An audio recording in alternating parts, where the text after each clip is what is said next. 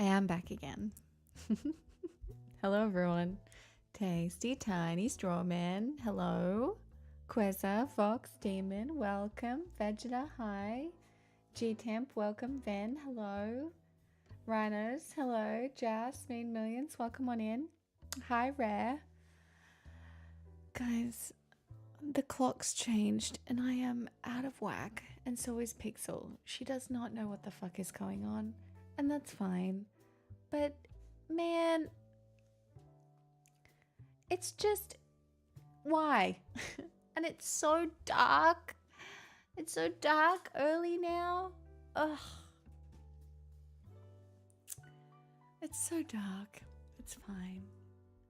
Time for the twice annual PowerPoint on hemispheres and time zones. Tasty already sent me a detailed message explaining it. And guess what? I still don't get it. I still don't know whether I gained an hour of sleep or lost an hour of sleep. And you know what? I don't care to know. Yeah, but I don't know if falling forward means... I don't know. I don't care to know. It's just none of my fucking business, and I don't want to know. It's fine. I don't care. I'm here. What that means for you, I don't know. What it means for me, I don't know. And that is moral ambiguity. It's not moral ambiguity. It's just the way it is. It's whatever. It just doesn't matter. Hi, Vegeta. Welcome.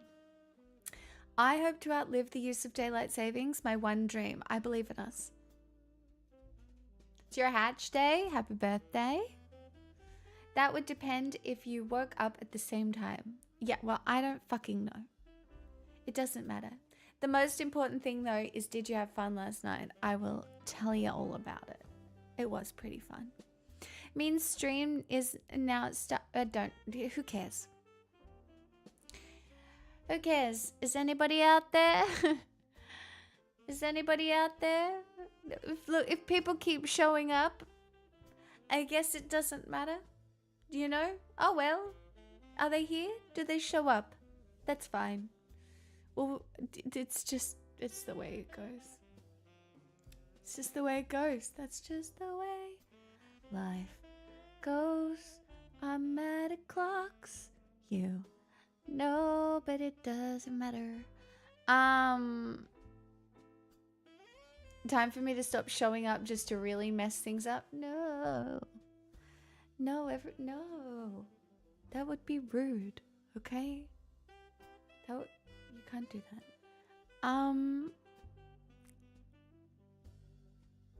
Shall we wait for a few more people to filter in? I didn't have a very long starting screen, to be honest, before I start telling stories. How was everyone's Easter day? You decurled? No, this is just my hair. This is just what my hair... This is how it falls out. I haven't washed it. This is just how it fell out. Hi, Drum. It's such a late stream. It's not daylight savings. Hi, Trier. How about instead of stealing an hour, we change our clocks by 20 seconds every day? That seems like it wouldn't be confusing. Hasn't happened to me yet. I was implying there was heat and movement. There was no heat or movement.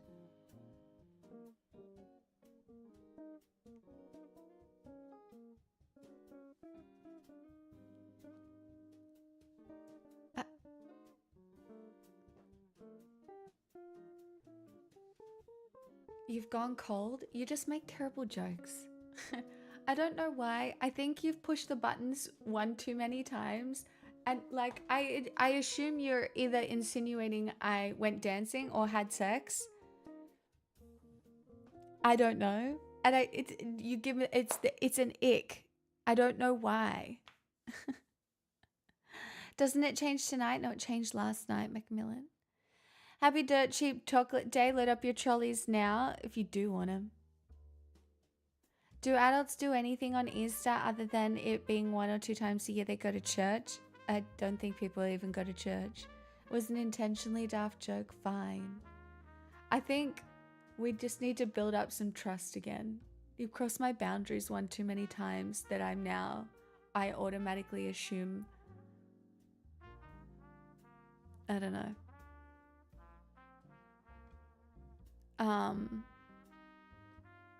Did the Easter Bilby come? I had 4 eggs.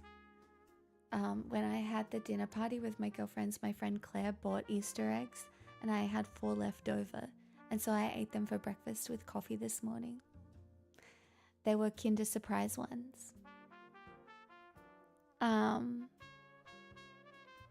Yeah, they were chocolate eggs. But then I also made myself an omelette for breakfast with spring onion, and I put it in a quesadilla.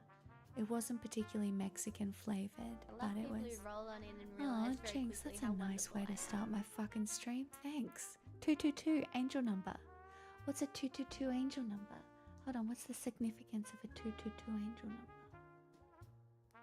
222 angel number.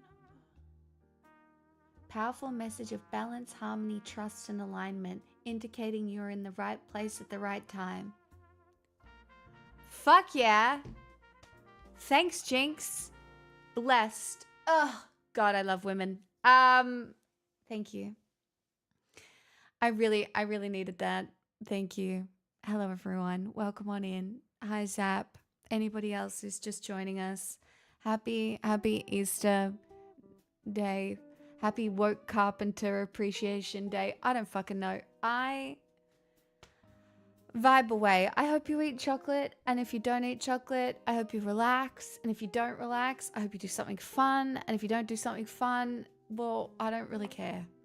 But you should care, and you should do something that feels nice. That's what I reckon. Maybe you should go dancing and have sex, lots of it. That's what I did, according to chat. Lemo. I did. I literally had so much. I was out all night. That's what I was doing. All night long. That was the vibes. It's not the vibes, guys. I'm not married. It's okay if you never get married. It's never sex before marriage, so you're fine. Still get to go to heaven. No. What I did last night was obviously got super dressed up, went to an incredible little bar, had a dirty gin martini and some cured salmon that actually did fuck. I'm not gonna lie. My friend did some magic tricks for us. We opened some packets of actual magic cards, like the super cool kids that we are, and then I went and saw shit-faced Shakespeare. What is that? I hear you ask. What is that? Tickets were $60, which is so reasonable for a show. And that's why I went, because relatively not too much of an expensive night out, right? And you go, and it's Shakespeare, but one of the cast members is drunk. Or maybe playing up being drunk. The group has been together 12 years. They have a cast of 10. Only 5 of them perform each night. But if you can tell which one's the drunk one, right? But the drunk one is the one that has to do the improv, right? So they do Hamlet. So last night was Hamlet. They do all of the different Shakespeares. Last night was Hamlet. And they're performing Hamlet. But in this case, the Queen was absolutely shit-faced. And it was so funny. Diabolical. I can't even remember the jokes, but the improv was incredible. It was very, very funny. I enjoyed it a lot. I want to go back and see it again because I know it will be different the second time. Like somebody else, a different character will be like the drunk one. And like, I don't know if they're actually drunk or just playing it up, but it was very good. I enjoyed it a lot. And then after I had sex 800 times, I came home and got into bed and fell asleep. So it's great. I was home at like 11. I was in bed falling asleep at like 11. Yeah, I mean, it would make it a really interesting job, Babster. 800, quite the effort. Oh, don't you tell me. You've only been gone a day. I'm aware. It's a lie. Reasonable time, 3 hours too late for me, though. I get it.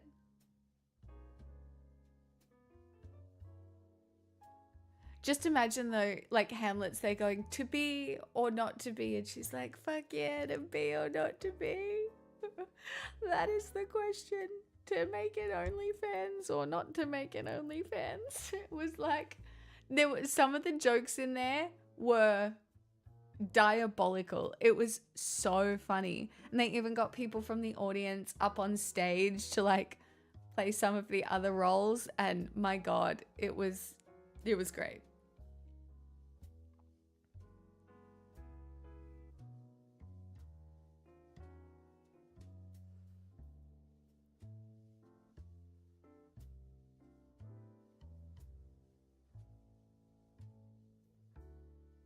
I've known folks in traveling shows and it does bore quickly. This would fix that. I mean, improv is hard. Like, it's a skill, and you could tell that these people were really skilled at doing it. Like, it was very entertaining. I do want to go back.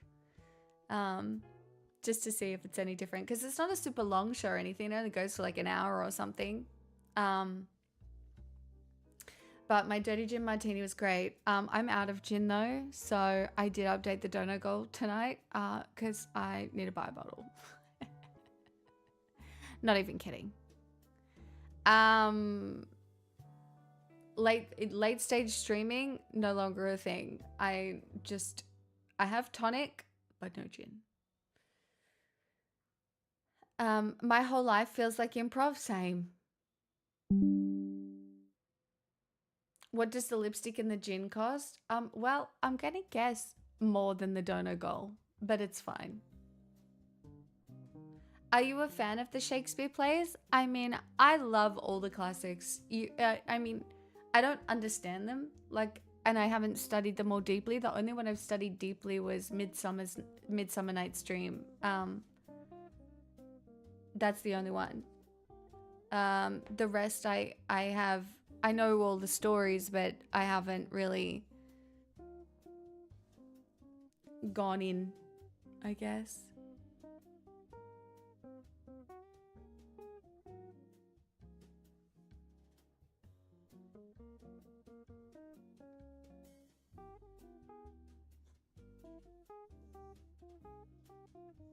I don't think Pix knows what's going on. I know. The clock's all out, babe. What do you want from me? You've had second dinner. I'm wondering if it's too hot for her and I need to put the aircon on. Does the gin have a flavor? No, I just want like a cheap bottle of like Bombay Sapphire or something. I'll be back.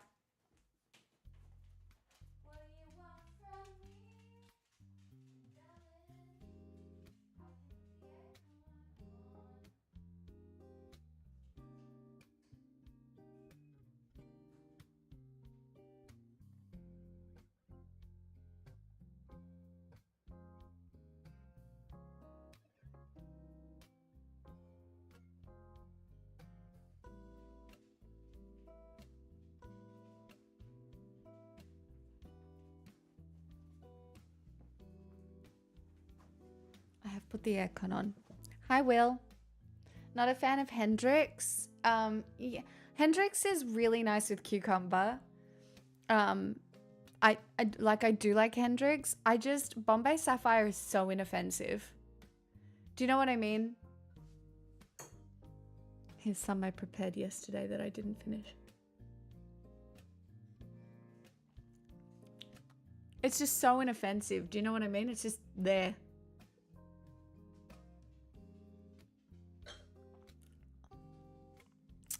Oh my god, 777. All the angel numbers tonight. Fire Eater. I just like my gin in Long Island's. That's valid.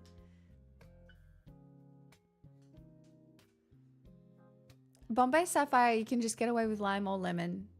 You know? I have an olive infused gin, but I don't really want that with tonic. And I have, you know, when my fridge died, I had to throw out all my pickles and my olives and stuff, and I haven't replaced all that yet. So I don't even really have all the things I need to make like a dirty gin martini. I'm suffering. For those of you who weren't here for that debacle, I was away and my power went out in my house and my fridge turned off and I lost everything. Strawberries were leaking out of the freezer. It looked like someone had died and blood had dripped out of the freezer. Hi Dottie. Hey Shadow. I mean, the pickles are the things that should survive a fridge disaster, but they did not. Wait, why do you have to refrigerate pickles? Well, once they're open, they don't last that long. Once they're open, you refrigerate a pickle? What? Guys. I'm correct here, right? No. My pain has basically gone away. Thank goodness. I have recovered. I slept really well last night, so.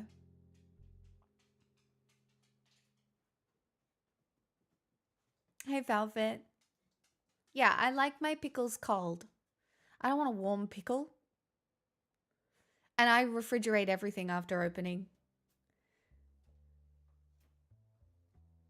Jinzu is a good gin that you sold me on buying. Oh, I used to love Jinzu. You're so right, Tasty. I haven't had that in ages.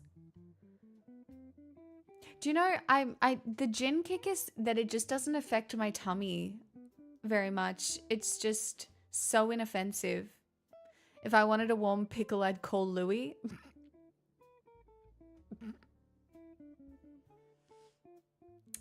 If I might ask, it's been bugging me all day, but how do ballet dancers treat their muscle pains? Honestly, you get to a point where you're so fit that you actually just work through most of them. But if something is really bad, like if my feet were really bad, I would come home and soak them in an ice bath and then in methylated spirits to like toughen up the skin. Not even kidding. And I would have Epsom salt baths and I'd like roll out all my muscles with a roller or a tennis ball. And then I used to go to myotherapy. So it's like really brutal massage to make sure all your muscles are okay. Oh, what else did I used to do? And then obviously you warm up really intensely for ballet. So a ballet class is half an hour of bar, and then once you get to the center, you're even still warming up a little bit in the center. And then I would warm up before bar.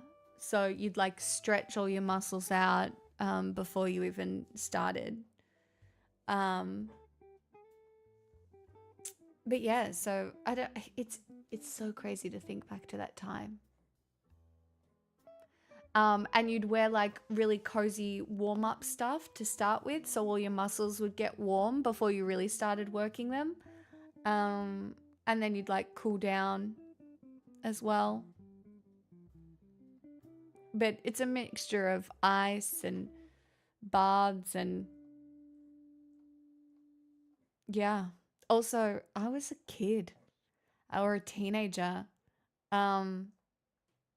And your body just works. Like, when I think about how stretchy my hamstrings were when I was a teenager compared to now, like, oh man, my body just worked.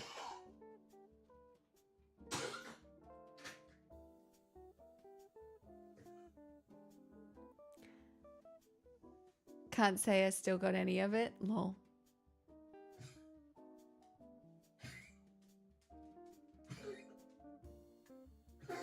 Get that cough out, Pixel. There you go. Yeah, when I played footy as a teenager, it was real easy to deal with aches and pains. Yeah, they just kind of come and go. Really? Okay. Thanks to karate, I'm always going to train to be able to kick above my head. Nice. I'm trying to work out in a way that I do not get injured. We'll see how it goes with this personal trainer. I've got a session with him this week as well. So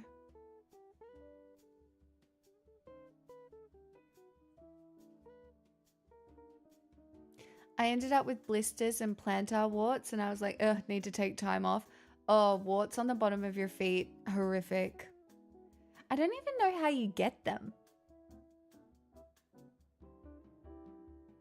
Hi, Ruggers. Happy Easter to you too. Oh no, you've been capitalismed? It's not really that, Jas. It's more just a safety thing. Stepping on toads. So you did get a PT? I'm just doing random sessions here and there when I can afford them.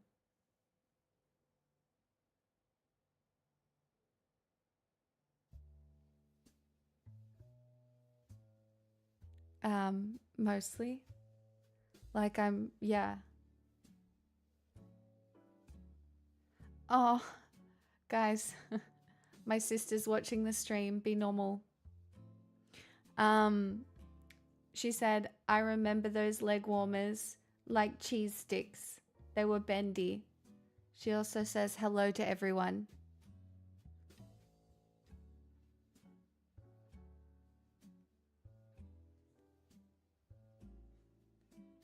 Are you going to the gym between PT sessions? I've been twice on my own. So not very often, but I'm doing my best. But I want to know how to do like things properly.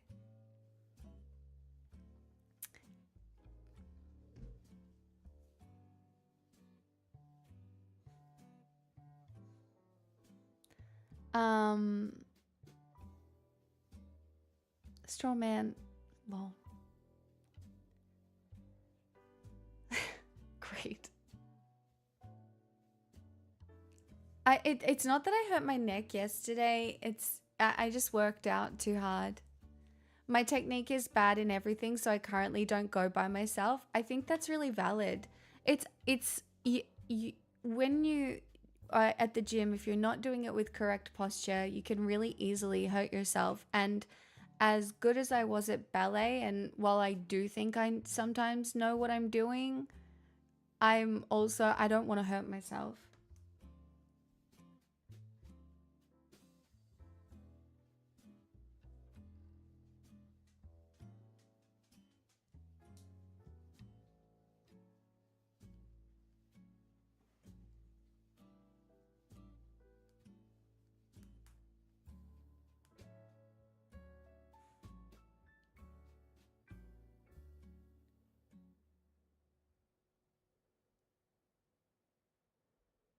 Hold on, my sister wants to come on stream.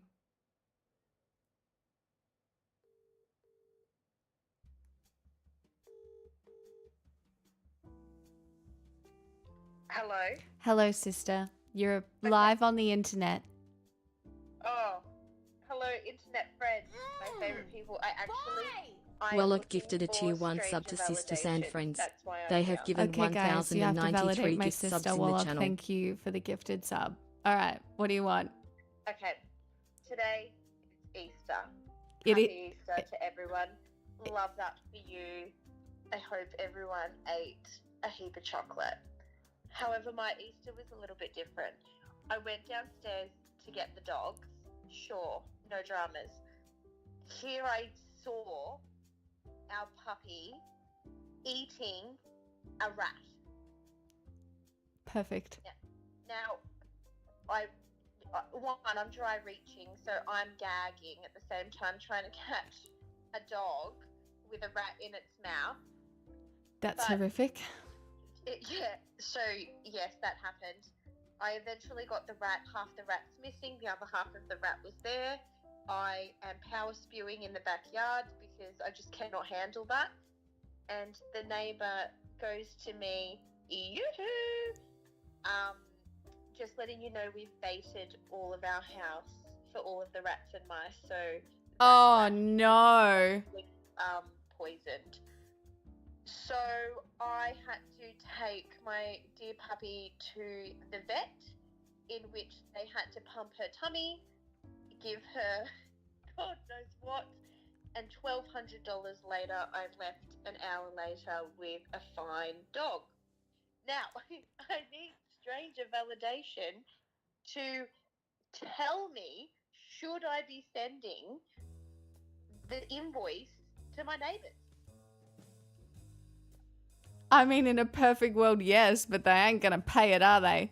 I mean, who uses RatSack these days? That was basically invented in 1950. With dogs around the area, that's pretty evil. Isn't it? I don't like it.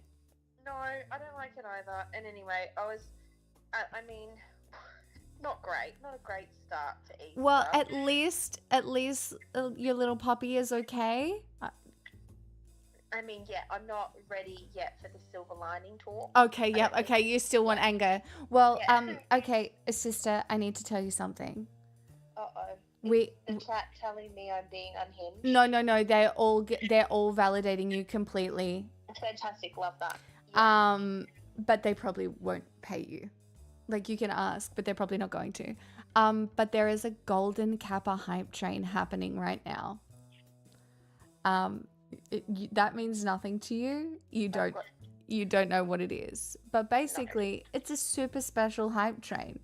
And I was wondering if you could tell everybody why they should subscribe to the channel. This is your hype train. You have 3 minutes. Oh my gosh, I do this for a living, and I've all of a sudden just like I'm panicking. My heart's going really quick. I'm usually so good at on the spot. Like, oh my god, and I'm trying so hard to think of what to say. Where should I start? So, I think probably the greatest thing about Meg, I think on Pixel's stream. Try a Handera gifted a tier 1 sub to Broadside.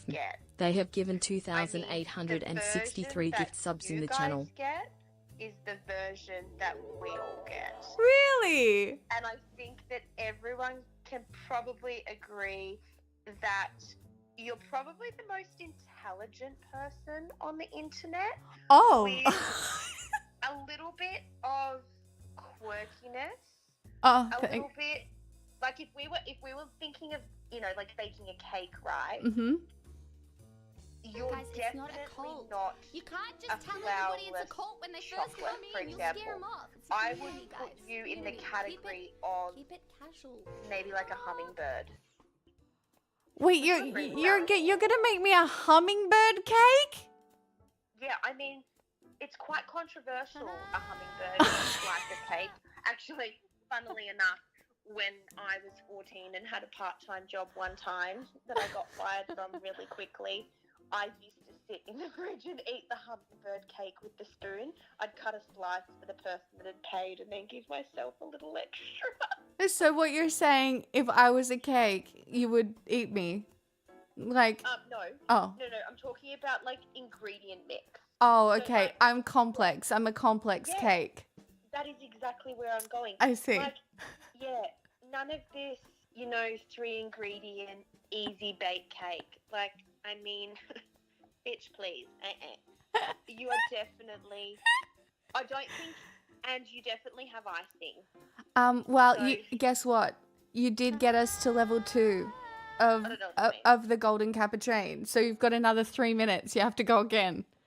Oh, You can sell it any way you like. Go to I don't town. understand how many levels do I have to get to? Like, It's actually infinite. You could be doing Contractor this all night. 316 It's gifted a tier 1 sub to Toadsterarium. Like, where's like, if we're talking levels, like one day, I mean, many years ago, I made it This is to a like full-blown house 370 on deposit, so- Candy Crush. And cake. So if we were to, like, scale-wise, 2 seems pretty shitty, if I was going to be honest. Chat, Yeah. I'll thank everybody at the end, by the way. Is that right? mhm. I mean, yeah? Yeah. So, okay, well... I mean, at level 4, I have to do an Irish accent, so... Oh, fuck, let's get off level 4. We need to move. No, we're not even at level 4 yet. We're only at level 2 Oh. still. You've still got work to do. Oh, God, that's a very slow hype movement. It is at 95%, so... Of hype or from 2 to 3? From 2 to 3. You're almost at level I 3. can tell you all something else really funny. Oh, God. Our mother, she's hilarious. She, like, gives me ultimate content day in, day out. And obviously I have a puppy and our house is a shit show, sure. She doesn't quite fit into the shit show, but she tries. Anyway, she stomps around the house, guys, in, like, these homie-ped stompers that have, like, a platform. And it's so that she doesn't step in a wee. And, like, occasionally I'll get up and I'll just hear this, like, thud, thud, thud, thud, thud through our house. And it's just her in these platform shoes trying to avoid wee.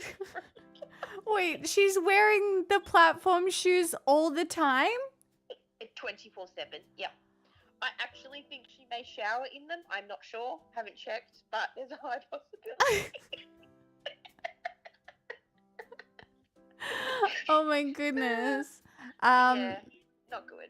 Oh, Not good at all. oh, that's wild. Yeah, no, that didn't get us over the line. You got anything else? Oh, I honestly am filled with so many stories, but I'm trying so hard to... It's hard when you're on the spot, isn't it? No, but it's hard to white label.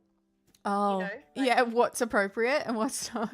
Yeah, and, like, not to dox anyone, not to give away... It's like my Mean brain- Millions gifted a tier it's 1 like sub to using Creep in both- Death. Both functions at once, left and right. And Well, one's being like, paint a picture. The other one's like, tell the story, black and white. No, add colour.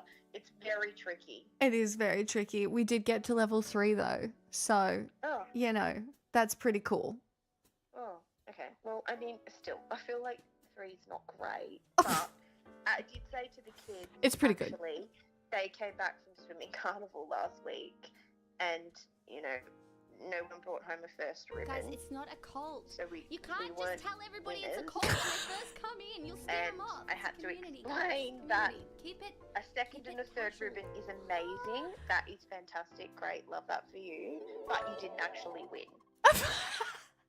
And so we have been having the conversation about, you know, like there is one first, and then you're the second, third, fourth loser because you didn't win. Chat, can you tell that my sister was the competitive sporty sister by any Yeah, chance? You wouldn't see me in those little leg jobber things that you gallivanted What do around you mean in. my leg, the little pink leg warmers? I know the ones that you're talking about. The little, I know the exact ones. They were a vibe. They were a full look. I actually, I can see you. I can envision it. I can see it. You can see it. Can you confirm to everybody that I wore my hair in a ballet bun to school? Yeah. And I looked really good. I don't know. My youngest likes to wear a bun these days, so I feel like it's coming full circle. But I mean, look, I think it was the whole package. Actually, it wasn't necessarily just the bun. What was the whole package exactly? I think it was probably the 6 bags that you used to carry. It was like you were moving out each day going to school. I did have to carry a lot. I did have to carry a lot. Actually, I have something really exciting It's to not a tell. cult. You um, can't just your tell audience. everybody it's Oh, a cult you when they do? first come in. You'll Yeah. scare them off. It's a community, Well, guys. unfortunately, I'm going to have to respond in an Irish accent, so get ready for my great Irish accent. I actually just got the ick. You actually have just given me the ick as a sister. Like, oh my gosh. I think it was like a mix between like Conor McGregor and Jake Paul. Like, holy goodness. You don't want to try the Irish accent back to You can't just tell me. everybody it's a cult when they Oh, first come in. someone You'll scare 'em saved me. off. Great, you're my hero. It's okay, we're off level 4. We've made it to level 5 now. What accent are we doing? No, there's no accent here, but you do get Southern at level 6, so Southern. Oh god. yeah, Let's skip. yeah. But some great news. Yes, the great I- news. As a mum, I play netball. Oh, that's Yep. very cool. Yep, it's weeknight netball, 40 minutes of running around. Amazing, incredible. Love this for me. Yeah. Right? Mhm. We play in the D grade. You can't get any lower. B grade sounds high to me. No, did you say B? Yeah, B grade. No, I said D. Oh, D grade. Oh, Yeah, okay. Like, yeah, Yeah, okay. yeah, no, yeah, not B. Okay, D grade. Mm-hmm. D grade. So here I am, just doing a few little warm-ups on the side, you know, the hammies, because I pulled my groin the first time I ever played a year ago. Yep. Just warming up, you know, whatever, bits and bobs on the side, you know, 5-minute quick. Get onto the court. Guess who is there, ready to play centre and defend me? Who? I need at least like 2 guesses. One of the mums from school. Oh, no, this is a good story. Okay. No. Well, no, I think it's women's. Is it women's? It's women's, yep. Pauline Hanson. I don't know. I mean, that would make for an extremely good story. I'd run rings around her easy. But no, this person absolutely flogged me, annihilated me on the court. Emily Seebohm, the Olympic swimmer. I'm sorry, you had to play netball in D grade against an Olympian? Correct. Yeah, see, that sentence in itself says it all, right? What? So I don't know whether I need to reach out to like the whole facility and be like, look, there needs to be stricter guidelines on who can play where. Like, I get it. She's a swimmer, but she's not a netballer. But her arm span was like a freaking golden eagle. And she ran absolute rings around me. And not to mention, she is an Olympian. So Olympians just in their blood have this, you know, it's like an elite athleteness about This them. is a full-blown Not house me, deposit. So that played and holds on Blinky to, 16 height, you know, Blinky Victorian 16 height, Blinky basketball 16 at height. 16. You know, like, that's not Olympic level.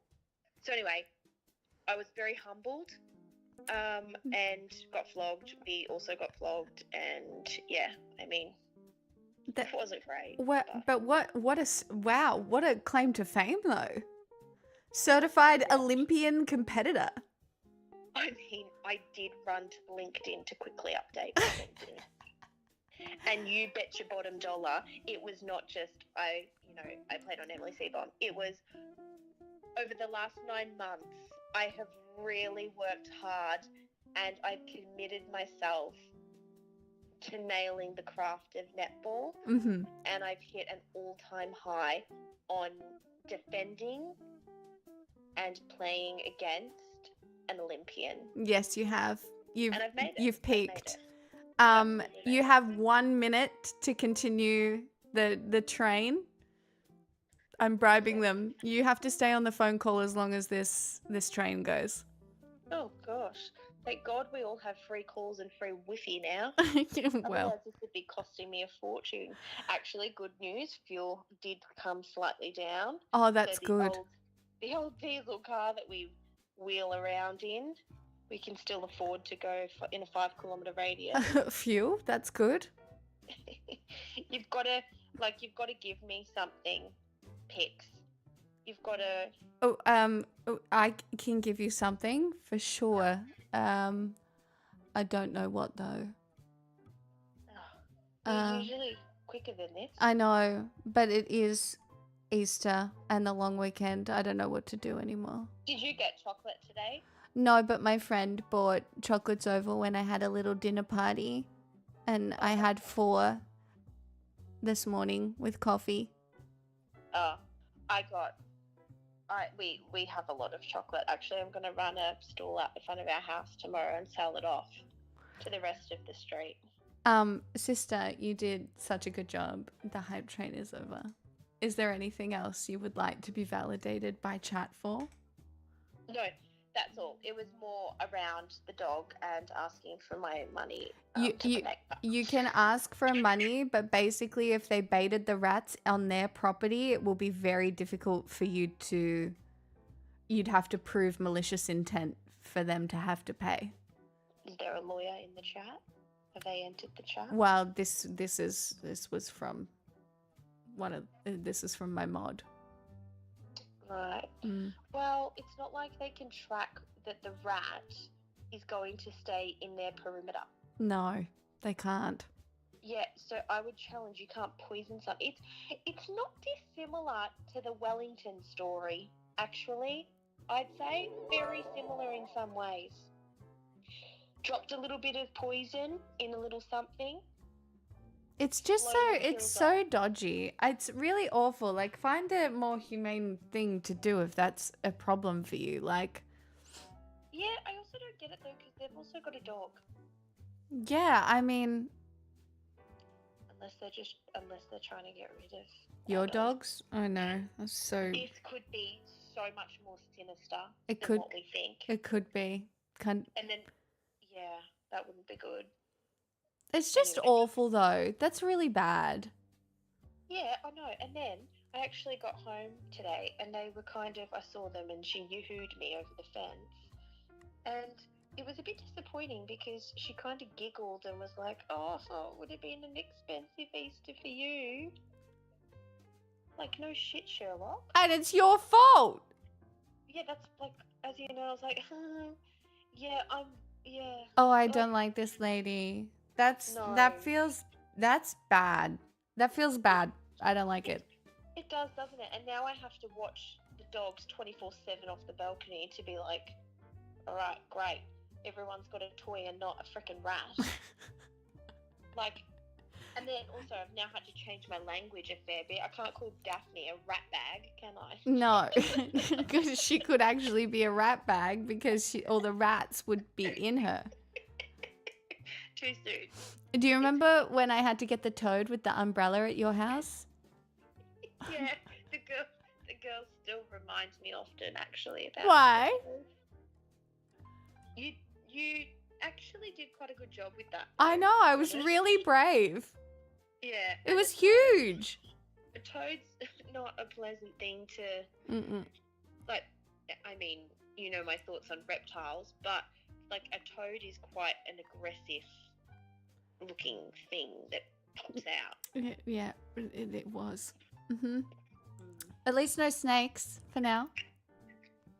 Yeah, remember when remember when the neighbours had that carpet python? Yeah. Yeah, and then they just Thank you for helping me find my political side picks. And said to me, "Oh, hi, Bip. We've just got we're waiting for the snake catcher. We've just got about a 3-meter long carpet python." I mean, sorry, excuse me, why I fainted and fall down. Like, I mean, and yeah, do you think I slept for the next 3 days? No, I didn't. No. Well, sister, this has been very entertaining. Okay, cool. So, just in summary, like a 90% was like on my side. Was there anyone that was like, no, you're being unfair? No. Oh, everyone's pissed off for you. That makes me feel so much better because sometimes, you know, when you feel like like I can be a little unhinged. I get that, but I feel so validated. Yes. No, everybody's sending you best wishes. Great. And lovely. they want you to call in at the start of every stream. Oh gosh, I just do not have the capacity for that. I mean, Well, thanks for comparing me to a hummingbird cake. I don't actually like hummingbird cake. what? Yeah, No? I don't like a cream cheese cake. Yeah. Oh, does that mean you wipe out carrot and Yeah. velvet? Yeah, I don't really like carrot cake or velvet cake. I actually don't think I knew that about you. No, If you were to be a cake, though, what would you say you would be? I would be the Stargate cake you baked me during lockdown. That was really good. While I was having like a very sad little birthday, and you came over and you baked me a Stargate cake, and it was very special. The fondant alone was a rent payment. I hope you realise. I know. There was a lot going on that cake, and I have never forgotten it. It was a good cake. I also went to 3 different places to get edible glitter. Hmm. I mean, you Well, can't it tell was that covered in glitter. glitter. I was shitting glitter for days, so. Oh my gosh, you're like a troll. You know the one that farts out glitter? No. The trolls. Oh my god, have you not seen the trolls? I have The glitter not seen the glitter farting trolls, Oh no. my god, I hope your chat gets onto this real quick and starts sending the meme. There's a glitter troll that is just all silver sparkle glitter, and it farts out glitter. When Wow. it gets nervous. I mean, there's worse things that you could fart out, right? True. Glitter is great. Also, if just really quickly, if I were to be a cake, I'd definitely be a sponge. No, sponge is my favorite cake. Yeah, I'd be a sponge. Fine. Enough said. Yeah, that tracks. Yeah. Well, congratulations on being the best kind of cake. I'll just go sit with my little complex hummingbird cream cheese situation. I mean, well, this little piggy used to sit in the fridge and have a little nibble on hummingbird often. So that's probably why the job didn't very, last for me. very evolved taste for a teenager. Yeah, it's the cream cheese though. Right. That's the part that gets you. I mean, look, the only cheese you've really ever converted me on was those bloody bocconcini balls. Bocconcini balls. No one can tell me otherwise. If anyone in the chat comes at me about bocconcini balls, I swear to God, I could talk about bocconcini. I should have talked about bocconcini. You should have. You can save the bocconcini spiel for next time. Yeah. Mhm. Yeah. You can't go wrong. No. Okay. All right. Some really important stuff is on. Oh. The Wiggles has actually popped on the TV. So, Oh. Well, you enjoy that. yeah. Okay. All right. Say bye to Thanks for the chat. Validation. Bye, chat. Live your best lives. See you Okay. next time. All right. Bye, sister. Bye. Bye.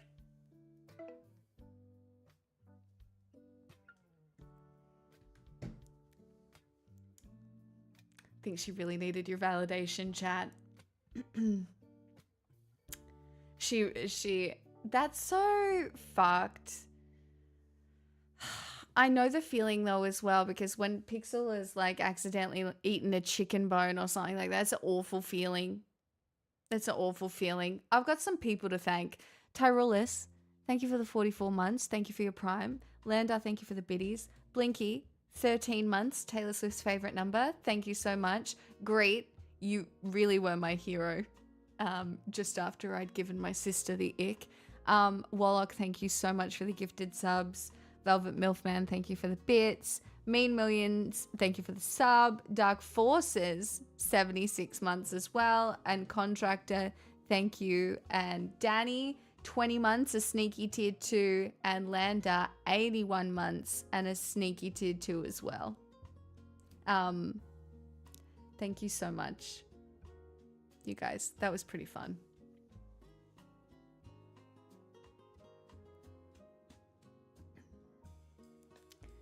She's quite funny. I can't believe she had to play netball against an Olympian. I would cry. I would cry. Like, what do you mean? I would not be going to like casual netball to play against an Olympian. I'd be like, come on, really?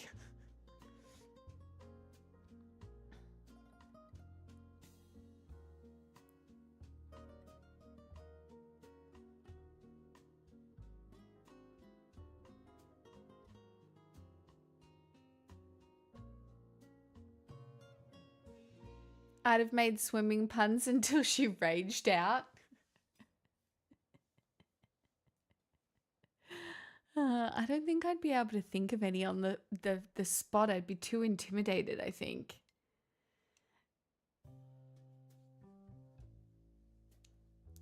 A Pepston. Really a fish out of water here, aren't you?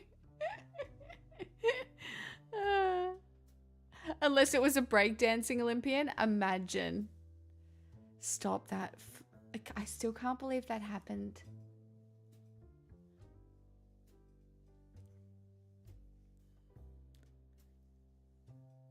Stop. I still can't believe that happened. That was... It's just truly so funny.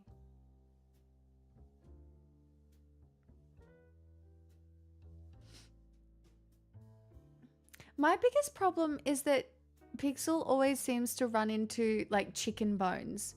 It's been at the park. It's probably been about 5 times throughout her life that she's ingested a cooked chicken bone, and she's survived every time. So I'm feeling very confident now, but it freaks me out every time. Anyhow, she sounded like a hoot. My sister is a hoot. She's very funny.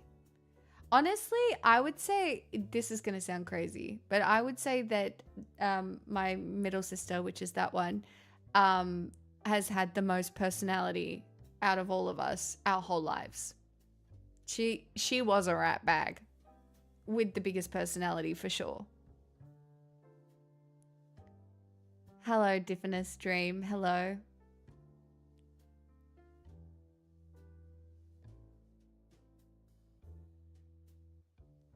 That's what I think about now when someone talks about Australian athletes.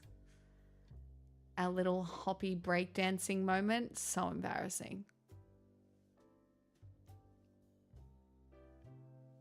Anyway, what did everybody else get up to today? Are you the youngest or the oldest? I'm the oldest. Can you not tell? I think it's very obvious I give oldest child energy.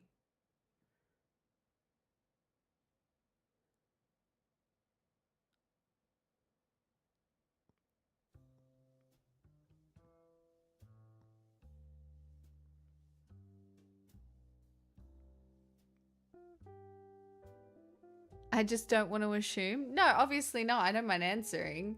But I don't know. I feel like... I don't know. Maybe in some ways I don't. It's a mind-sweeping day, the best Easter activity. Oh, you finished your yearly run of Final Fantasy IV. Nice.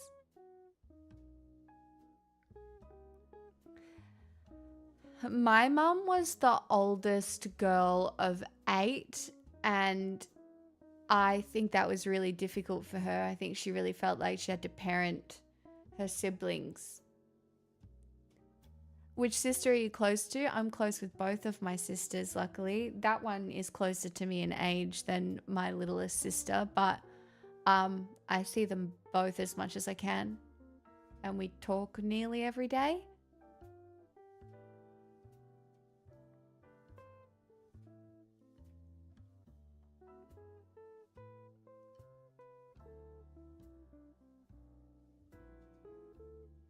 Way too many desserts, it's not possible.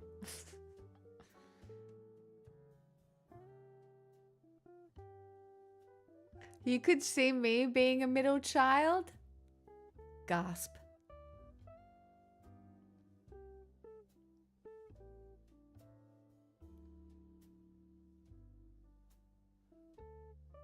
Incidentally caffeinated via tiramisu.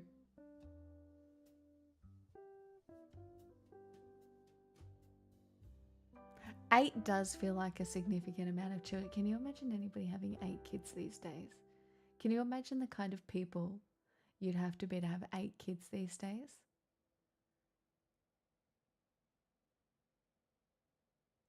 I truly... Yeah, Mormons.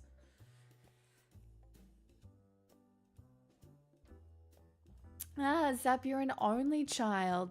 No wonder you play Magic the Gathering. I'm joking.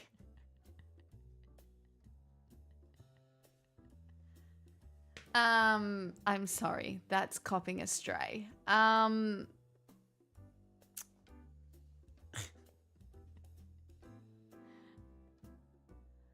Oh, I'm sorry you're sick.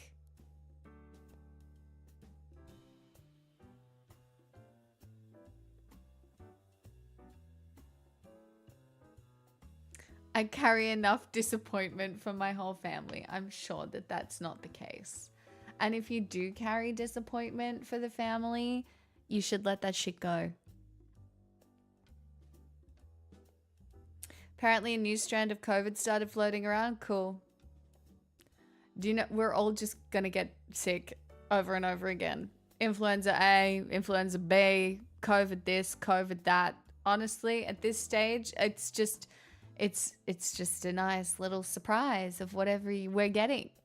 Our poor immune systems, you know? RIP.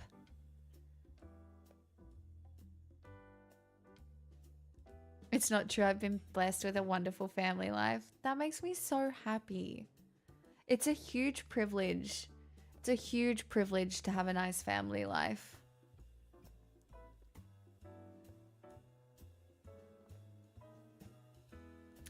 Oh, there's no way to avoid getting sick. What you need to know how to do is how to support your immune system and hope it functions effectively. That's all you can hope for. Like, none of us are going to avoid getting sick in our lifetimes. It's just not a thing. You will get sick here and there. That's just living. Like, even if you lived in the middle of fucking nowhere and barely came into contact with other human beings, you would still occasionally get sick. I mean, Strawman, you grew up homeschooled and you still got sick.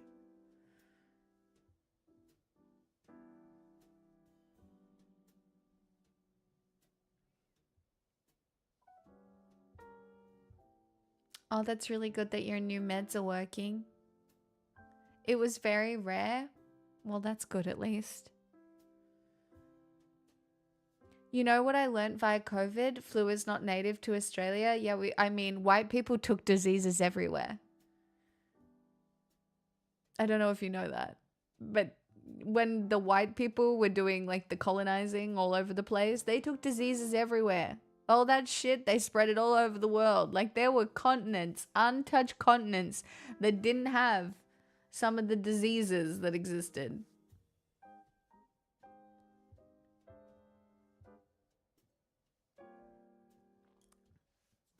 Washing hands is important. Getting tested for STIs is important. Getting your bloods done once a year if you can afford it, or if it's free like in Australia, probably not the worst idea, just to check your levels.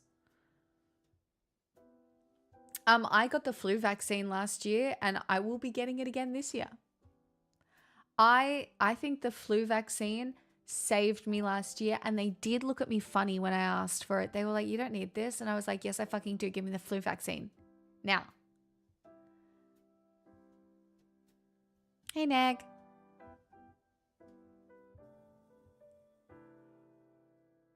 Not the COVID vaccine. Well, I had 3 COVID vaccines and a booster, I think. And it didn't feel like I needed one.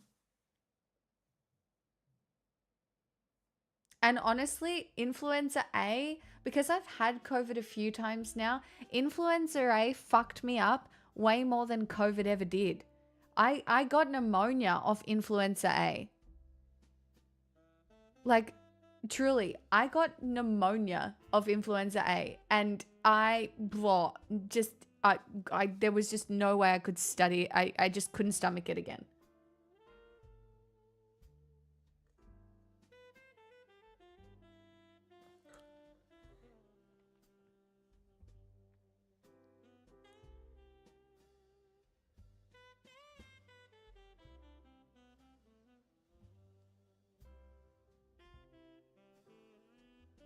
Yeah, I mean, all these viruses just mutate, you know?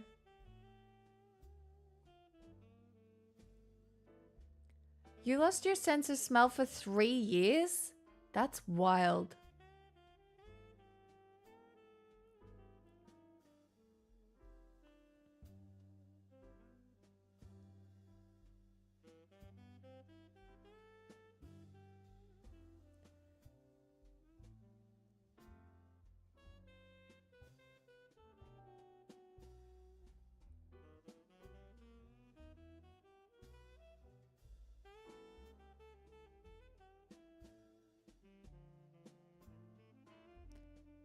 COVID's the only sickness I had in 10 years and I barely noticed it. Oh, well, good for you. That's a strong immune system.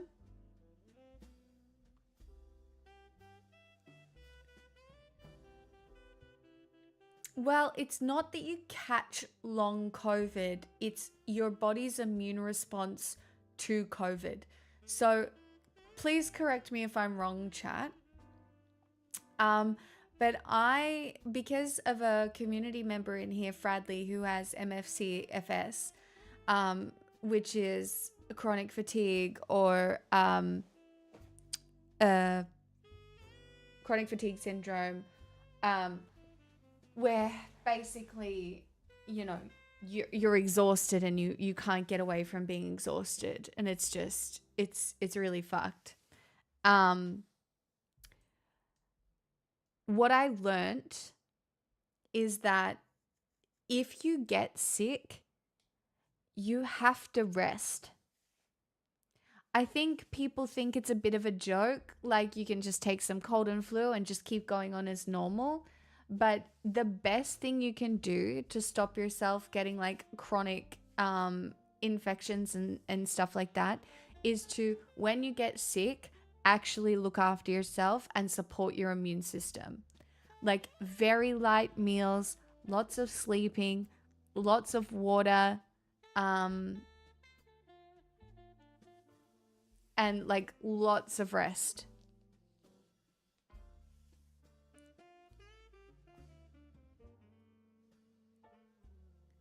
And it's so hard because obviously the capitalistic world that we live in does not allow for most of us to take periods of extended rest. You're a diabetic, so you get bloods done twice a year, flu jab and whatever they decide I need. My mum's a diabetic rev, so I do understand that. She's always getting her bloods done. That's so good that Physics Girl did her first normal video, because like CFS is really hard to recover from. I really think in a capitalistic society, we undervalue rest so much. Like your body, you just have to lie there. You have to sleep and you have to be bored and you have to rest. And like, yes, it's good to, after you've recovered a little bit, get out, go for a slow walk, get out in the air, you know, start moving your body a little bit. But like, you have to take looking after yourself as seriously as you would whatever.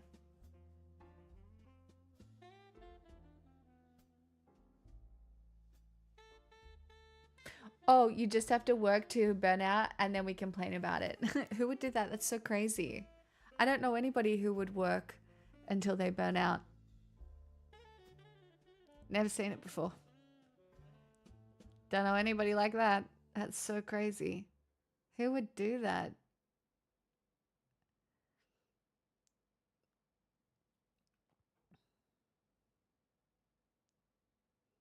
Here in Sweden, the unions are working to get weekly work hours down to 30-35 per week at most. I am a 4-day work week truther.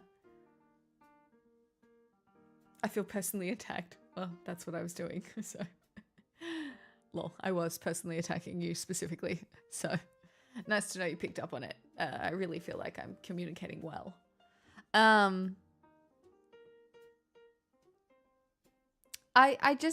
I mean, I'm going to be so real. We need universal basic income now. We need a shift in societal structure now. Because guess what? It's not even going to be a 4-day work week. It's going to be a no-day work week because the jobs will be that scarce in about 5 years.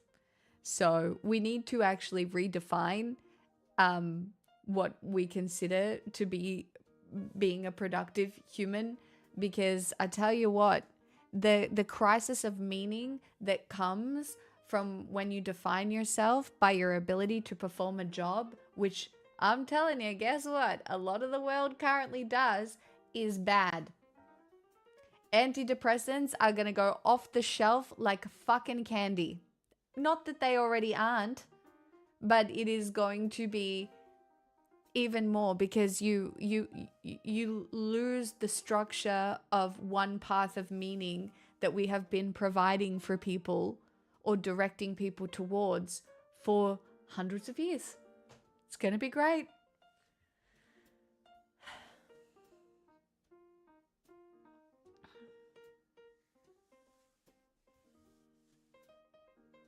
But then you get to go outside and exercise and socialize. Well, like, if you can get people to realize that that is enough meaning. I am convinced that we will not provide people enough avenues to create meaning in their lives. This is what I'm really nervous about. Because a shift away from capitalism, which is inevitable at some point, right, requires us to be able to create pathways for people to develop meaning. And right now, I think it's going to be cults, religion, maybe even AI cults, libertarians, perhaps. You know, it's...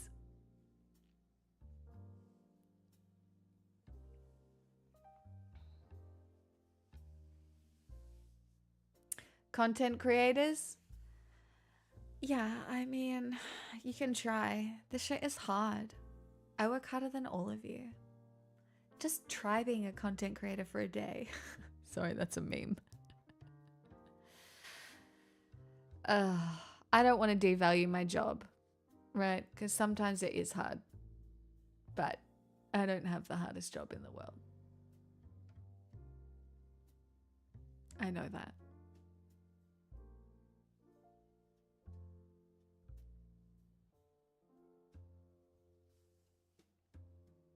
Welcome back, Ruggers. I feel like we're getting close to real pleasure cubes with AI doing everything for us, and lots of people are going to choose the cube. I mean, let's be real. A lot of people already are choosing the cube.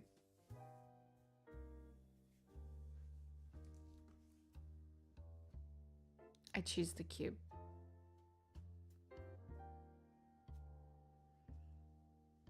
I choose the cube. We even have a word for it. Like, that's why gooning has become a thing.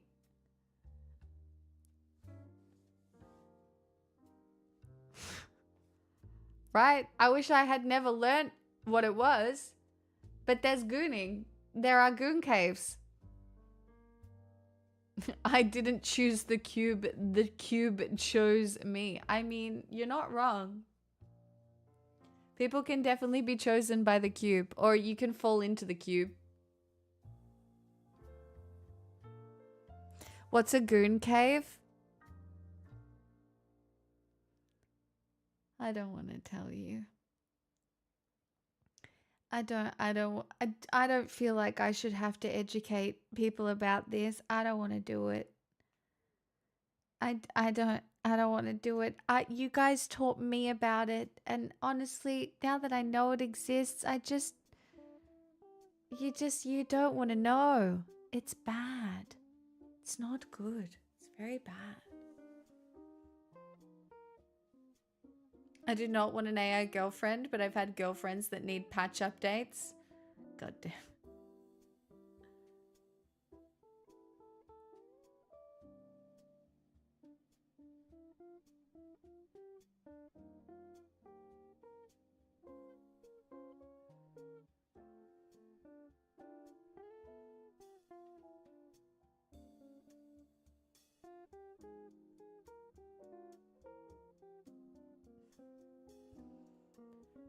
Oh, wait, my neck's sore again. It was fine for a bit, and now it hurts again.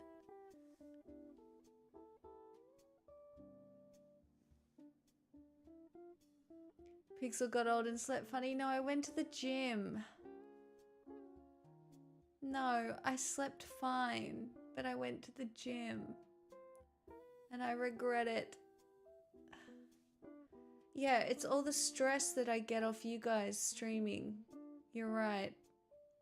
You've stressed me out, okay?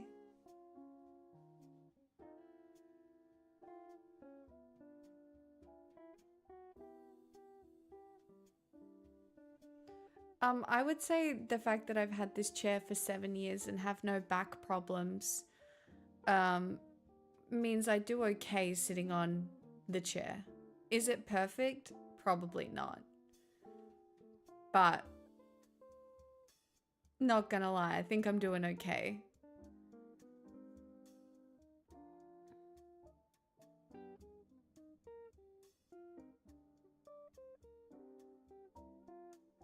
You also have years of experience honing your core. That's huge. True.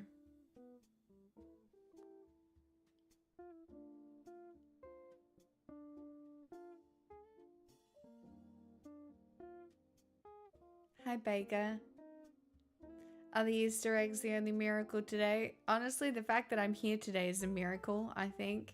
The clocks changing just put me in a weird mood. And it was really dark early. I'm like, oh, what do you mean? And then because it's going to be light so early, Pixel's going to wake up so early. God. I'm not prepared. I want another drink. It's Easter. It's a public holiday tomorrow. No, I don't have blackout curtains.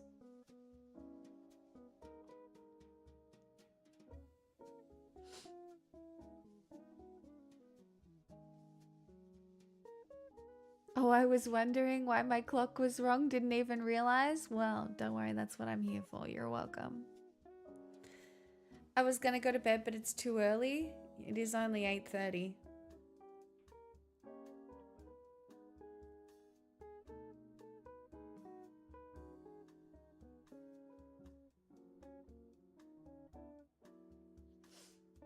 If I could get away with no social media and still do streaming as like this without it, I think I would. I contemplate deleting like Instagram and all of them all the time, and I think my life would improve. But I get really nervous about all of this falling apart and starving to death.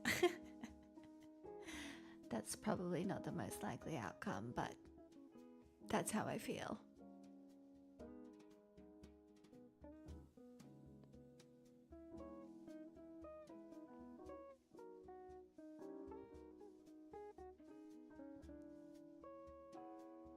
You doing drafts in the next few weeks, like a Strixhaven one? Ultimate D-Man?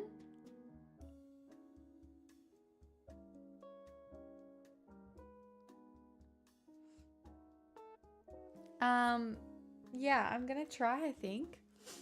I might try and get to a pre-release, hopefully. I haven't booked anything yet, though. But I would like to get to a pre-release. I just chat. My life is so much better when I use social media less. That's all I know. You just do more fun things. You eat better. Even today, I meditated. That's right, I'm better than you. I know. Like, I full-blown meditated. I know.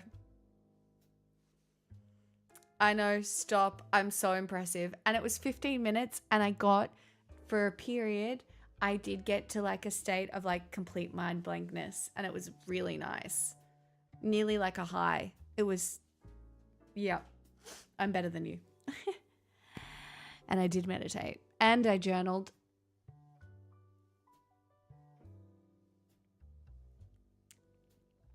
And I did check my star chart for, you know, all the planets in Aries coming up. It's a big deal. All right, we're really starting a whole fresh new phase come the 16th of April. And I don't know if I'm ready and I don't know if you're ready, but like the 16th of April is like a whole new era for all of us. And it's going to be crazy. It is your time to shine. You just got to get on board. Grab it with both hands, Harvasad. I will hush now.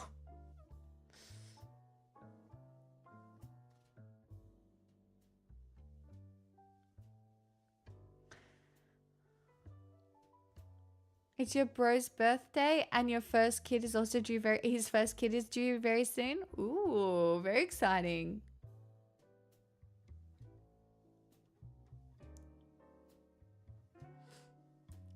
Ten times an uncle. Wow.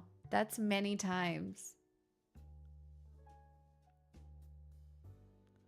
Chat, do I just open a bottle of wine and commit to drinking it over the next 2 days?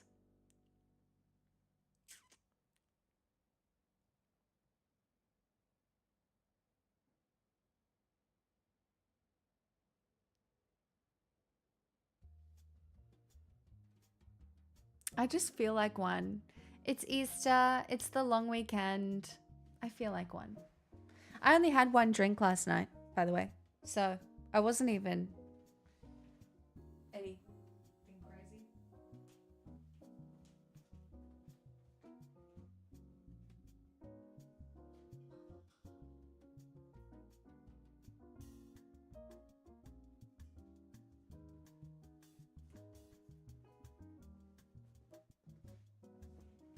I'm being lazy. I'm not getting a new glass. Are you going to judge me? I don't care. I spent about 8 years in deep depression and severe anxiety accompanied with a severe case of agoraphobia. I basically didn't go out at all, perhaps a handful of times. After some sickness, hospital visits and surgery, I got the exposure therapy I needed to turn it all around. Been feeling super good now for over 18 months. Go on walks 4 times a week or more. I take care of myself in my apartment, but the walks while listening to music are the most important part of my week. Nag, fuck yeah, good for you.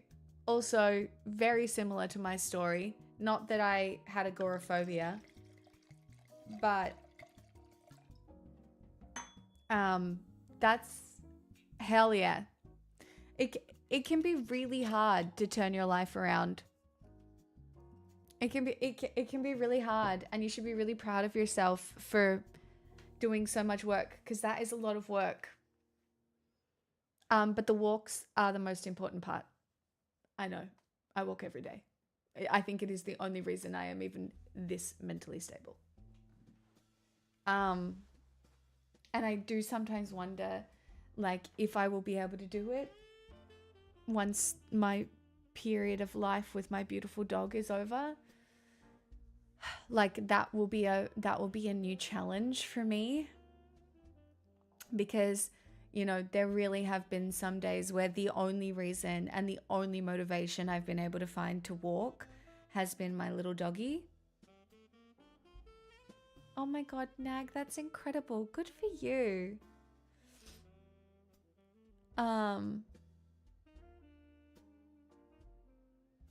I would say January 2026 was one of the best months of my life, without a doubt. I would say this whole year has maybe been one of the best years of my entire life.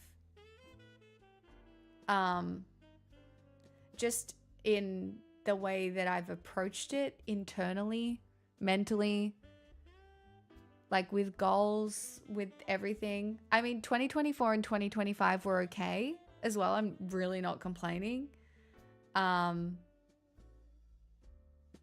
But wow, 2026 was maybe the best start I've had to a year in my entire life that I can think of. Not even kidding. Without a doubt. I'll never forget it. Chat, we finally fixed her. I mean, It's been a lot of work.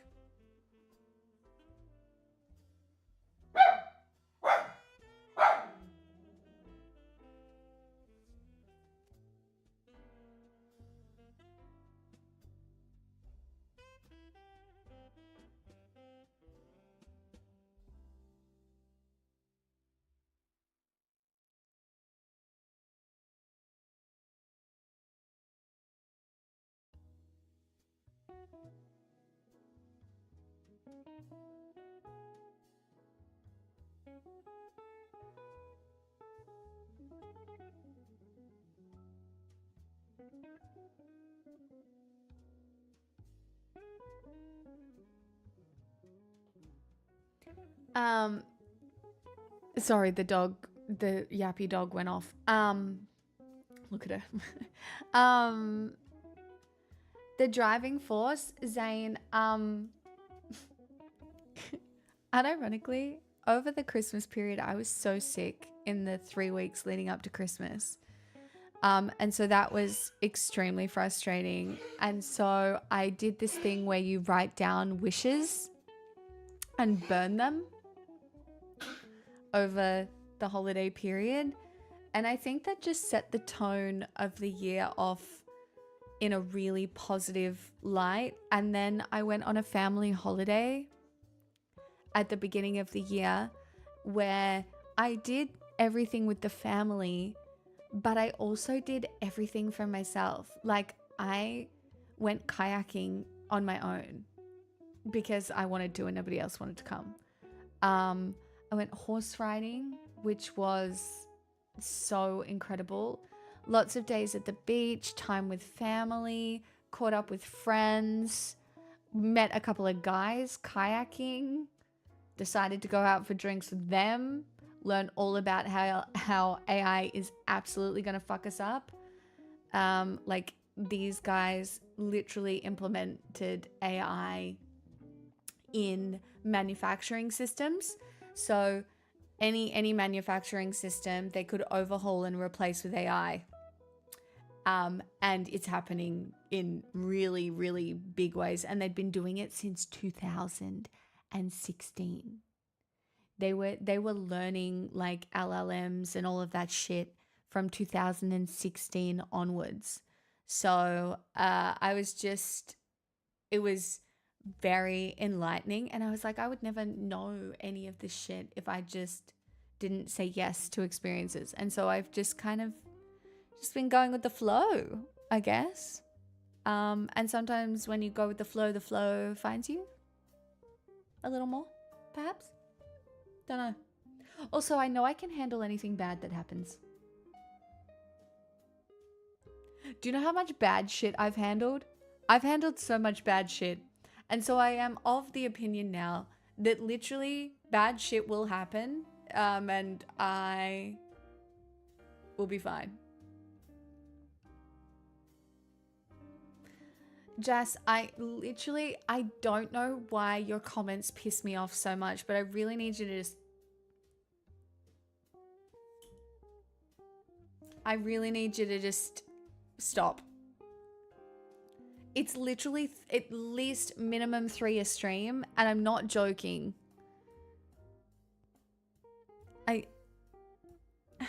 I don't know why, but it really bothers me.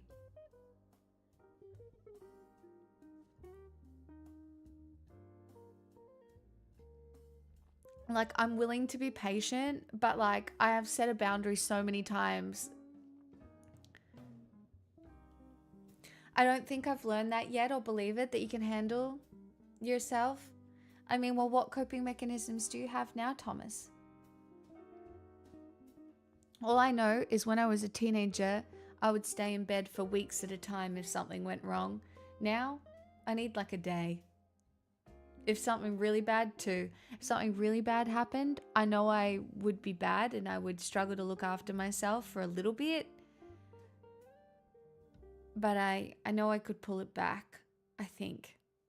And I think when you have that confidence, if you can build up that confidence and trust in yourself, then you can open yourself up to more experiences where things might go wrong, you know?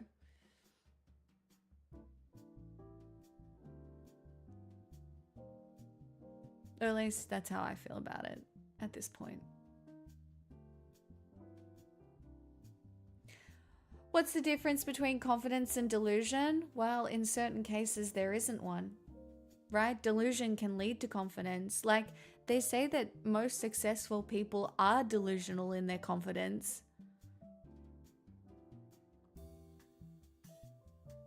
Next step, hours on the couch instead of a day in bed, 100%.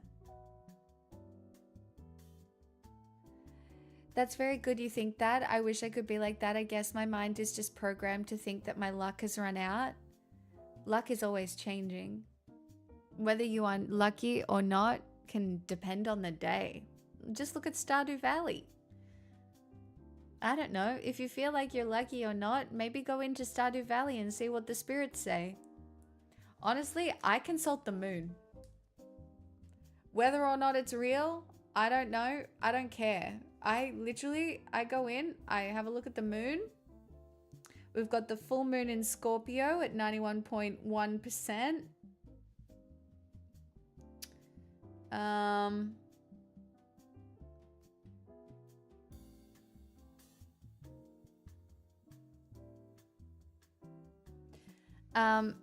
It's important under this full moon to take a moment to reflect on your own achievements and things that bring you a sense of completion.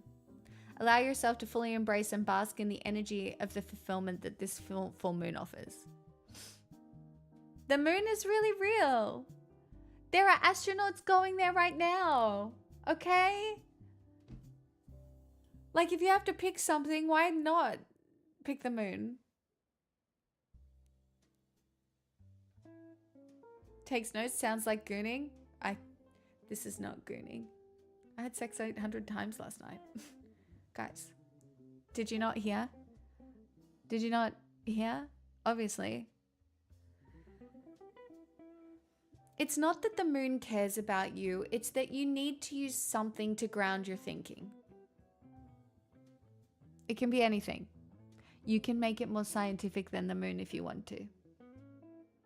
For me, scarab beetles, the moon, the other planets, and space. Like, look at it. Look at space. It's so unfathomably big and beautiful. And what do you mean? You know, Rocky could be out there. You know, there's just, it's so wondrous.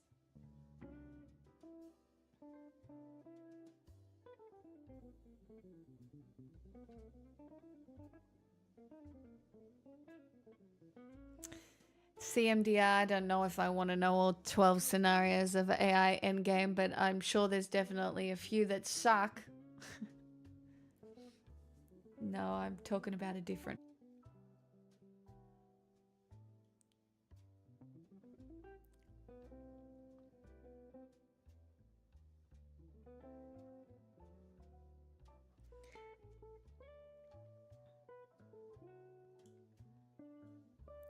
Oh, do you know what I saw was released that you should all watch and giggle about?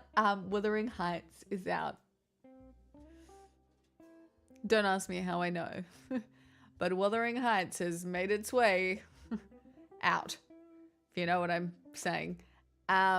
So enjoy that. I think I'm gonna die in this house. I have too many movies and such to watch through. Tiny, you can find the time. You couldn't pay me to watch that. Isn't it Wuthering? Wuthering Heights? Wuthering.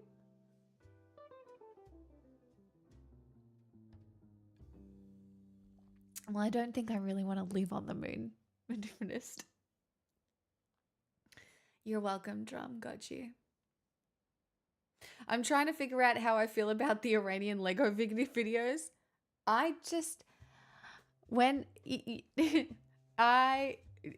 The lens is absurdism and realizing that Iran are doing wonders for their international reputation with the Lego videos.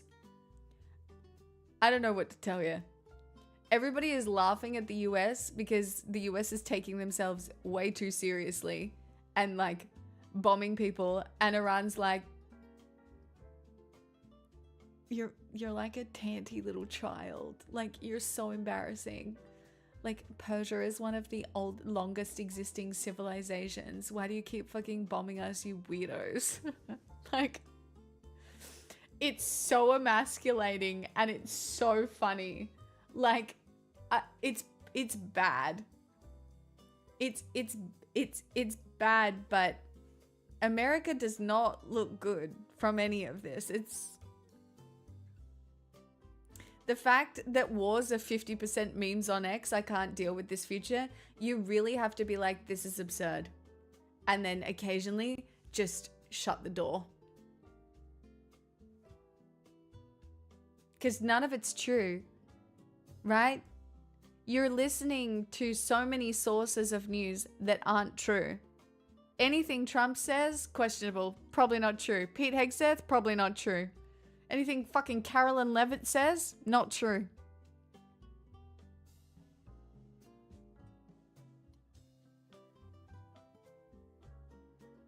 Also, and here is just a thought I had now. Please just bear with me because it's not fleshed out. I thought about it. I think if you look around the world and you see the response globally to what Israel did to the Palestinians in Gaza, right? And the response young people had to what Israel has been doing and is still doing, to the people of Gaza, right? And the overwhelming support and empathy for the Palestinians and, you know, people really starting to wake up to propaganda and, you know, what is and isn't right. I think Iran are really leaning into, like, look at us.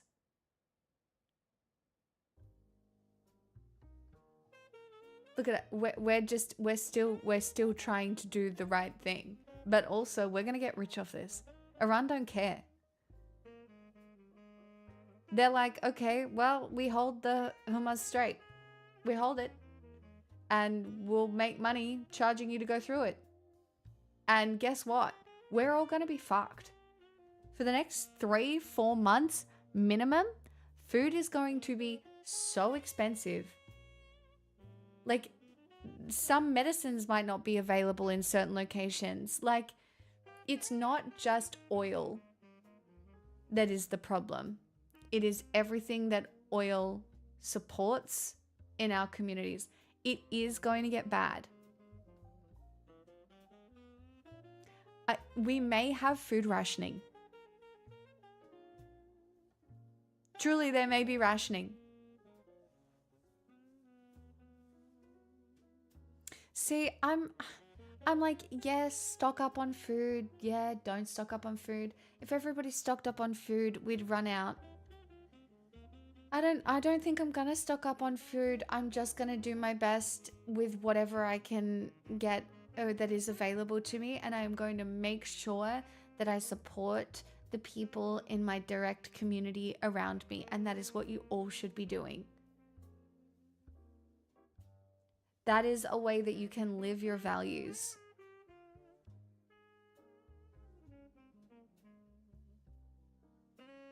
Right? That's the way to live your values. You guys are my direct community, though. It's very wholesome, though. But if you have no physical community, then it is probably worth, like, protecting yourself to a certain point.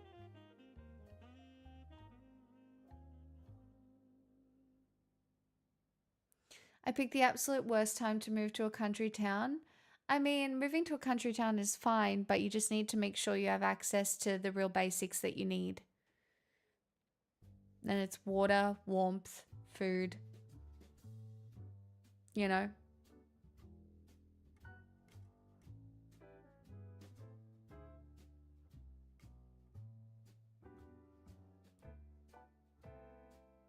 Pixel's a tricky one for me. If I need to change her food, like if her Leica gets disrupted for whatever reason, I just need to make sure I can transition her to something. Also, hi Punch. Anybody else who is joining us this Sunday? I hope you've had a nice weekend. I don't think you can go wrong with an extra bag of rice and non-perishables.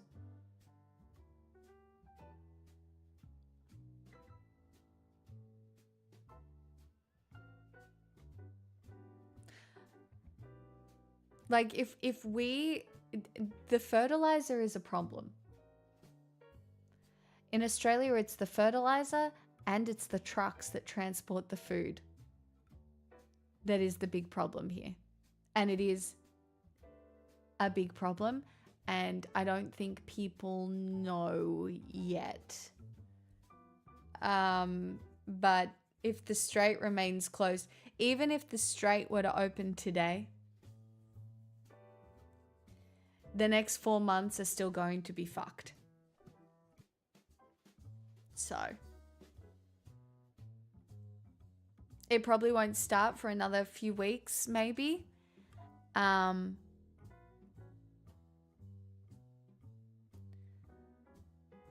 yeah, and then in a lot of cases, you'll only have access to seasonal produce. Now, while I am worried about Australia, I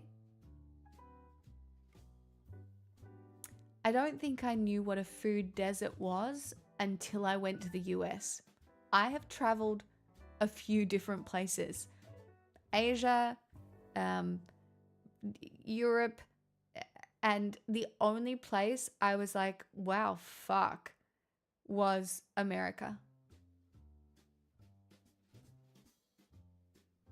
Truly. Like, in the middle of nowhere, like, what do you mean the only place to eat is a petrol station?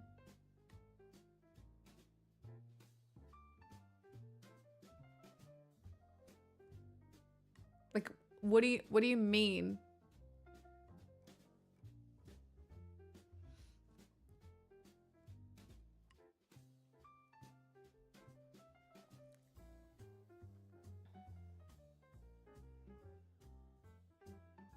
The more rural you go, that's just how it is. Got to drive a long ways to a grocery store. Yeah, but in America, it's like something else entirely.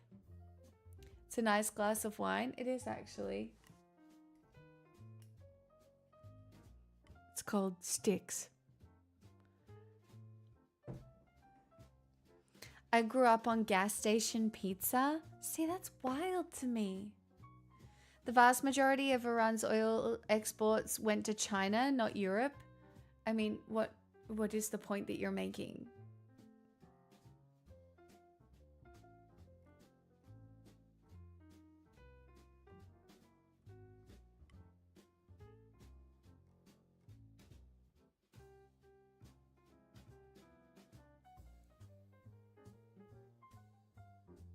Won't be starving in Europe. Supply chains in Korean. And also, I'm talking mostly about Australia and the food deserts in America right now. I wasn't really talking about Europe. But sure. Supply chains are still a thing.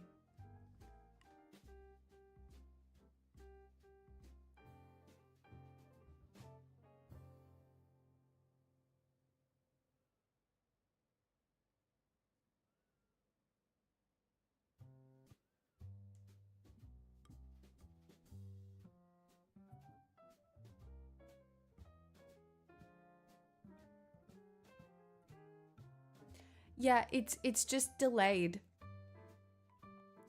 The effects of what's happening right now is that the effects that will end up impacting our lives are delayed. You know, the people in Iran are experiencing this war right now. There are bombs going off all around them. You know, power is out or whatever. Like, the effects of the war are happening to them now. For the rest of us, it's like dominoes falling one at a time. Australia is extremely vulnerable. Do I trust the government to get us through this? I'm not sure. Anthony Albanese saying to the press club that this time is going to be different to COVID and that the most important thing is keeping Australians connected, I think is a really good message. Trust government. We have no option at this point, right? They're going to implement some stuff. It's not me being like, yay, the government's going to get us through all of this. No. But like, they are going to implement things and I don't know what it's going to look like. But if there is a chance it gets to rationing, which it might, by the way, that is a possibility. But Anthony Albanese did say it was going to be very different to COVID.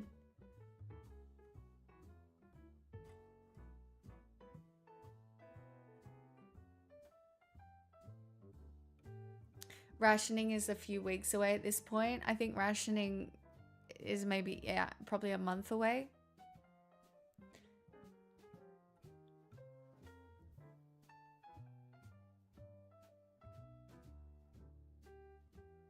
No, Inquirin. Again, it's supply chain. It's supply chain. You don't understand how disruptive this is. It is extremely disruptive.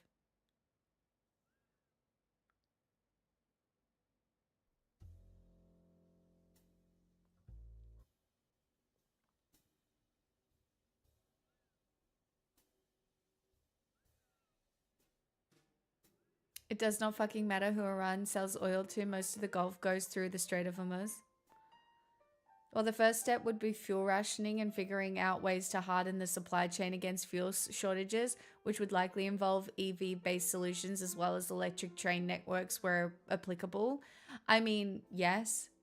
Also, I think there is probably a work from home directive coming. Potentially. I don't know what it's going to look like, but it's like if you don't have to drive, don't drive. That's why in Victoria at the moment they've made public transport free. But even then, pretty difficult.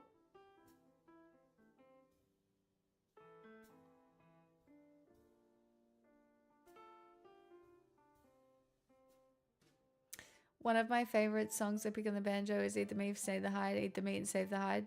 Best damn shoestring you ever tied, or groundhog. I mean, is your point that you need to be cognizant of making use of everything? I stopped driving altogether. Downside is I have to walk some really dangerous streets at night. Well, at least you can. There are some streets I cannot walk at night. I will die. Or worse. And how sad would that be for you all? Do you know what I mean? What will you do if you're forced to work from home? Hello? It's me. I know sometimes I feel a little sad that I don't have any co-workers. I have worked alone for a very long time. And I'm very lucky because I really have built up a lot of friends. But occasionally, you know, I'm like, ooh, it'd be nice to be in an office. But then I hear about some people that work in offices and I'm like, oh, that doesn't sound good. Are we your boss or subordinates? I guess you're kind of both. But I definitely don't think of any of you as my boss. Lol. I know. I miss office drama. The smart ruggers. Hi, Kate.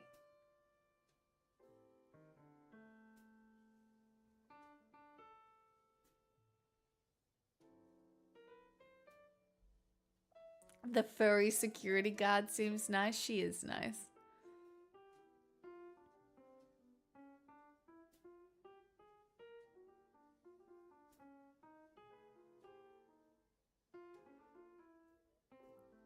I know, Bega. I had someone else experience the exact same thing and it's just so funny. It's like, no, we need you back in the office. Oh, never mind. Work from home. It's fine. Don't worry about it. You obviously didn't need me in the office, cunt, did you? No, you didn't. Why'd you need me in the office? Huh? Huh? Oh, because you weren't feeling like a very good middle manager? Shocking. Corporate politics at the moment. So funny. We can start office drama here. Who needs office politics when you have Twitch drama? But I don't have any Twitch drama. I could start a fight with Kate. Kate, do you want to fight with me? Do you want to have drama? Do you want to have beef? Not really. See? Neither. Kate and I have existed for how long? On this fucking platform without engaging in nearly any of it. Like, there's been a little offline behind the scenes because some people are fucked in the head. No offense. But they are. But really, like, I haven't really engaged in any of it at all.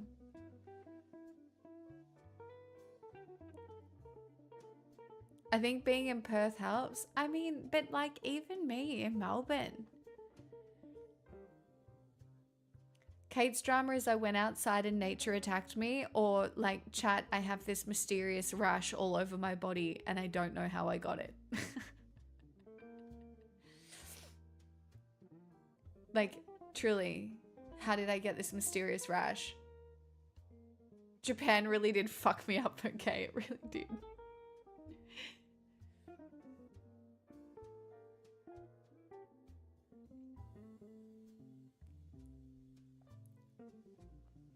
You know what's pretty impressive by me? Even most of the political drama I managed to stay out of. And it's very funny because back in the day, the American political sphere was pretty spicy. It was pretty spicy, and I did manage to just not. Back in the day, oh yeah, I was a debate bro. It's spicy now, I know, but I'm out of it. I'm like politics adjacent. I make most of my money singing and being funny. But I don't even really have to be smart anymore. I have like one cohesive thought a day now.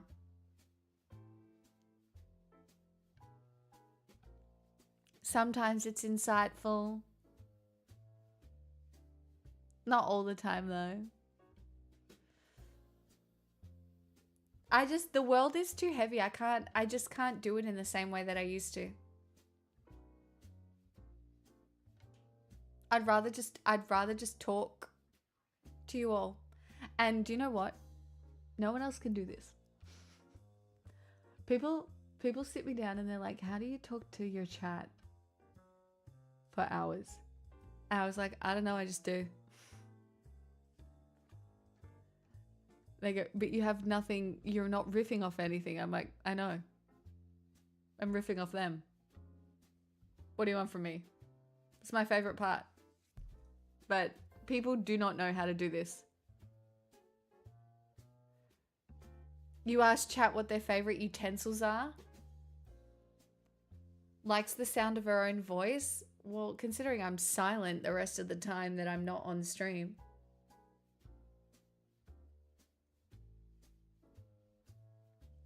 I am a professional yapper. Deal with it. I feel like today hasn't been very good though, but my sister really carried the beginning of stream, so like, I don't have to do anything. What's your confession? Why? Are you a priest, Barry? What's your confession? Everybody knows I'm actually the second coming of Jesus. Femme version. What's your confession? All right, it's actually my day.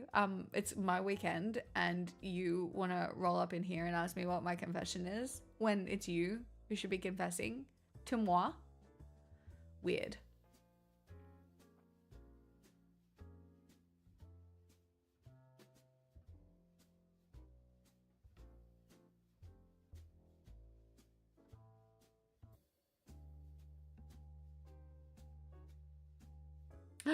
Tiny, you've fallen back in. Bruh. That's not a very good response.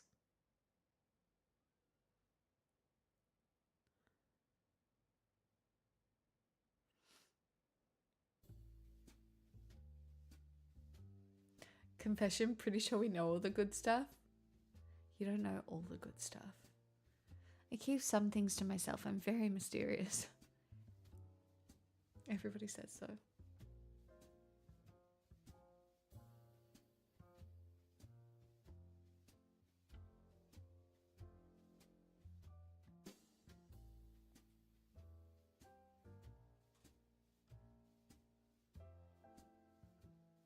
You lied about ordering a power plug? What did you actually order?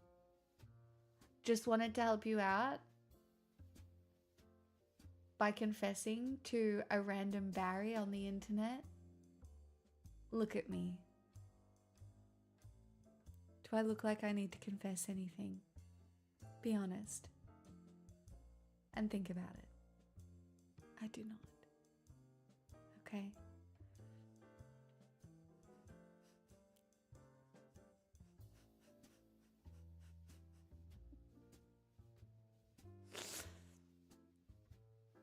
And if I was going to confess anything, it certainly wouldn't be to you guys. Okay? I'm a mostly absurdist bitch with a soft spot for hedonism. Okay? I'll confess to my journal. It's okay, it doesn't have to be to me. What religion are you peddling, Barry? Maybe you're it. What religion are you peddling? Tell me. I was raised Catholic. I'm baptized Catholic. So, you just let me know. What religion you peddling? What do I need? Which one? Like, just hit it with me straight. Or gay. Whatever. You just let me know. Hi, time of gifts. I'm just in from mass and distributing Easter chocolate bunnies. Oh, that's so wholesome.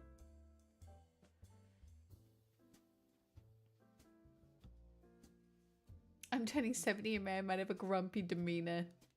Sorry, I think you're confused. Well then, Barry, give me some fucking context then, mate.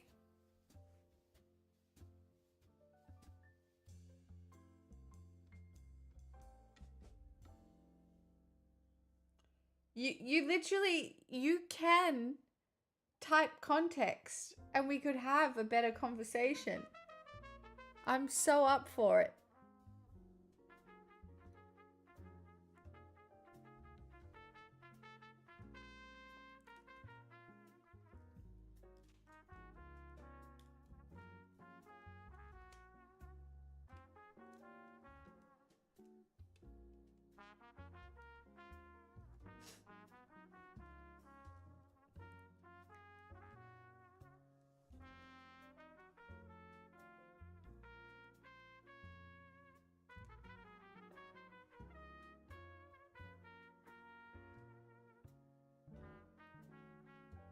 I'm just waiting.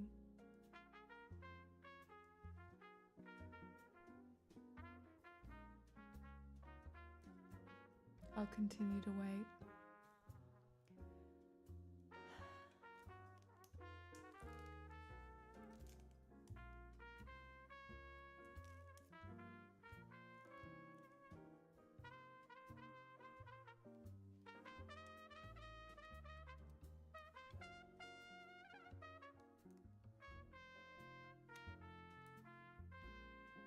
It's taking an awfully long time. Why does this always happen?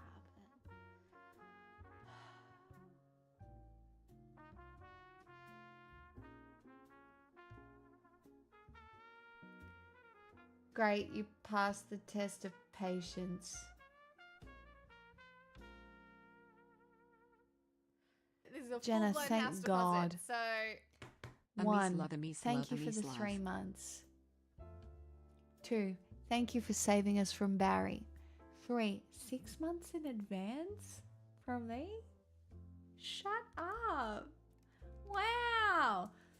Guys, also, you've made me really insecure because I did update the title of my dono goal to like very ridiculous things, and it has remained naked, and now I'm worried that you think it's not funny, and I'm feeling very insecure,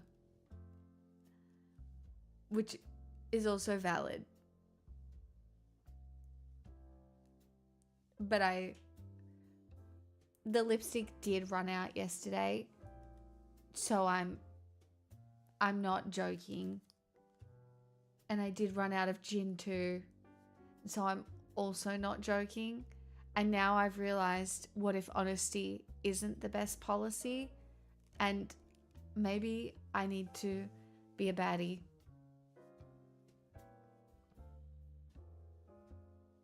We're pro-nudist.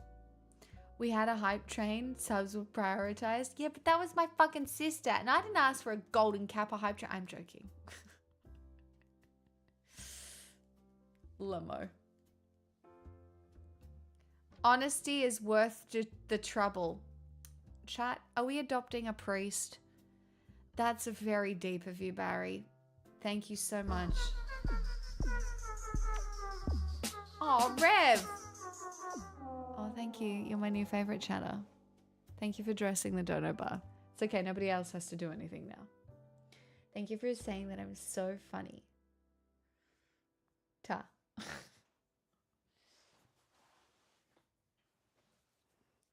Can we leave him? No. Barry is our priest now.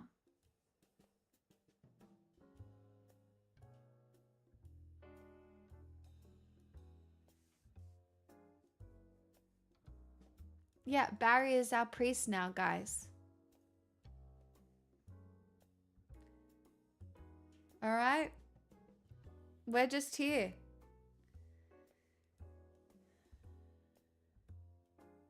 It used to be me. I'm retiring. You said you were Catholic.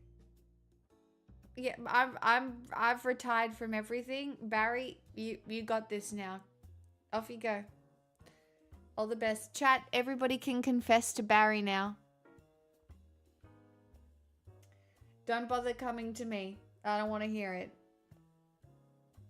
I don't care anymore. I'm over it.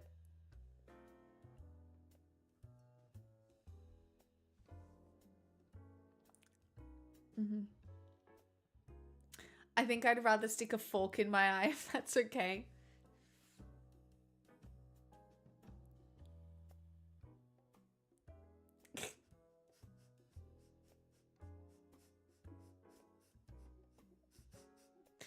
Jorts, just turn it off. Like a light switch, just go. You can bury it down real quick. Sorry. Just curious, what made you stop being Catholic?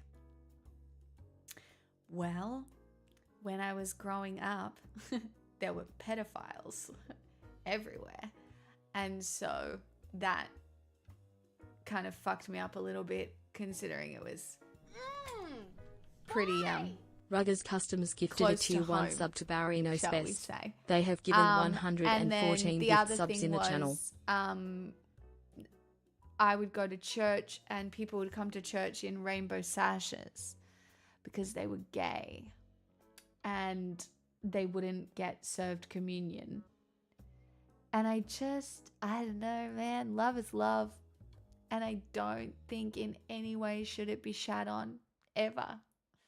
I think if you are lucky enough to find somebody that you actually love, no matter who it is, then you should cherish that shit.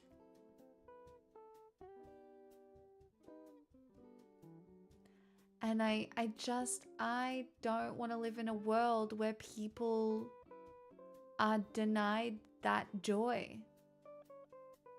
It feels really wrong to me. On a spiritual fucking level. So that's why.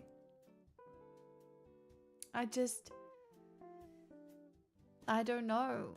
I think it's really hard to find people in the world, and I think if you connect with someone, you know, I don't think it matters. And also, this is my hottest take, I don't think pleasure is a sin.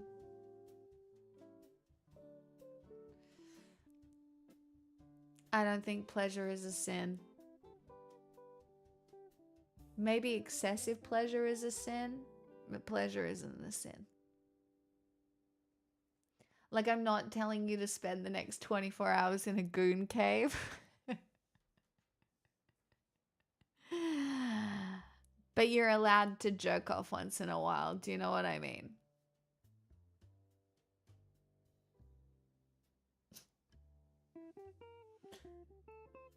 And that is why.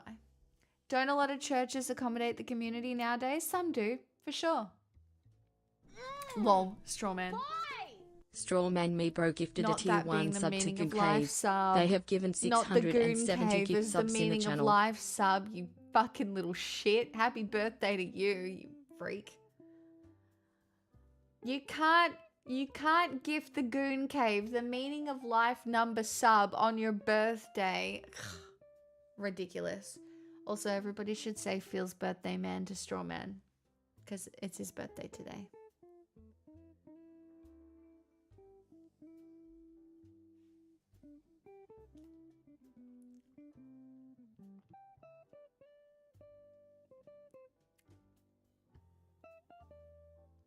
My mother did, and it didn't teach me anything about it, so now I'm very awkward about physical intimacy in general. Jenna, me too. Not anymore. But I was really awkward about physical intimacy for a very good portion of my life. My first boyfriend had to teach me to hold hands, because I didn't want to hold his hand. I didn't want to be touched or hugged. I was like, that is gross. I believe in no sex before marriage. Yeah, and I understand. But as someone who has had sex once before marriage, I would highly recommend sex before marriage, because it can be really bad. Not that I would know, because I've only ever had great sex, but it can be really bad.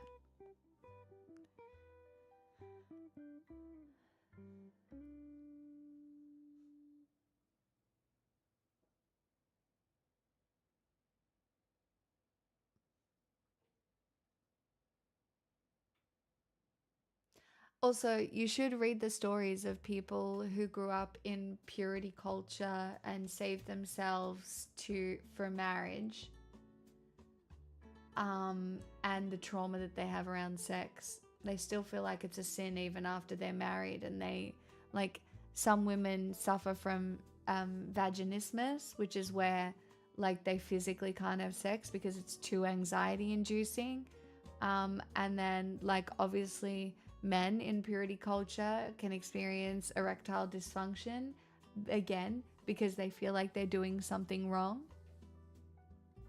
And there's a lot of shame associated with it.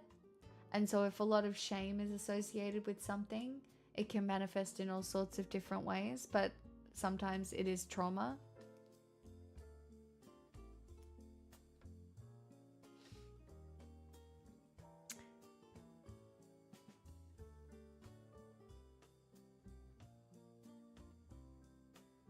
When are we going to stop mentally hurting each other?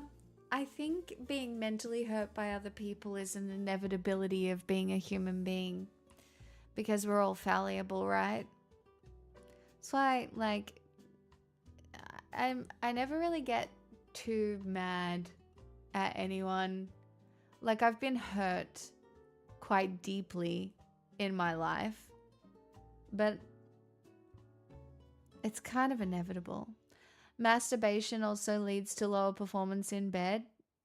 No, it doesn't. But okay.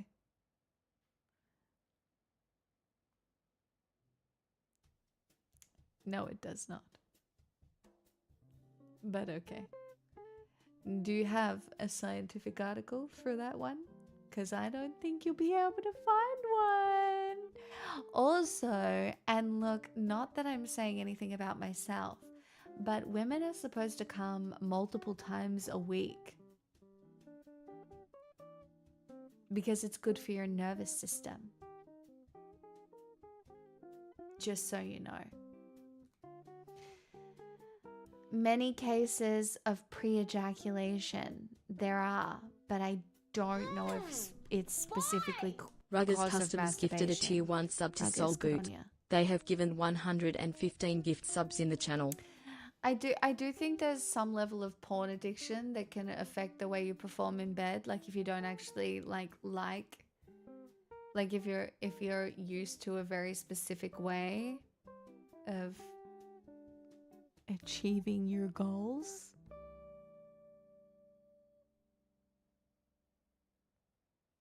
Perhaps. You know, that can be a thing. But also, like, people are sexy and spicy, and, you know, the yin to your yang probably exists, but probably not if you're engaging in purity culture, because that is like Russian roulette of finding your match. Just saying. Just saying. Just saying. Especially if you're neurodivergent. Are we setting KPIs? That's what I do. If I ever go on a date, I'm like, okay, here's your list of KPIs. Good luck. Porn addiction is the #1 problem facing the youth today. I don't think it's the #1 problem, but I do agree with you that porn addiction is a huge problem facing youth.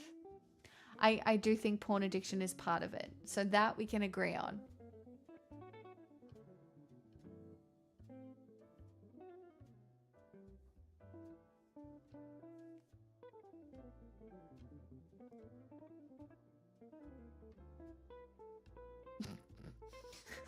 Estrogen male, I swear to God.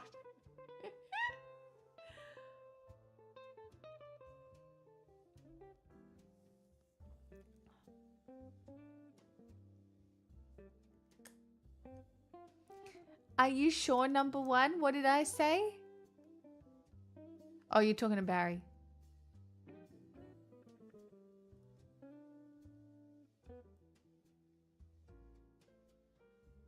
yeah.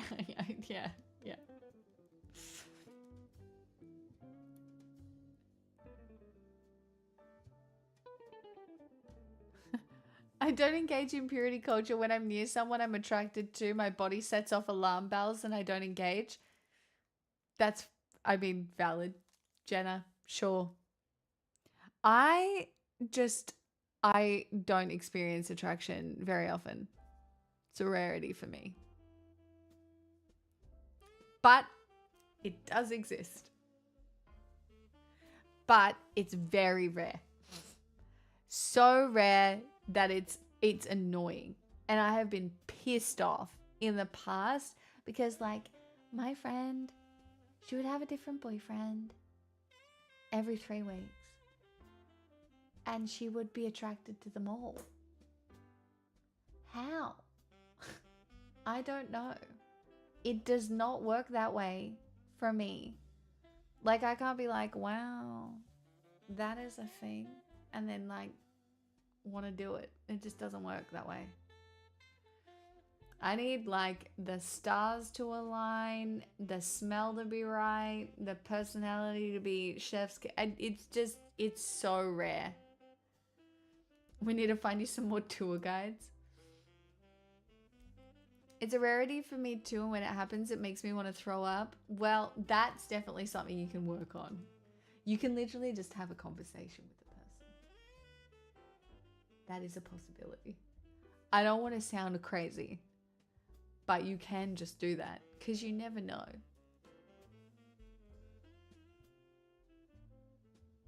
Yeah, you told us one time that you didn't like a guy because he didn't ask you any questions, so you dumped him. Okay, it was more complicated than that. And I have a very fond memory of that date, right? I went on a date with this guy. He was very random. He sat down and he did not ask me any questions about myself at all. And at all. At all. And like I offered information and that's fine. But I was kind of listening out. I was like, because it's nice to be interested in, right? And I asked him a lot of questions. I really did. Anyway, and then he took me to the art center and he played all my favorite songs on a baby grand piano. It was delightful. It was very sweet. I have no notes. But it was clear at the end of the date, even though we had a very good time, that we weren't going to see each other again. What if he was just nervous? I mean, sure. But like the vibe wasn't there. We kissed goodbye. But that's all it was. Like you can just tell if it's not there, guys. Like why would I fake it? Like I'm not going to. It's still a very nice night out. I don't think he feels ripped off or anything.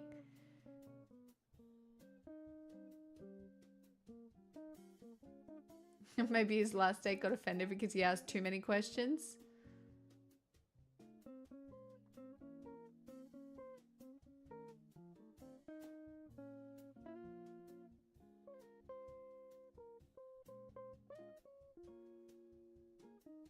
I think in the conversation though, we just realized we were at different stages in our lives and everything too, guys. There was more to it. I'm not giving you all the fucking details, guys. I think I'm terrified of faking it. You'll know when you're faking it and when you're not. I have been on many a date where I have been the entertainment. That has been a thing. And there have been a few people that have entertained me, for sure. But we love the deeds. I know, but you're not privy to them. I'll give you convoluted details here, there, and everywhere, but you don't get all the details because it's none of your fucking business. The trick is to always fake everything. That way no one ever gets to know the real you. Have you ever been on a date that you didn't know was a date? No, I don't think so.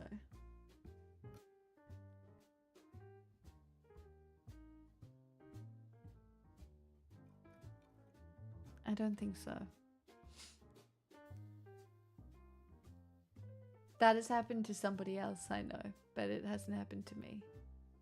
My favorite story is the not a moose in Nevada. Yeah, well, I really thought I saw a moose greet.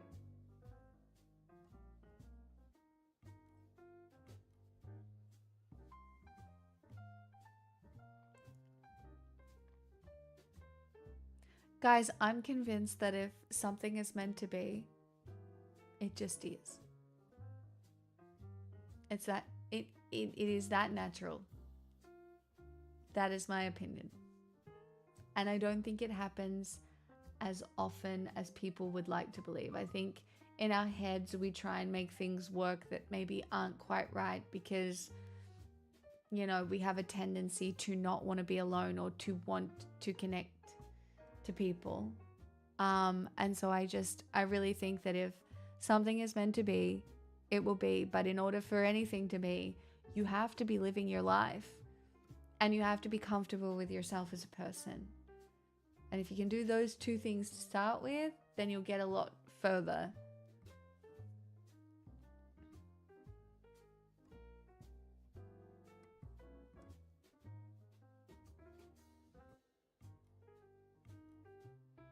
I thought I was giving someone a lift. It turns out it was a date. I'm so stupid.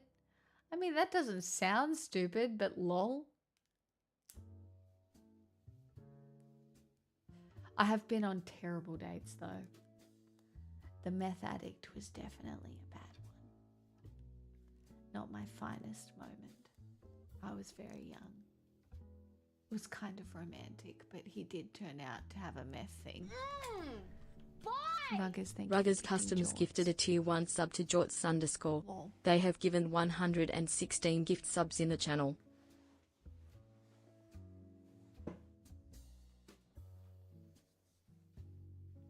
How do you go from being so picky to dating someone addicted to meth?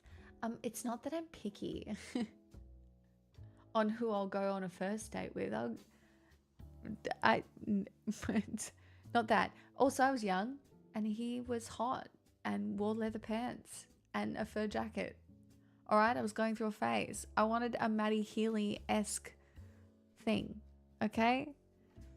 We went to a park, had a picnic. He fucking dropped me in the middle of the park and kissed me. He's like, I always think that a first kiss should be spontaneous. And me, being the young woman that I was like, wow. Wow, this man has fucking swag. Like, what? Anyway, there was a meth cooking station in his apartment. So, he tried to move in with me 2 days after that date. I blocked him on everything. I hope he's doing well. There's so much more to that story, but it is not appropriate for the internet.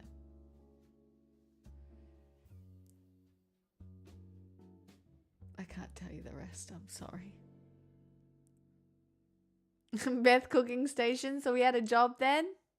You should call him and see how he's doing. I don't think so. Could you taste the meth on the first kiss? Not really. High income. Pigs like chefs? I did go on a date with a chef once.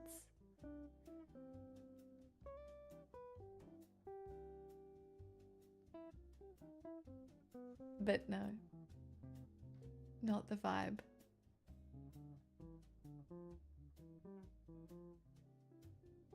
Max reference? No, I like gay men, Evan. It's not the chef.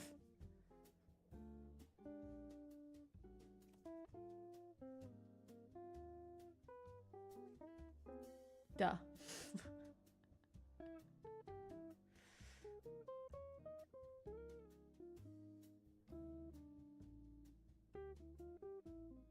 I somehow ended up with lawyers or nurses. I'm fucked for life. What do you mean you're fucked for life? I'm sure there's nothing to that at all. Nothing to unpack there. Nothing at all. I have absolutely no unpacking to do. It's not my fault. I like a clean man. What do you want from me? Sorry. You just need to look like you showered. It's really... The bar is on the fucking floor. You should be a farmer's wife. I do think I kind of would excel at being a farmer's wife, except for the cleanliness. Pigs, your expectations are too high. Sure. Oh well.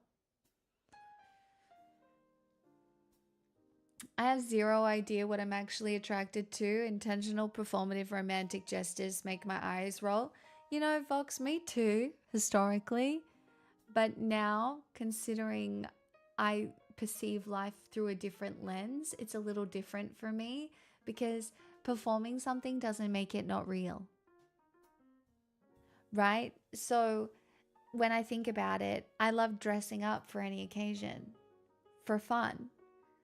Like I love getting super dressed up to go to that movie premiere, right? And it is performative, but it's fun. And it has meaning because I give it meaning and it's just fun. And I think it's the same with romance, right? Just because it is performative, it doesn't make it not real. Now, that being said, I don't think we should be performative in our interactions with people. Like, I don't think we should do inauthentic stuff.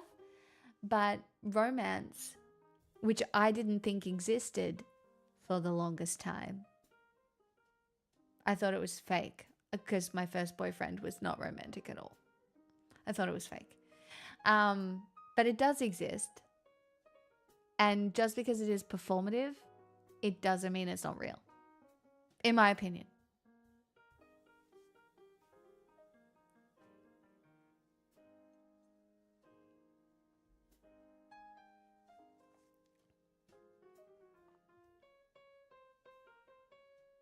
water in today's economy. Guys, it's just really not that hard to stay clean. I disagree, but that's not a conversation for tonight. I mean, I don't mind. I'm half a glass of wine in. You can disagree with me. Go to town. I mean, doing something performative could be a sign they're willing to put effort into a relationship. Well, that's what being human is, performing stuff that shows the effort you're willing to put into any given situation. Right? People could argue everything I do here is performative to an extent. But the reality is I show up and I do put in effort. Whether or not that effort is respected is another thing. It doesn't matter.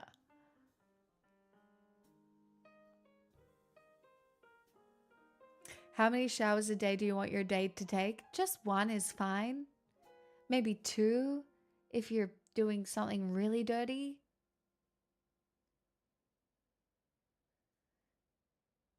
You know? Everything you do here is performative. Hey, photos of dodos.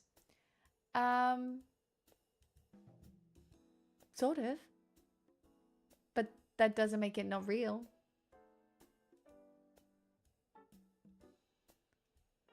I have a ton of issues around what I consider social games being performed to elicit a desired response. I don't and can't do it, and the things I do, even the silly things, are because I think they're fun. You know, I really get where that thought comes from. Because I have experienced it historically, for sure. But the social games are just the social games that exist. And whether or not you see them or not, which we do, they just exist. And it would be nice to be able to do the things without really perceiving the implications of them, I suppose. But they're just there. But it, like, if you think about your values and what you want to achieve and your intention, and you can trust the other person's intention, then who cares? Do you know what I mean? Like, I trust the intention of my friends when they do something silly for me. When we do something silly. And so while we're all kind of performing, right? When we have a little dinner party and we're all wearing witches' hats and we're all kind of performing, I trust everybody's intention and why we're doing that. We're doing it to have fun. That's the end goal. And the end goal itself is harmless. So, oh well.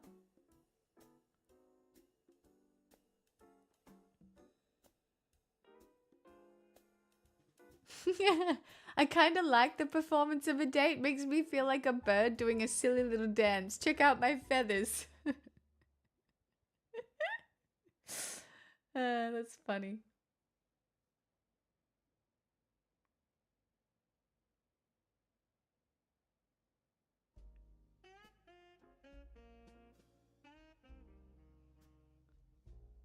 Oh, I don't care if someone's sweaty, Jazz. I don't have a problem with sweat. My first boyfriend was so sweaty. Not a problem. I don't care. Clean. Care. Sweat. No. Depends on what kind of skin you have, straw man.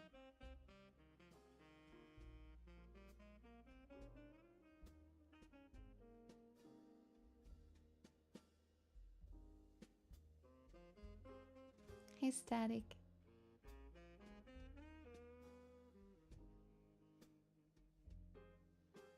I do, but it's a fucking chore to find someone else who is operating on the same sort of sincerity conceit as I am, where we know when the social games we're playing are silly and fun instead of expecting me to take them seriously. It's not a thought I've teased out much, but I think you understand what I'm saying. I know, but you just have to go looking. I'm not gonna lie. Autistic people are everywhere. Ask me how I know.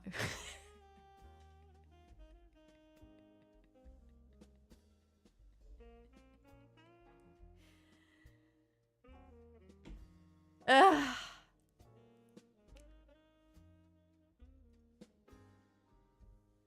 It's rhetorical, Jenna. It's rhetorical.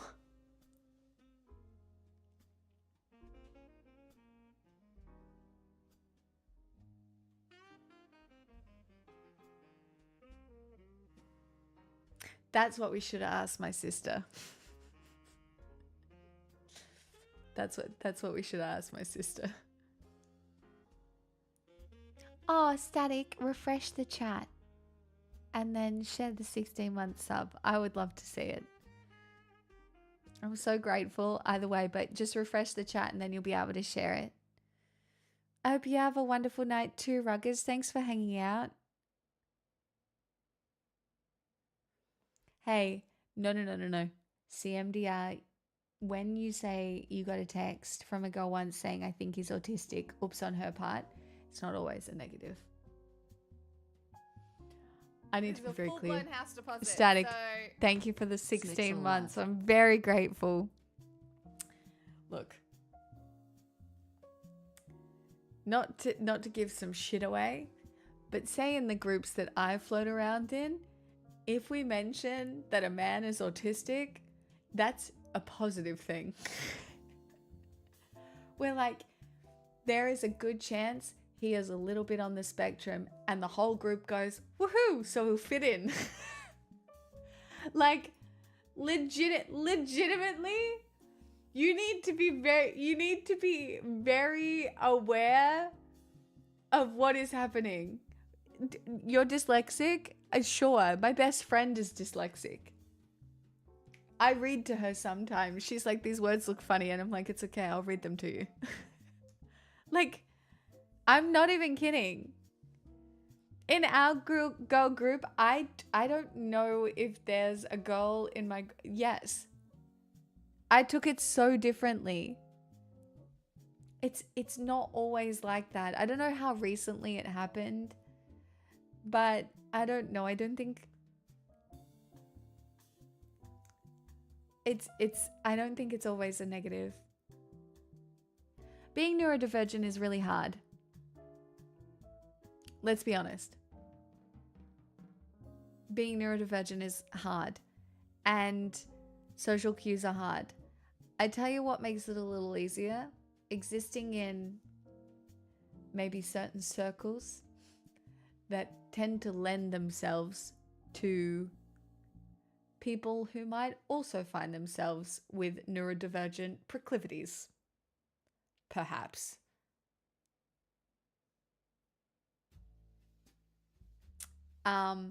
And also what I've found is in neurodivergent groups, if you find the right group, people give you a lot of space to fuck up social interactions.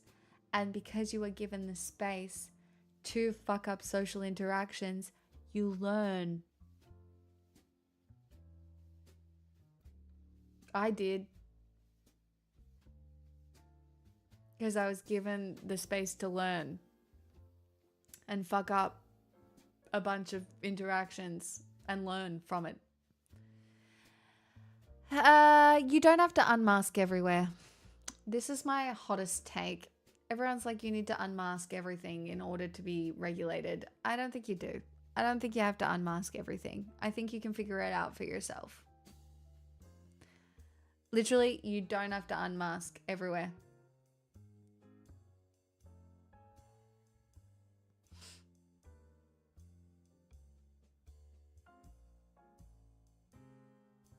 Also, be real. Sometimes saying, sorry, I misread that. Yep.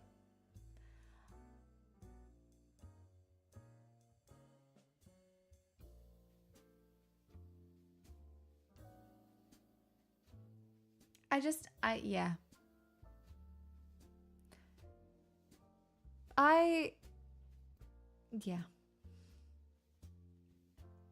I don't think being neurodivergent these days is...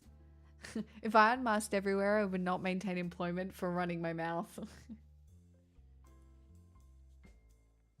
I know what I am now. I am very good for short bursts of time. And then I need to be quiet for some time. Have a little nap. Explore my inner world. All right? That's just how it goes. You know? And if I have to go really hard for an extended period of time, everyone, and I mean everybody knows that I'm going to crash out for 3 days. I don't want to talk to you. I don't want to see you. I'm not going to work. I'm not going to do anything. I don't want to know who you are. I literally leave me the fuck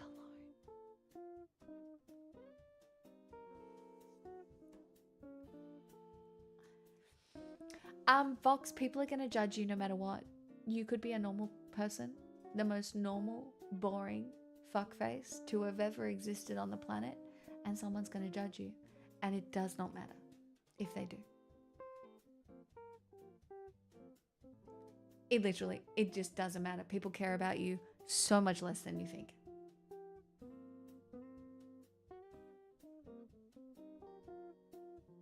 Hi, Garden Snake.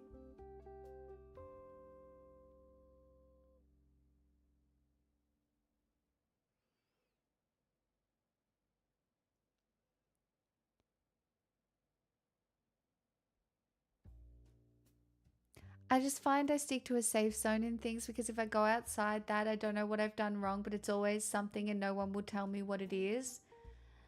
It's really hard when no one will be honest with you. That's why actually here I set really firm boundaries. Like I'll tell you what you're doing wrong so you stop pissing me off.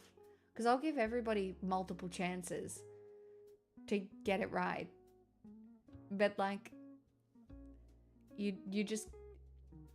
It's just really hard when no one gives you the opportunity, right? That's the hardest thing. And especially because a lot of neurodivergence comes with rejection sensitivity. So then you can't even learn from the critique because you're so sensitive to rejection that you don't want to hear it. So the first step is kind of overcoming the rejection sensitivity and then finding yourself in a place where you're willing to take on feedback. Like I have taken some feedback on from like some of my closest friends that has been so important in my development. Even Jo, who's delightfully fucked in her own way, she gave me a very solid piece of advice once. And it did change the way that I frame things. And like it's basically because we had a very, very, very good friendship before it. And then she prefaced it with, "I'm flying there to slap you on the face." And I was like, all right, get on the fucking plane, bitch.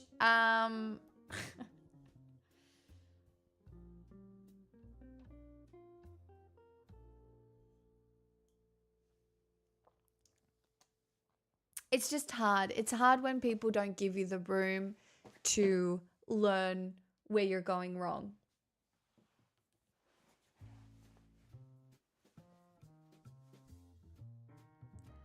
Chat, if you have to plan what you say in your head when you're in a group conversation, and then the moment passes and you don't get to say what you planned in your head, that's okay. You don't have to say the thing that you planned in your head.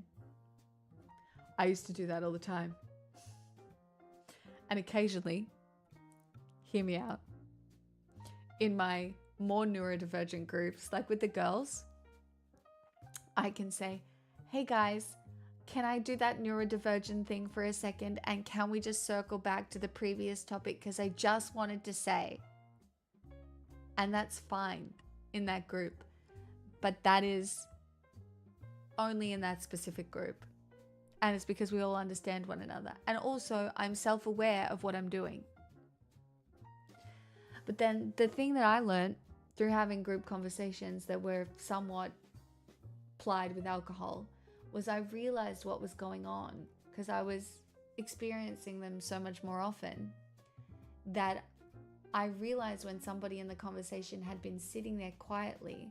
And so now the way I engage in conversation is more asking the person who hasn't done a lot of talking how they feel about a specific topic, or like I find myself bringing somebody else into the conversation more often than not.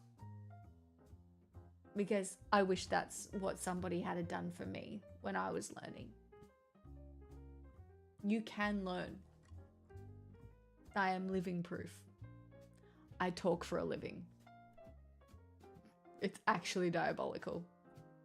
When I could not look people in the eyes at 22.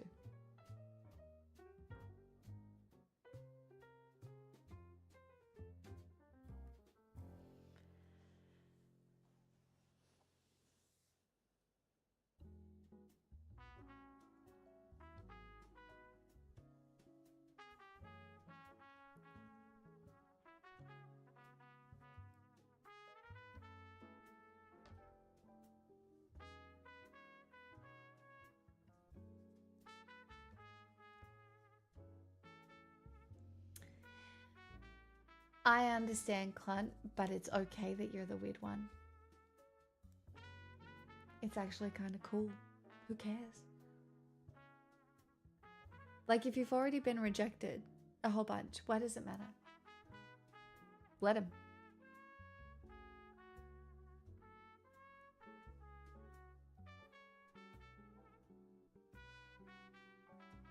It's only humiliating if you let it be.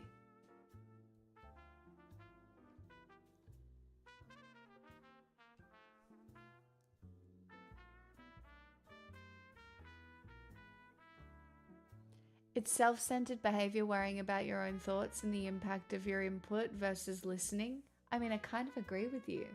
And the biggest, I do agree with you, but it is very hard for neurodivergent people to start with that. But yes, active listening is the best way to engage in a conversation with someone. Absolutely. But recognizing social dynamics, if it's happening in a group situation, is also important. But you end up doing it all at once, and it's not something that you're actively thinking about. You're just engaging in the end. You're not like, okay, this is going to be my next input. And okay, I'm now really listening very hard. You stop doing that. You're just there. You're in the present. It's almost meditative because it's authentic and you're just doing it. At least that's how it is for me now.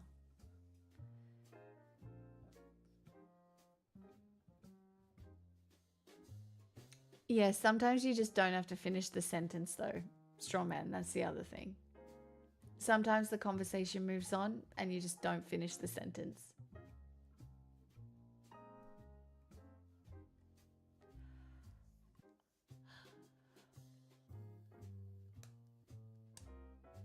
I'm okay if someone calls me weird. There's also no silver bullet. There's no video or book that will teach you how to have conversations with people. You just need to talk to people to learn that. Yeah, I agree. Nope. And you can't, Evan, I used to assume the minute I met someone, they thought I was ugly and that they hated me. And that will frame every single conversation you have in a terrible way. I completely agree, God of Worst. I do agree with you.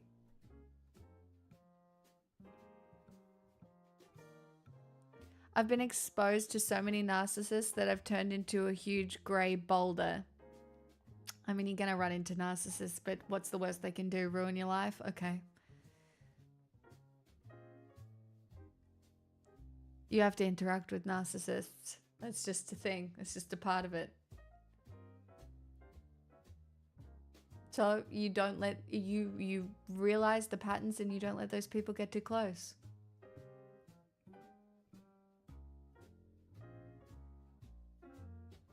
Or you do, they hurt you and you're like, well, fuck. Then you never talk to them again.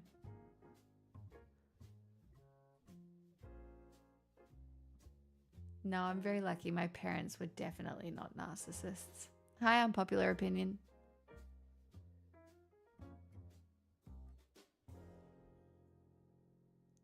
I learned the lesson after the last one.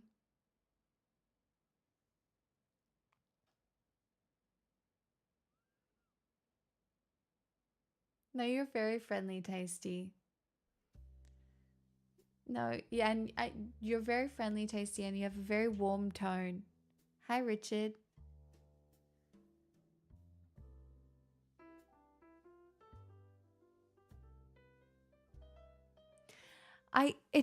Here's, I'll give you a tiny bit more insight.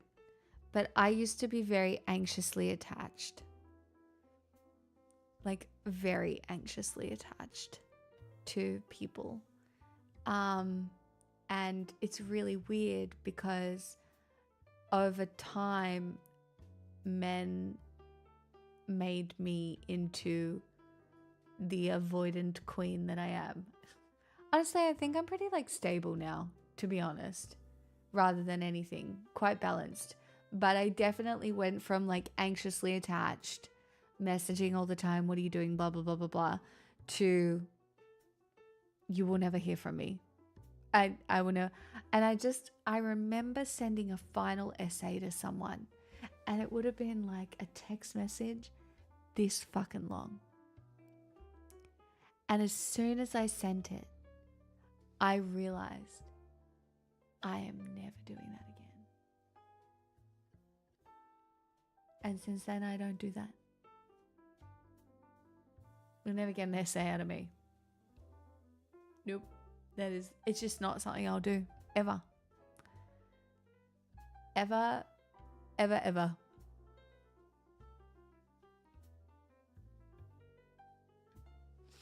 So much for the ebook career. No, I'll write. I'll write, I'll talk, but you'll never get an essay out of me.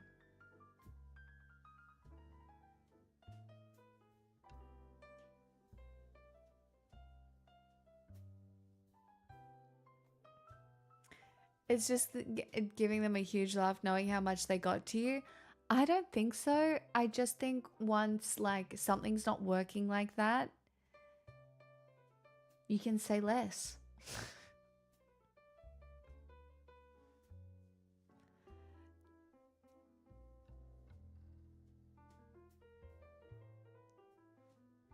We can just say less. I don't know. It also might be just getting older and becoming much more comfortable with myself. Perhaps.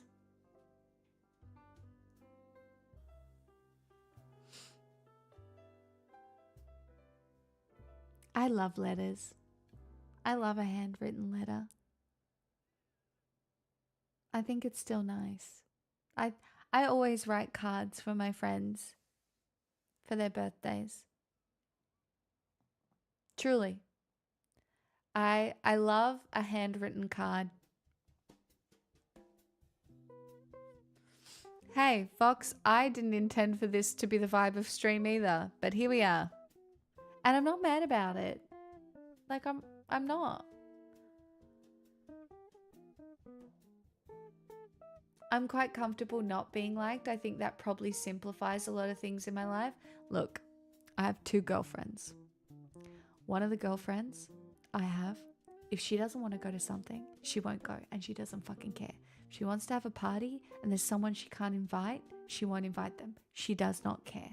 And I realized that kind of freedom is really important, and you just have to care less. And sometimes you will hurt other people's feelings the way that you navigate the world, but it doesn't fucking matter.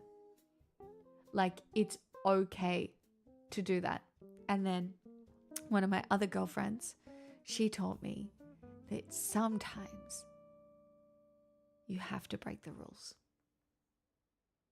It might be your own rules that you created for yourself, right? But sometimes you have to be able to break your own rules, and you have to be able to break the rules, or like the prison that the little fucking box that you live in. Sometimes you have to break those rules. You literally just do. And once you realize that it's okay to break your own rules occasionally, the world opens up to you.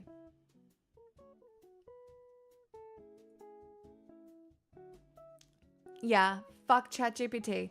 If I can tell somebody is using ChatGPT for the messages that they're sending me, I'm immediately like, block. Go away. What the fuck? Immediately no.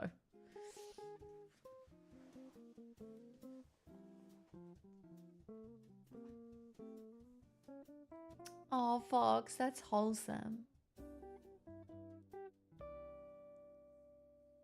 I do have a P.O. box.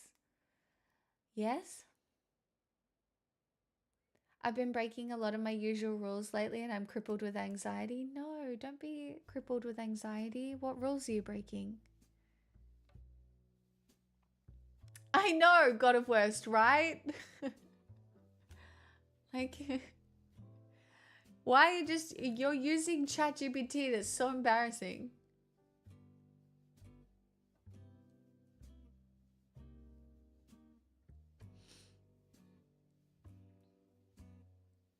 No one's using a semicolon when they text, okay? If someone uses a semicolon when they're texting, they're a freak. I know, look at it. Honestly, she's being very good tonight so far. We're not taking any of this for granted. She's been such a good baby. I put M dashes in all my messages.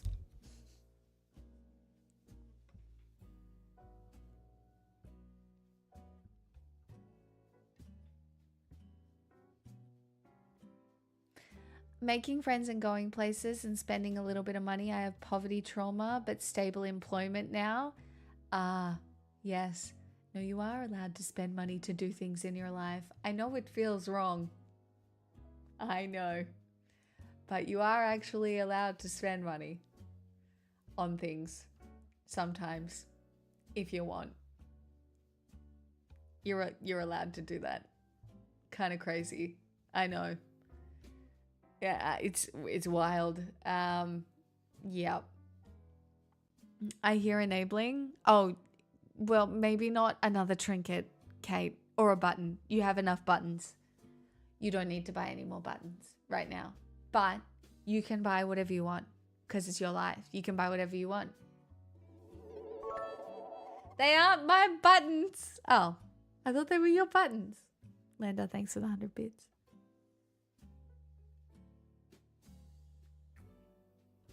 But I can't. You can. Just start small. Buy yourself something stupid. I'm not even kidding. Like, buy a $10 iced matcha latte and then just breathe about it. Because no, that was not a good use of your money. But you are allowed to use money in that way sometimes. Now, you can't let it go too far. But if you have poverty trauma where you literally have to save every penny to the detriment of your life experience, you do need to find a way to break out of that shell. Oh, you were sorting buttons. Oh, that's so cute. Oh no, daylight savings is fucking me. How do you buy friendship? You can't. You have to invest in it with your soul. That's what makes it tricky. It's 11 p.m. I better start singing. Oh God. I would like to offer a genuine apology, while also acknowledging the context. I did, in fact, use ChatGPT, which I recognize may seem impersonal. However, my goal was simply to better articulate my message, even if the result appears somewhat algorithmic. I appreciate your patience as I continue to refine my communication methods.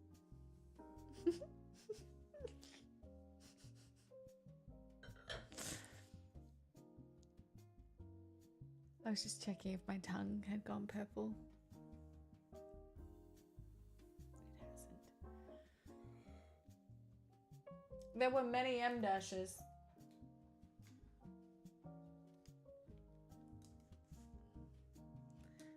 So many M dashes.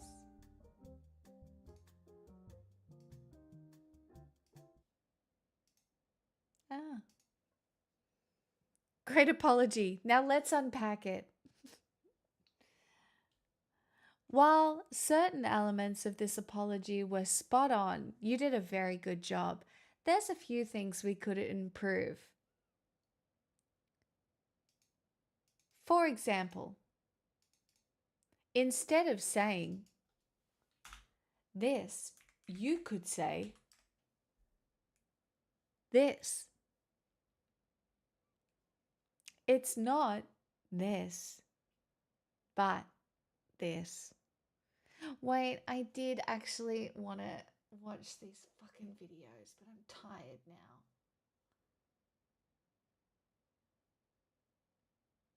Fuck it. We're doing it.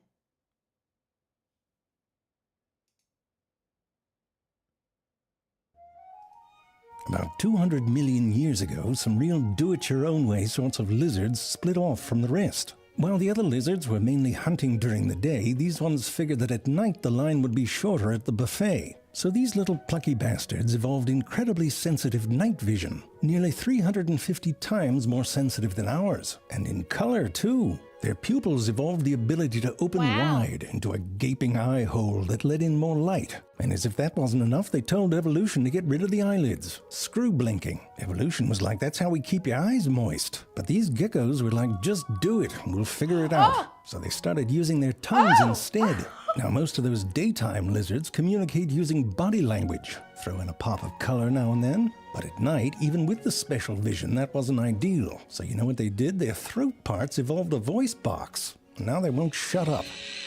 Just booty calls all night. It's a mess. I mean, different ones do it different.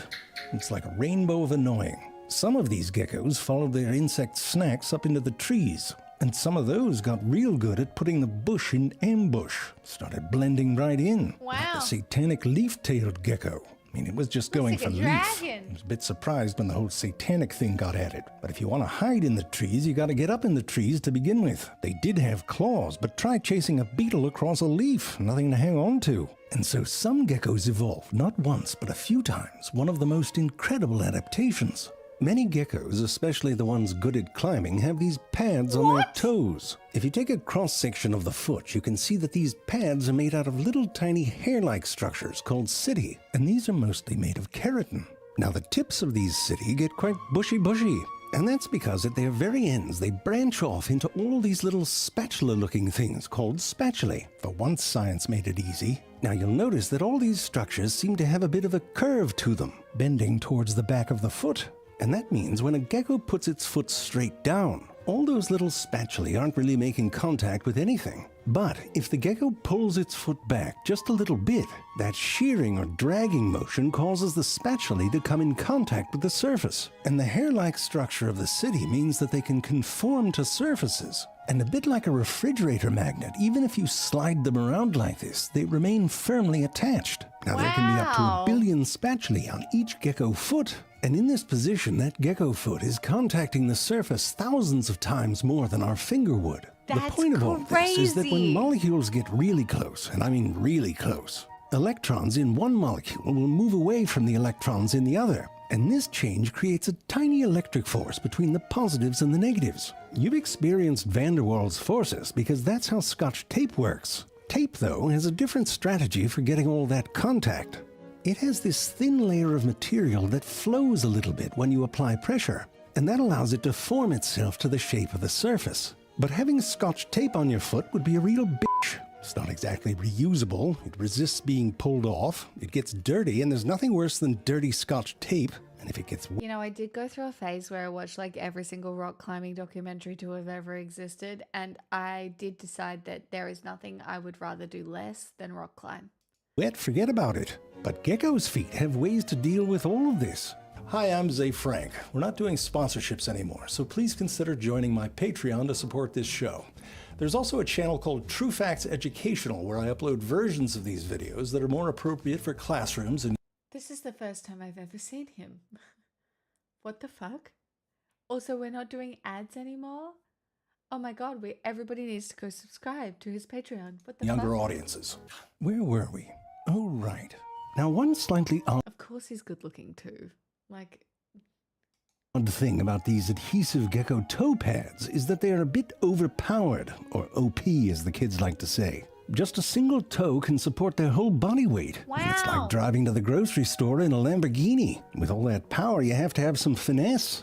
So each gecko toe has tendons running through them that can help control the activation of those city. Also, when activated, those toes kind of engorge with blood to help push down the city would into have the to use the surface. word Now, when it's time to engorge. let go, they relax those tendons and let their little toe erections go soft. Then they activate these little muscles on their tippy toes, curling their toes backwards and up and peeling off those city row by row. This is called digital hyperextension. Now, in addition to being a good way to unstick yourself, digital hyperextension seems to have another benefit. Now, I'm not sure if you've been in a forest, but they're quite dirty. And geckos walk around barefoot, hippies. But if you get a bunch of forest dirt clogging up your spatulae, then that adhesive system won't work. But it turns out these Wow, toe what? pads are self-cleaning. And this works in two ways. The first has to do with how many spatulae can realistically attach to a particle of dirt. The density of the spatulae and the shape of the particle means that often there's not enough spatulae attached to overcome the van der Waals forces that the particle has with the surface. But what if there are? If those spatulae really are holding on to a piece of dirt, that's where the digital hyperextension comes in. As they curl their toes back, they build up tension on those attached city. When that tension overcomes the force of attachment, those spatulae sort of pop off. And that creates a sort of catapult for the particle. So if they dirty a footsie, the best thing to do is keep walking. Look at Wow. that, after only 8 steps. And they leave behind little dirt footprints. Here's one up close, and after only 5 steps, show off. Sure, there's some dirt left, but the tips of the spatulae are clean. Now, even if they step in something they can't clean off, they only have to wait a month or 2 until they shed, get brand new equipment. Looks like dish gloves and a hazmat suit. Now, a lot of That's geckos crazy. live where What it's do you quite mean they wet, shed? and considering they use dry adhesion, this can be a problem. But before we get to their feet, there's something amazing that happens on their bodies. The gecko's skin is quite hydrophobic, meaning water doesn't really like to attach to it. But in this case, it's super hydrophobic, goes to 11. Gecko's skin is covered with these little bumpies. The bumpies look like they might be sort of smooth, but if you take a closer look, they're covered in tiny little hairs. And this means that in addition to the hairs being hydrophobic, that water droplet is also sitting on pockets of air. Now, this all means that water droplets will often just roll right off, but something else is going on. If 2 droplets come in contact with each other on this surface, they'll merge and hop right off. It's like magic. Now, this has to do with surface tension. Let's say we have 2 water droplets, each with a radius of 1 unit. With math, we can figure out their volume and surface area. So between the 2 of them, before they merge, they have this amount. Now watch what happens when they come together. The volume or amount of water stays the same, but in the new droplet, there's less surface area. And that means that some of the energy that was used to hold those spheres together is released as motion. Now inside this new droplet, there's a lot of sloshing around. From the water coming together and now this energy, the side forces more or less cancel each other out. Upwards, And there's so nothing falls stopping off. it, but down, you've got a solid hydrophobic surface that pushes back on that force, and pop! Now this is great when there's an Wow. accumulation of dew, but also if water comes down from the top. Pew! Back to their feet. What When it's the really fuck? wet, you That's can see that they're crazy. fucked. But there is some evidence that just a small layer of water, like when it's humid, actually helps them stick. If they step in water, they seem to have a self-drying thing going on, which also works by just walking. It's not totally clear how it works, not sciencing hard enough apparently, but it could have something to do with This is when science is so fun. And also, you need to watch these videos occasionally to remind you how crazy it is that we're all just having a conscious experience. And also that there are geckos with hydrophobic skin and foot erections.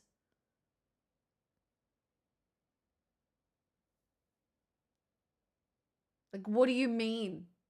What do you mean there's a gecko out there probably having a semi-conscious experience with its little toe erections? these lipids they found in the structure of the spatulae. If you remove those lipids, the gecko's setae get wet real fast, which makes sense. They lick their eyeballs. Imagine if we had to lick our eyeballs. Think about that for a second. Because lipids are kind of oily and might help push water away. But it seems counterintuitive that they would have something oily on a structure that acts as an adhesive. One idea is that they might actually help these toe pads not be too sticky. Like I said, they're a bit overpowered. When geckos walk horizontal, they keep their toes up. It's like those little hassles you don't think about when you have a superpower.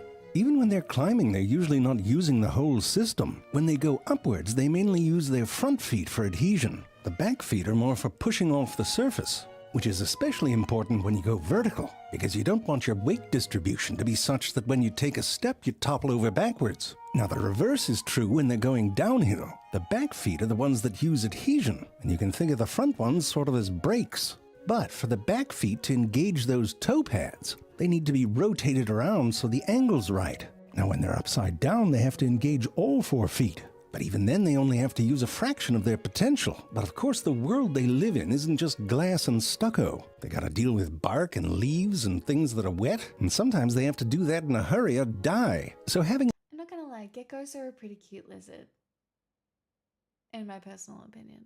an overpowered system might sort of be a fail-safe in case things go haywire. Helps to have a backup. I'm sure that's why a lot of them kept their claws. Even that tail comes in handy. I mean, look at that. Right when you think the poor bastard's gonna Time fall of over gifts gifted backwards, a slaps T1 that sub to tail Gecko down. 70. Old school. Thank you. And They let me have tell you, given they use that tail quite a 710 bit. gift subs in Like, the check channel. out what Very happens when funny. they Thank you fall. for gifting To that right gecko. themselves, they whip that tail around in the opposite direction. Sort of like when you kick to untangle yourself from a swing. And it all happens incredibly fast. In fact, it's the fastest self-righting of any non-flying creature. If you put one in a vertical wind tunnel, why wouldn't you? You can see they use their tail as an active stabilizer, but also as a rudder. Look at this one, figured out how to move forward by undulating its body. This is the kind of Wow. Superman has to do when no one's watching. And all of this is incredibly useful for when they jump. I mean, come on, you ever seen jumping like that? I mean, the form's impeccable. It's like air ballet. Now the landing, not so much. They have a bit of a belly flop sort of thing going. On purpose, mind you, helps distribute the impact when they land horizontal, but when they want to land on a vertical surface, they have a different strategy. Comes in strong and takes it right in the face. Probably why they're in the research and not doing it. And if you're thinking, oh, that doesn't look that bad, you should see them in the wild. The footage isn't great because they do it in private. It's embarrassing.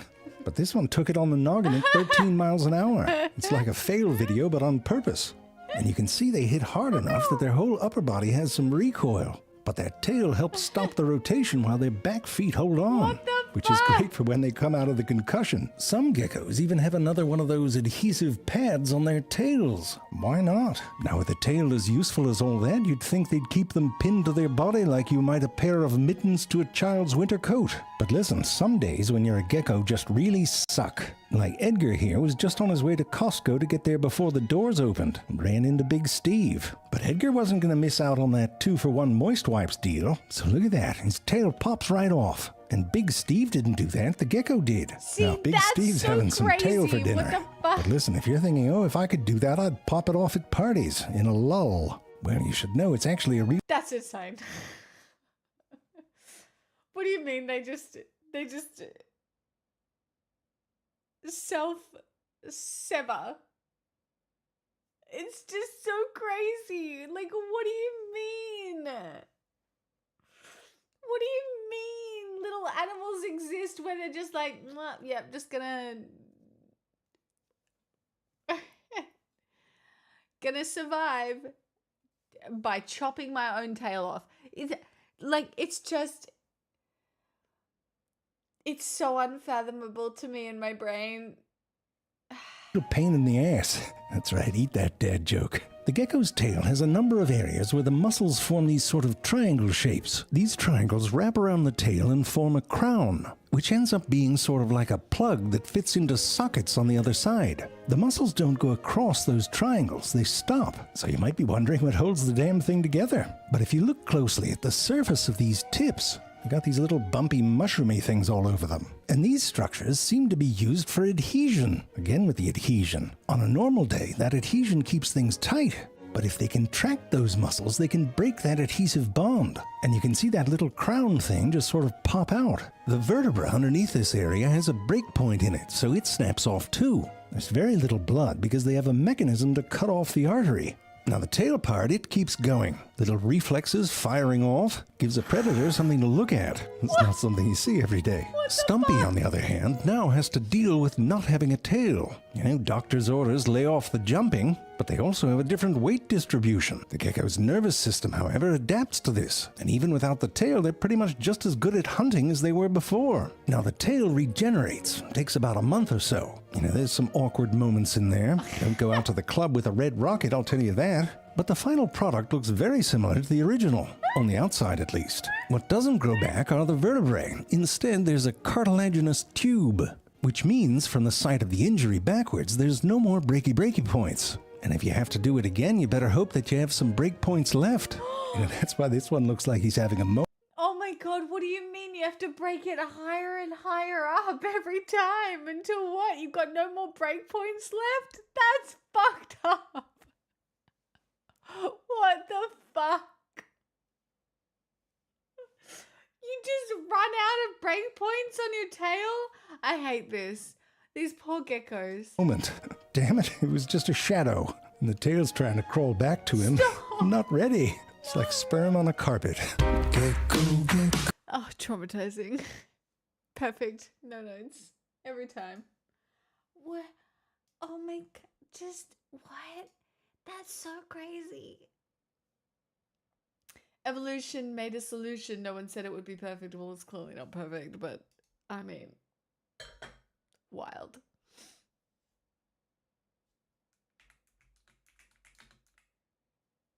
Well, chat, it's that time of night. Some of you like it, some of you don't.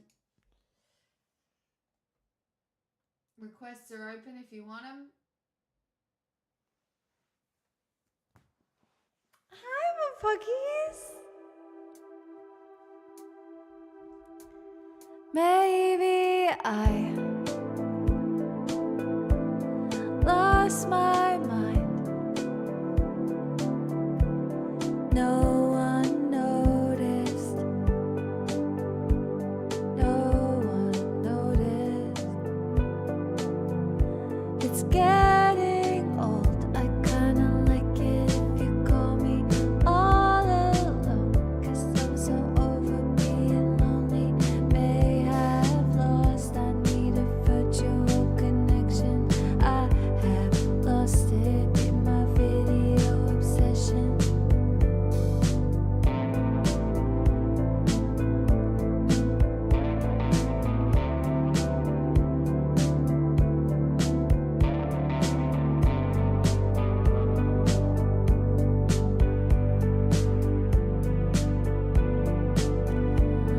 No one tried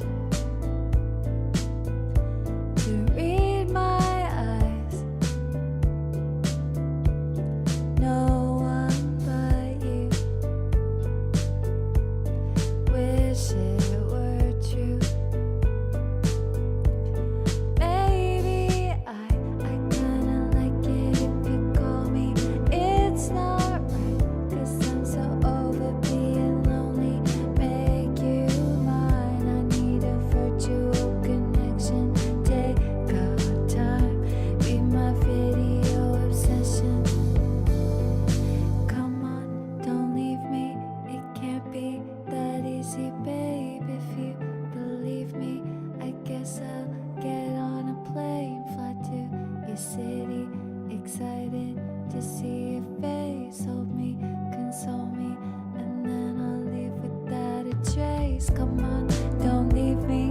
It can't be that easy, babe. If you believe me, I guess I'll get on a plane, fly to your city, excited to see your face. Hold me, console me, and then I'll leave without a trace. Come on, don't leave me.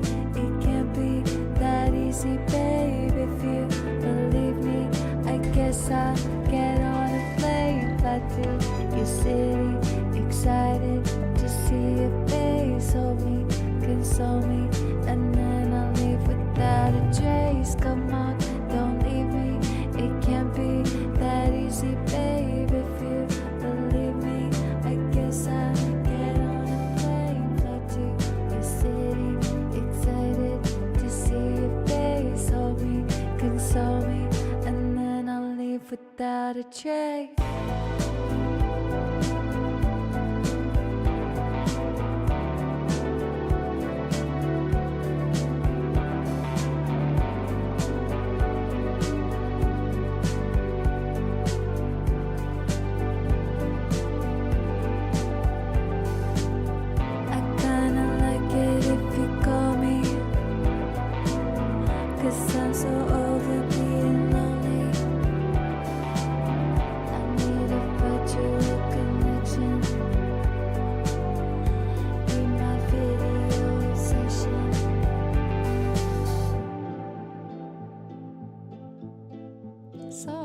Thank you for the 1,000 biddies. Also, Blong. Hello. Super Dark Void, Arclight. Anybody else who has popped out a lurk? Hello, thank you for all the roses. Hello, Archangel. Gormand, hello.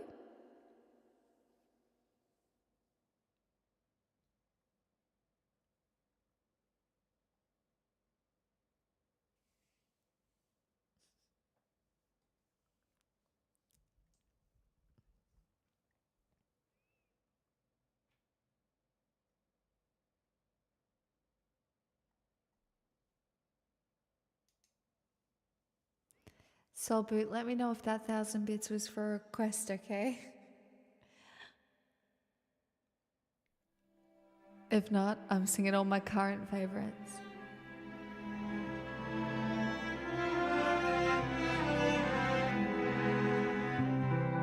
Human nature is strange.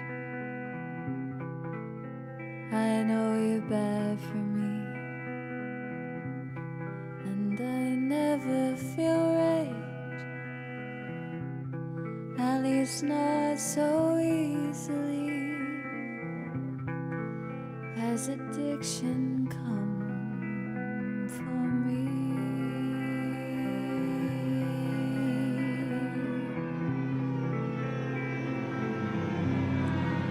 I don't smoke cigarettes, don't do things I regret, don't move, swing shoulder beds, but baby, with you, that's just how I get.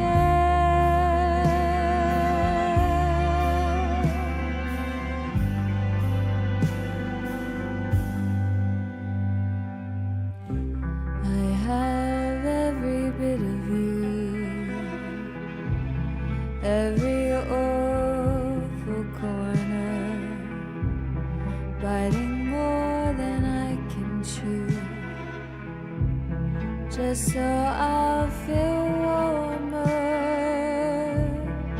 What a greedy, hungry horror am I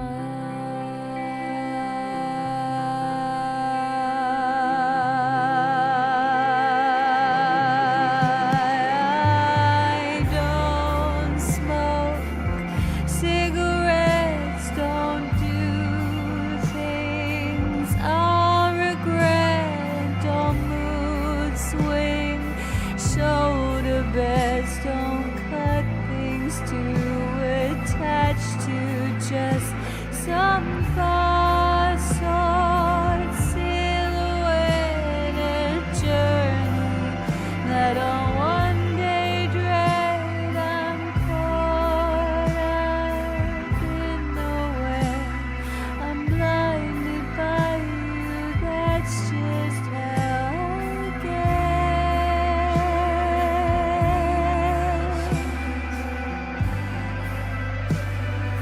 That's just how I get.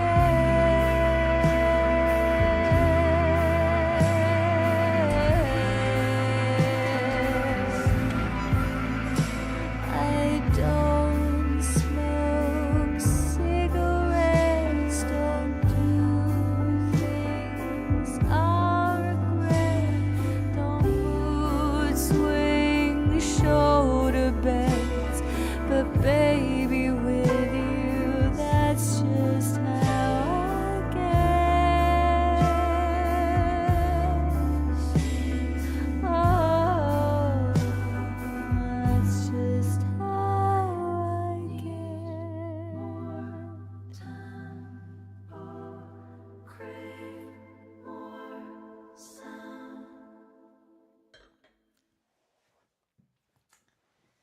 Long, I would love to sing Creep for you.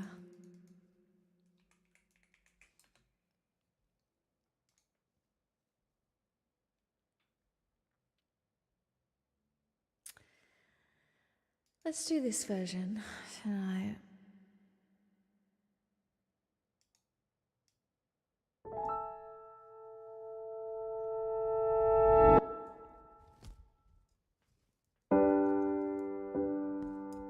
Like, I could not tell you the last time I paid for anything.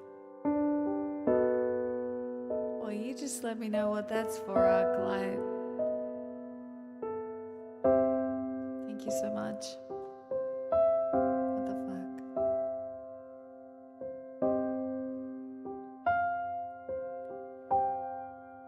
When you were here before, couldn't look you in the eye. You're just like an angel. Your skin makes me cry. You float like a feather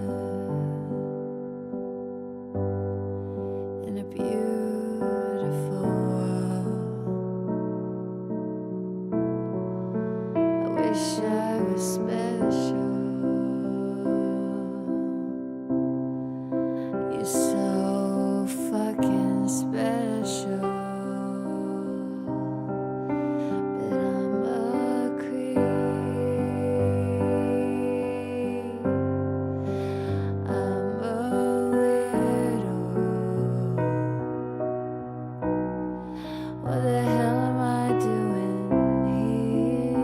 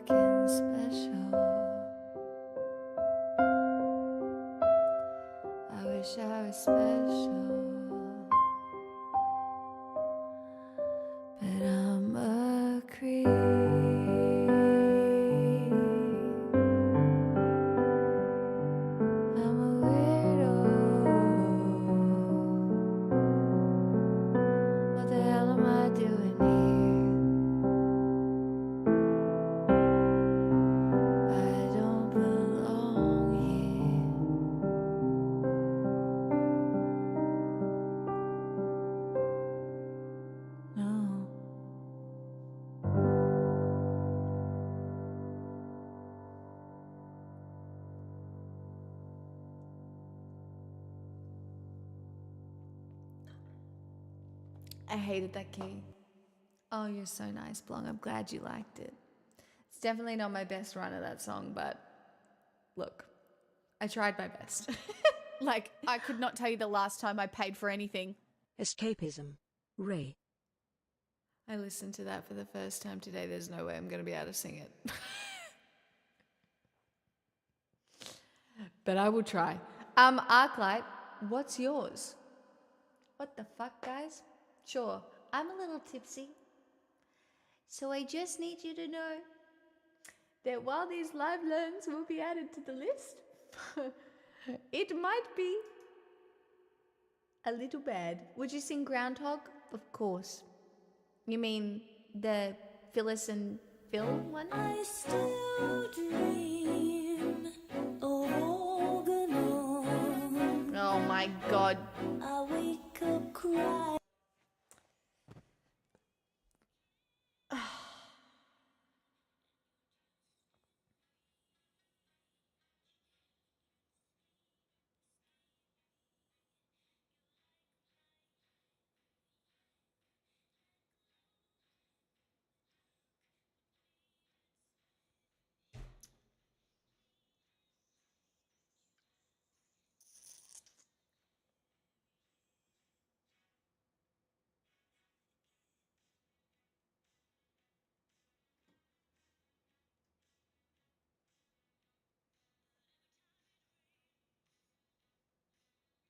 There's no way in hell.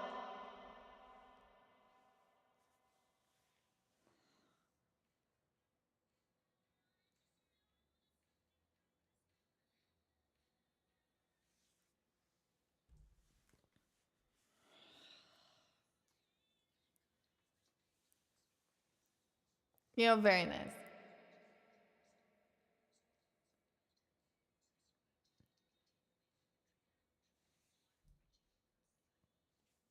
Linda, thank you for the $5.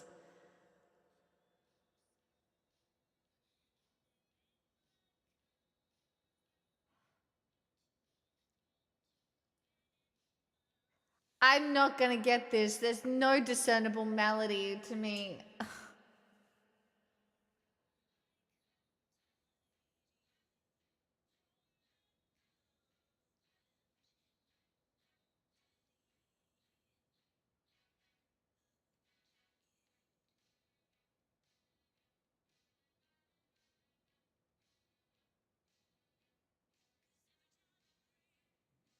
This is impossible.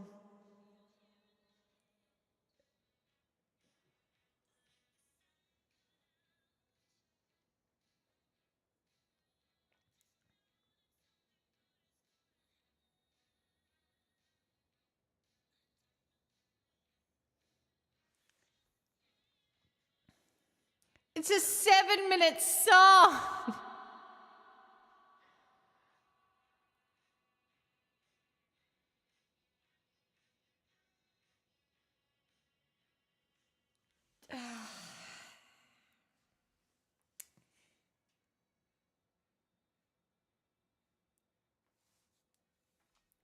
And coming out.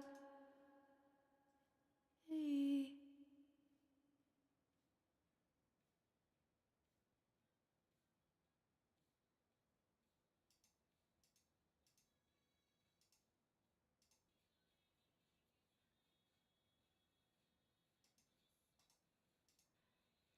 Okay. This is gonna be fun.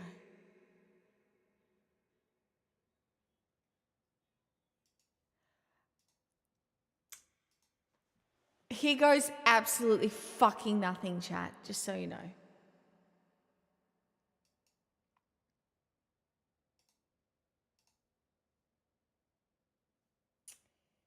Just so everybody is aware. I still dream of Organon. I wake up crying, you're making rain, and you're just in reach. When you in sleep escape me, you're like my yo-yo, the glow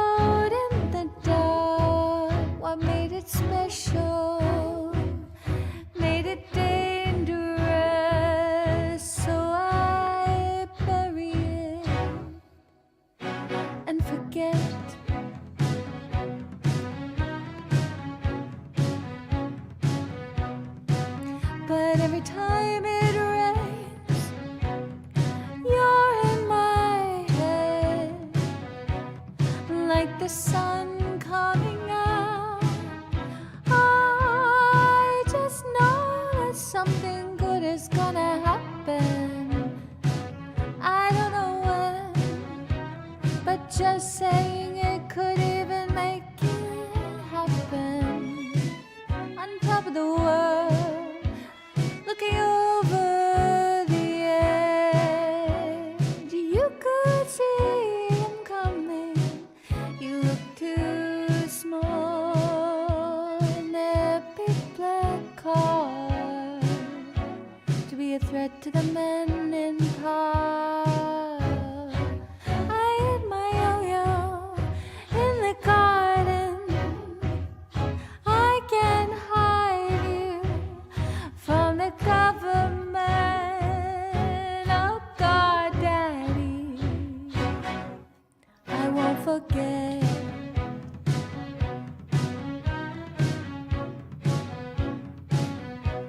'Cause every time it rains, you're in my head, like the sun coming out. Oh, I just know that something good is gonna happen. I don't know when, but just saying it could even make it happen.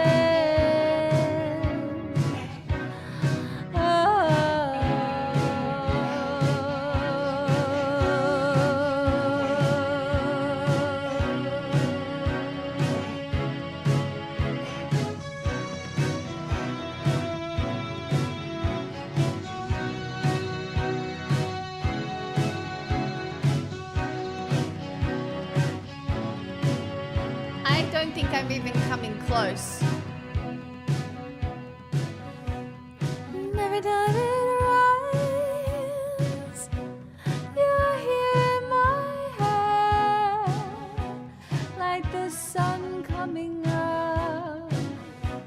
Look, your sun's coming out. Oh, I just know that something good is gonna happen. I don't know how, but just saying it can even make it happen.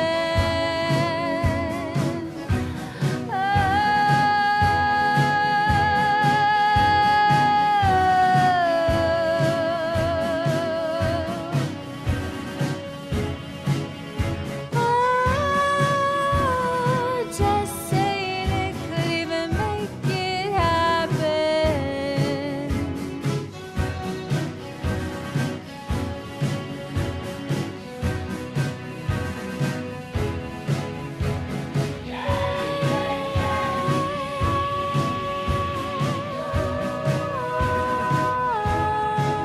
We're cloud busting, Daddy.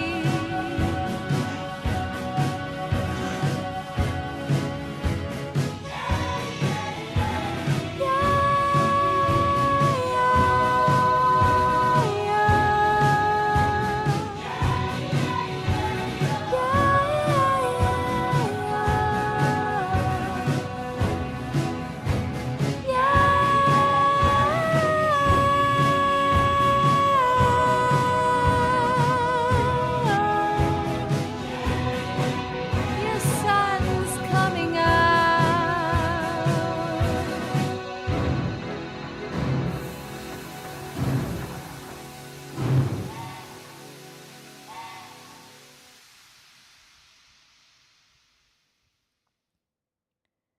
Pixel, it hasn't been that long. Oh, wait, it's daylight savings.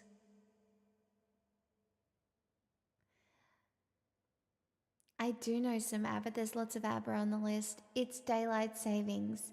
Mapoggies, do you mind if I take Pixel out and then come back and I'll stay a little bit longer? But Pixel thinks it's 11:30. And so she needs to wait. Look at her. She doesn't understand what's going on. She's like, bitch, why are you still at the fucking computer? Girl? Okay. Fuck. I will be back. Look at her. She's already onto it. I'll be right back. Sorry, everyone. Don't do anything I wouldn't do.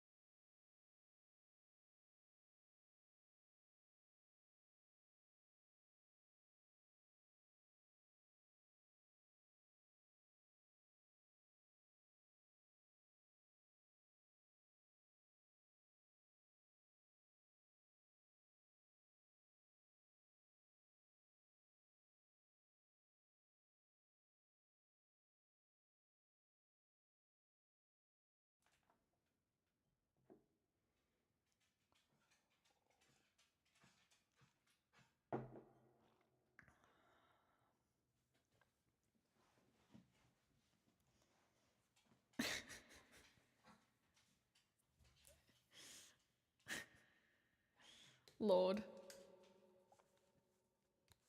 Thank you for the follows. All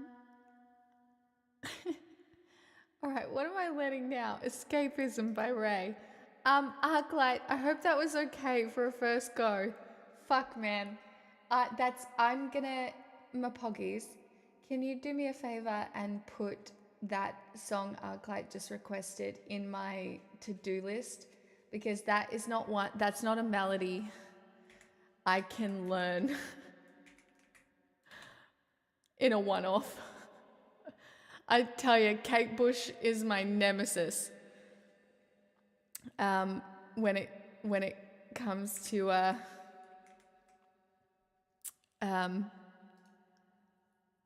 melodies, it's so hard. I tried.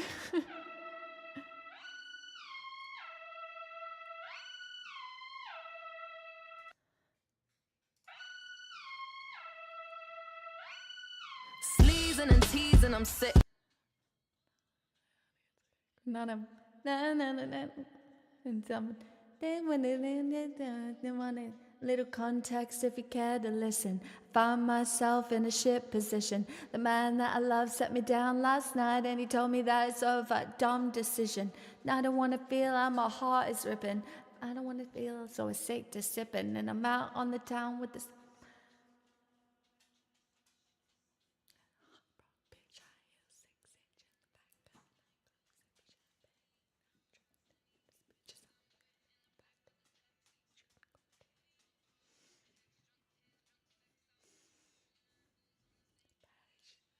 Intro back to my bar. I don't wanna be how I did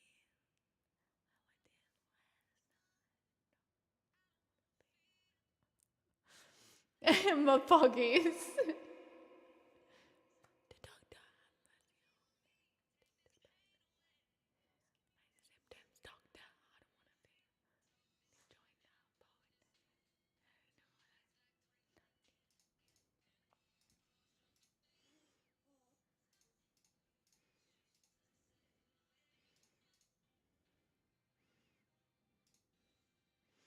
All right, let's try. See what happens. Wait, is there one with better words? There fucking isn't. Fuck. Why does the best version have to have the worst words?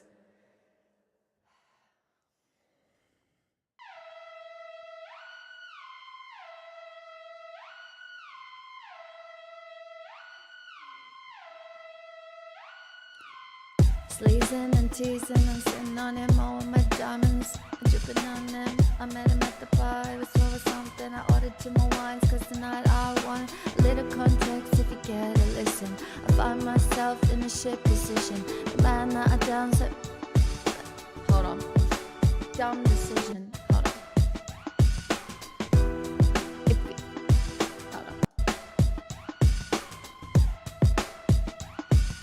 A little context if you care to listen. I find myself in a shit position. The man that I love set me down last night and he told me that it's over, dumb decision. And I don't wanna feel how my heart is ripping. In fact, I don't wanna feel so sick to sipping.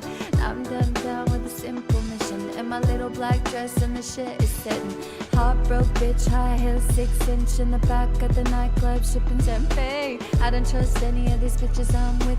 Back of the taxi, sniffing cocaine. Drunk calls, drunk texts, drunk tears, drunk sex. I was looking for a man on the same page. Now it's back to the intro, back to the bar, to the Bentley, to the hotel, to my always.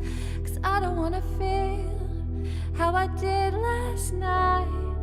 I don't wanna feel how I did last night. Doctor, doctor, anything please. Doctor, doctor, have mercy on me.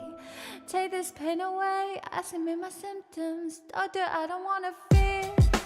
Blowing this steam back to my ways like it's 2019. Not 24 hours since my ex did it. Got a new man, about to get sweaty. Last night really was the cherry on the cake. Been some dark days lately, I'm finding crippling. Excuse my stay, I'm high as your hopes that you'll make it through my bed. Got me hot and sizzling. If I take a step back to see the glass half full, at least I tried to be said I'm tripping in.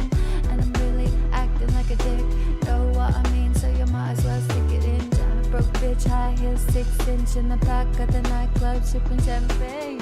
I don't trust any of these bitches I'm with in the back of the taxi, sniffing cocaine. Drunk calls, drunk texts, drunk tears, drunk sex. Look at my man, it's on the same page. Now it's back to the intro, back to the bar, to the Bentley, to the hotel, to my old ways. Cause I don't wanna feel how I did last night. I don't wanna feel how I did last night. Doctor, doctor, anything please. Doctor, doctor, have mercy on me. Take this pain away, asking me my symptoms. Doctor, doctor, I don't wanna feel, I don't wanna feel like I did last night. I don't wanna feel like I felt last night. Be at peace with the things you can't change. I'll be naked when I leave, I was naked when I came. Out of reach, out of touch, too numb, I don't feel no way. Toast up, so what? Small street, but it goes both ways. So you run, yeah, but you'll never escape. Sunset in the maze, you're asking me my substance. I don't wanna feel how I did last night. I don't wanna feel how I did last night. Doctor, doctor, anything please. Doctor, doctor, have mercy on me. You're asking me my symptoms. Doctor, I don't wanna feel, I don't wanna feel how I did last night. I don't wanna feel how I did last night. I don't wanna feel how I did last night.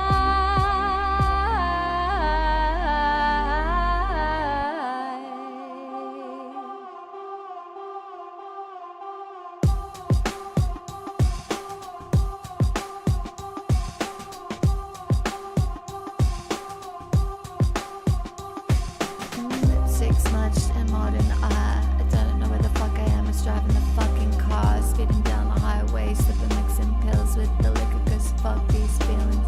Left everyone on red, spilling secrets to the stranger in my bed. I remember nothing, so there's nothing to regret, other than this 4/4 kick drum pounding in my head.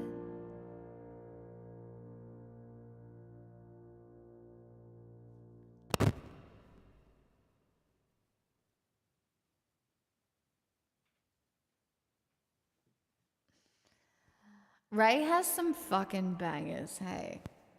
Look, that will get better. It's hard. That one, it's hard because it's a lot of words. And I'm a little tipsy. That's all. Pixel, we don't have to growl. I think she's just annoyed because she's like, Mum, usually we're in bed by now. And you are still at the fucking desk. Why are you still at the fucking desk? Answer me that. Oh my God, you're still on? Daylight savings, Louis. Daylight fucking savings. And I started late. So we're out here fighting.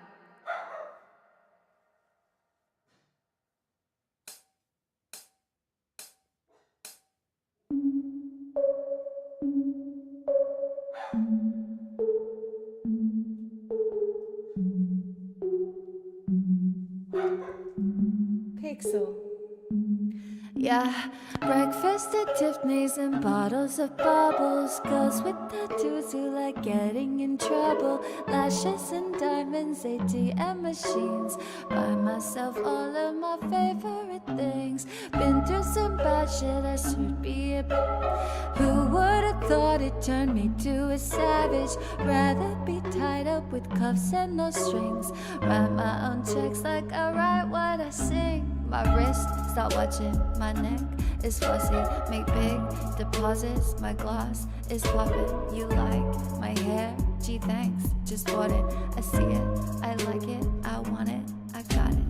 I want it, I got it, I want it, I got it. I want it, I got it, I want it, I got it. You like my hair? Gee, thanks, just bought it. I see it, I like it, I want it, I got it.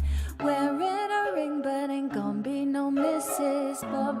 in diamonds to 6 of my bitches. I'd rather spoil all my friends with my riches. Think retail therapy my new addiction. Whoever said money can't solve your problems must not have had enough money to solve them. They say which one I want all of them. Happiness is the same price as red bottoms. My smile is beaming, my skin is gleaming. The way it shine, I know you seen it. I bought a crib just for the closet, both his and hers. I want it, I got it. I want it, I got it. I want it, I got it. I want it, I got it. I want it, I got it. You like my hair? Gee, thanks. Just bought it. I see it, I like it. I want it, I got it. Yeah, my receipts be like a. Hold on. I forgot this bit. Hold on. I see it, I like it, I want it, I got. Yeah, my receipts be looking like phone numbers. If it ain't money, then wrong number. Back card is my business card. The way it be said in the tone for me. I don't mean to brag, but I be like, put it in the bag. Yeah, when you see them rags, they sticked up like my ass. Yeah, come from the start of the booth, make it all back in one loop. Give me the loot, never mind, I got the juice. Nothing but now when we shoot. Look at my neck, look at my jet. Ain't no money, no one no respect. Ain't no budget when I'm on the set. If I like it, then that's what I get. I got it, I want it, I got it, I want it, I got it. You like my hair? Gee, thanks, just bought it. I see it, I like it, I want it, I got it.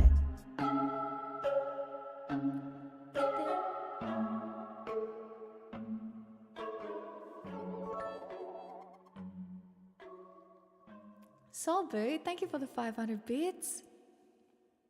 I am very grateful. Thank you.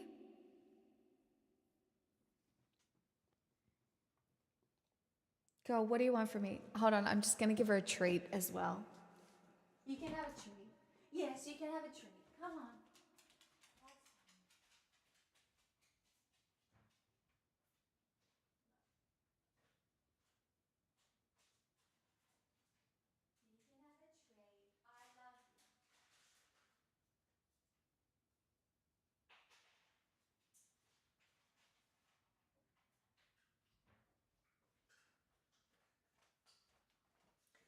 I don't know if that's gonna satiate her, but where's my treat for being an amazing ally? I'm all out.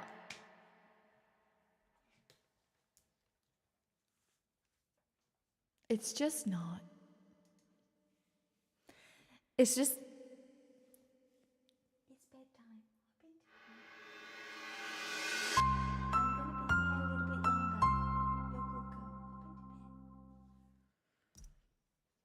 I haven't done this one in a very long time, you guys. When I'm away from you, I'm happier than ever. Wish I could explain it better. I wish it wasn't true.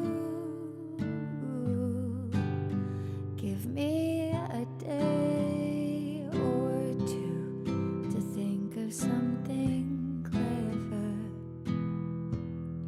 to write myself a letter, to tell me what to do.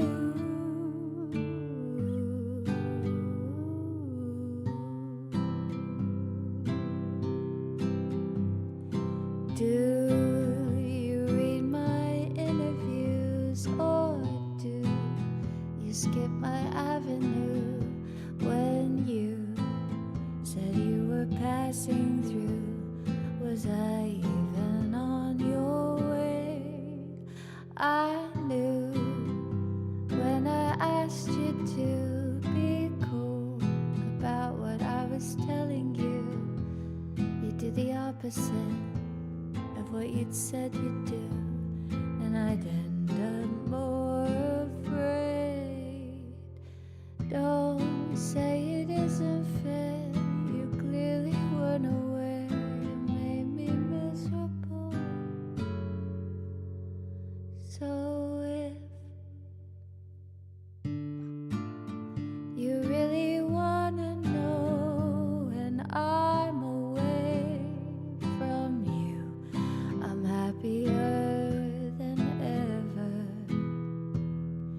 wish I could explain it better. I wish it wasn't true.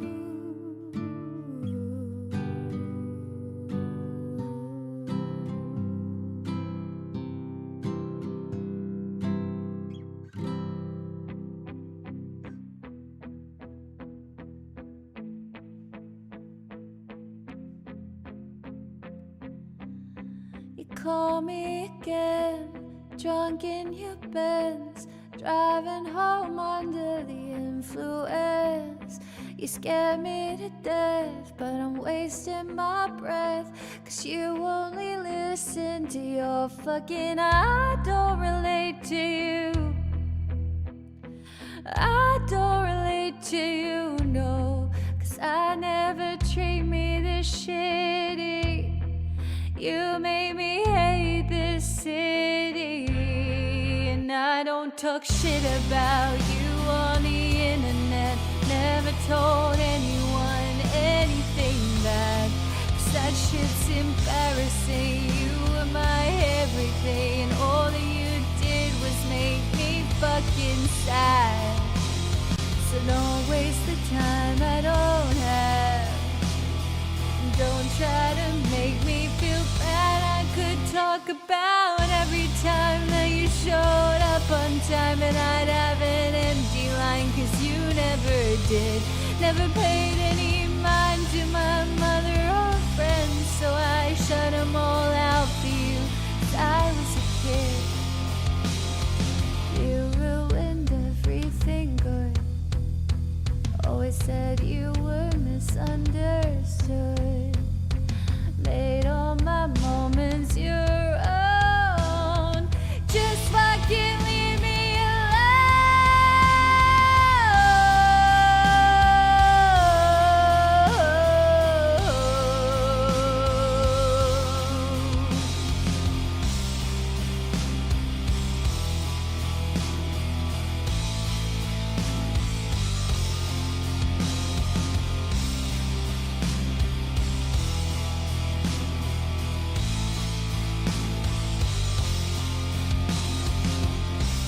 I wish I knew what Pixel was doing.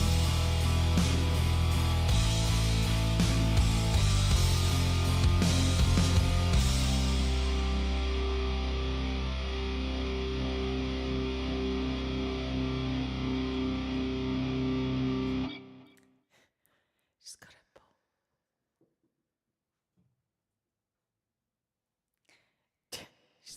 She's running around with her ball. Aww. Come on up to the house.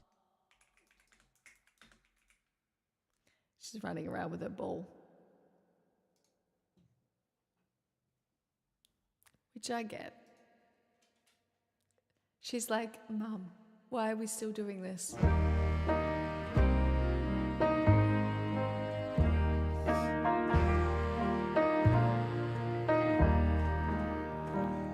Well, the moon is broken and the sky is cracked. Come on up to that. The only things you can see is all that you lack. Come on up to the house. All your crying don't do no good. Come on up to the house.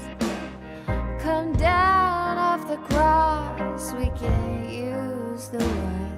You gotta come on up to the house. Come on up to the house. Come on up to the house. The world is not my home. I'm just passing through. You gotta come on up to the house.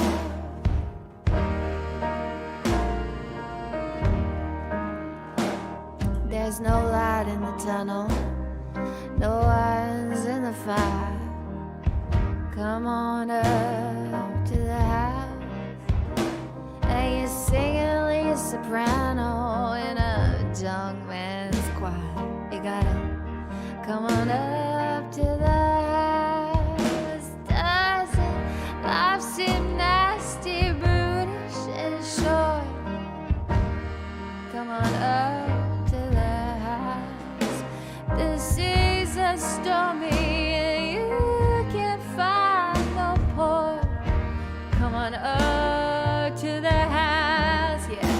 gotta come on up to the house. Come on up to the house. The world is not my home. I'm just a passing through. You gotta come on up to the house. Yeah.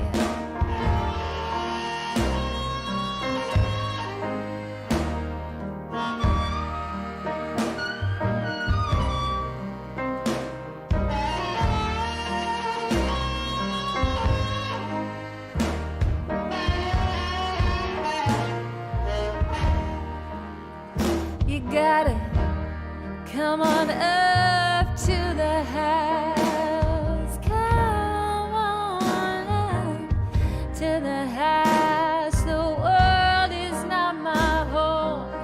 I'm just passing through. You gotta come on up to the house. There's nothing in this world that you can't do. You gotta come on up to the house, and you'll be whipped by the forces that are inside of you. You gotta come on up to the house. Well, you're high on top of your mountain of woe. Gotta come on up to the house. Well, you know you should surrender, but you can't let it go. You gotta come on up to the house. Gotta come on up to the house. Gotta come on up to the house. The world is not my home. I'm just passing through. You gotta come on up to the house. Gotta come on up to the house. You gotta come on up to the house. Oh, yeah.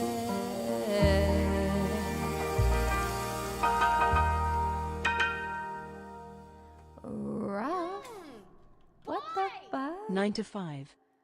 Thank you for the 4 months and a sneaky tier 3. And Warlock, look at you just giving Soul Boot a request as well. Soul Boot, I might have sung this for you as well. Thank you for the bits.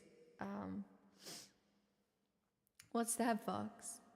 Oh, please delete.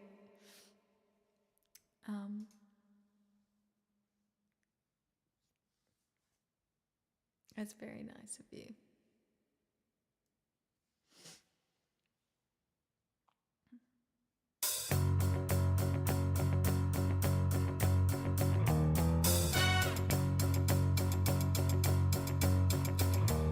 I tumble out of bed and stumble in the kitchen, pour myself a cup of ambition, yawn and stretch and try to come to life. Jump in the shower and the blood starts pumping. Out on the street, the traffic starts jumping, and folks like me on the job from 9 to 5. Working 9 to 5, what a way to make a living. Barely getting by, it's all taking and no giving. They just use your mind and they never give you credit. It's enough to drive you crazy if you let it.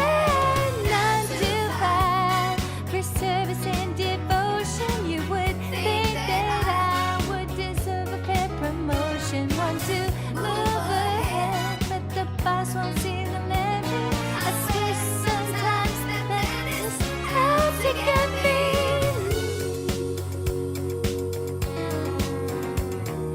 Delay your dream just to watch him shatter. You just to step on the boss man's ladder, but you got dreams he'll never take away. In the same boat with a lot of your friends, waiting on the day your ship will come in and the tide's gonna turn and it's all gonna roll you away. Working 9 to 5, what a way to make a living. Barely getting by, it's all taking and no giving. They just use your mind and you never get the credit. It's enough to drive you crazy if you let it. 9 to 5, yeah, they got you where they want you.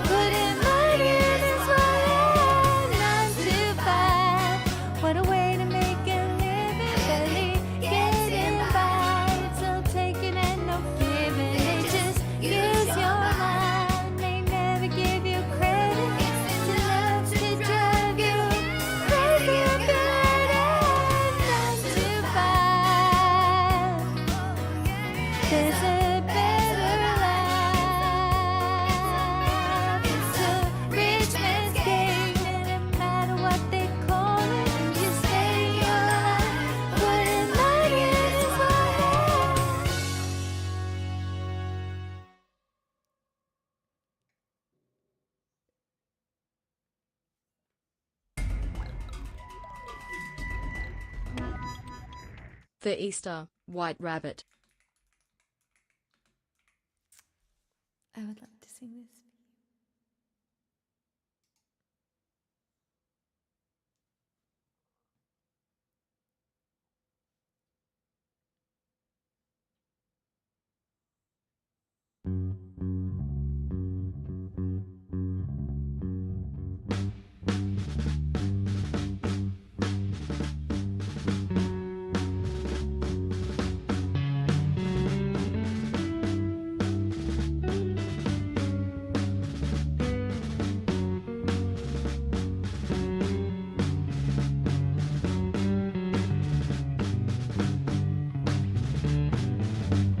One pill makes you larger, and one pill makes you small.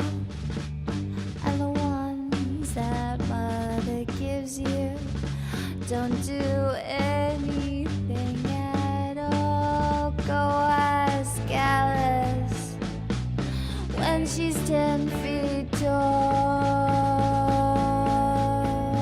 And if you go chasing rabbits and you know you're going to fall, tell him a hookah smoking caterpillar has given you the call. You call Alice when she was just small.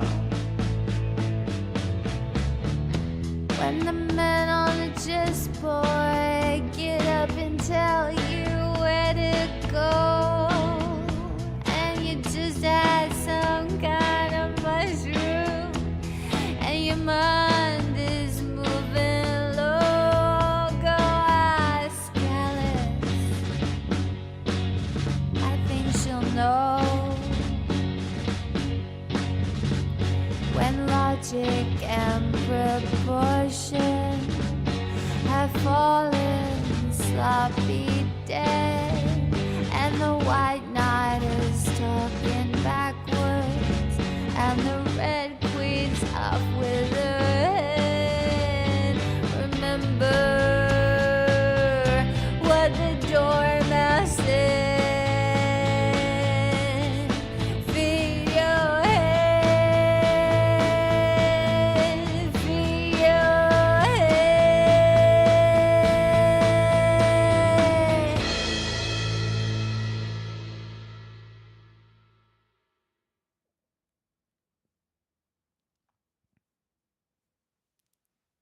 Thanks for Foggies. That was fun.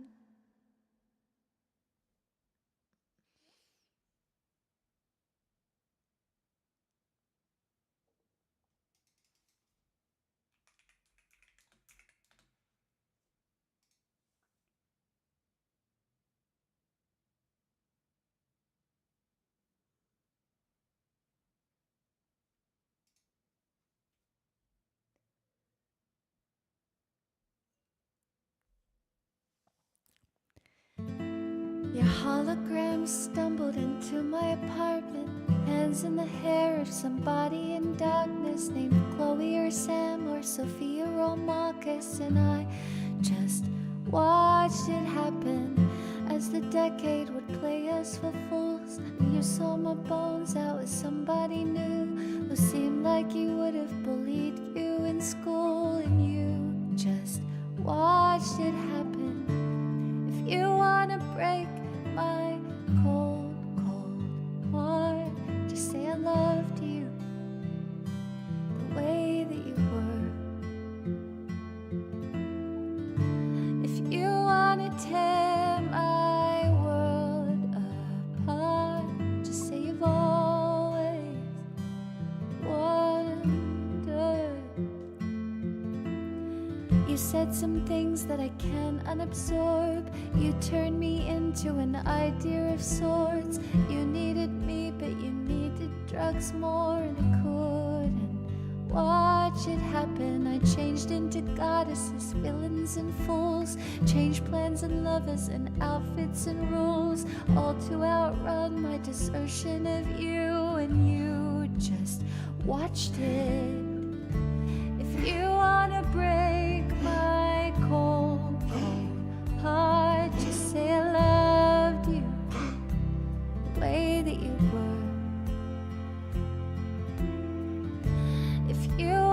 tear my world apart, just you've always wondered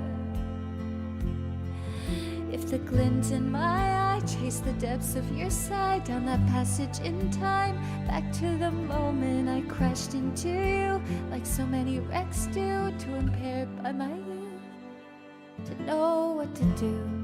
So if I sell my apartment and you have some kids with an internet starlet, will that make your memory fade from the scarlet maroon? Like it never happened? Could it be enough just to float in your orbit? Could we watch our phantoms like watching wild horses? Cooler in theory, but not if you force it to be. It just didn't happen. So if you wanna break my cold, cold heart, say you loved me.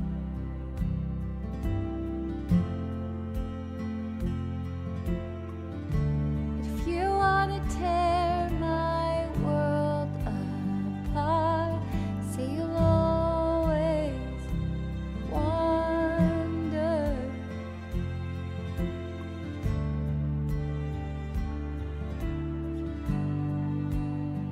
'Cause I wonder.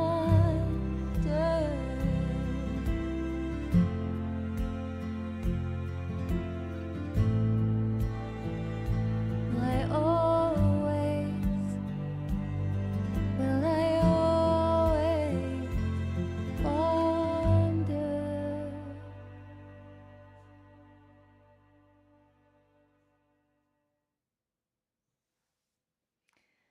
These might have to be my last couple because Pixel has had enough. No. No. I really hope she understands that word, but she probably fucking doesn't.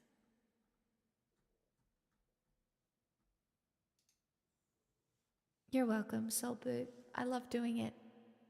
I feel very grateful to do it. What do you mean?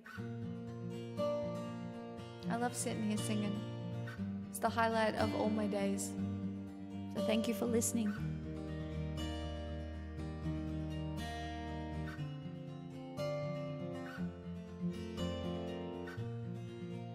Make sure nobody sees you leave.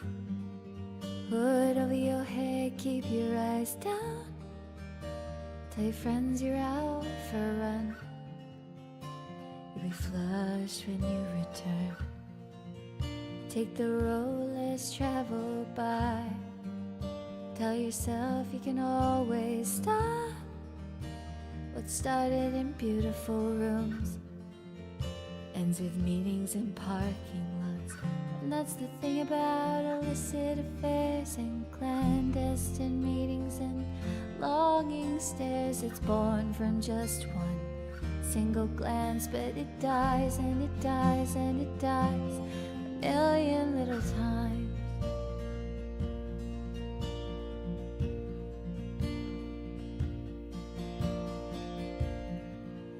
Leave the perfume on the shelf that you picked out just for him, so you leave no trace behind, like you don't even exist.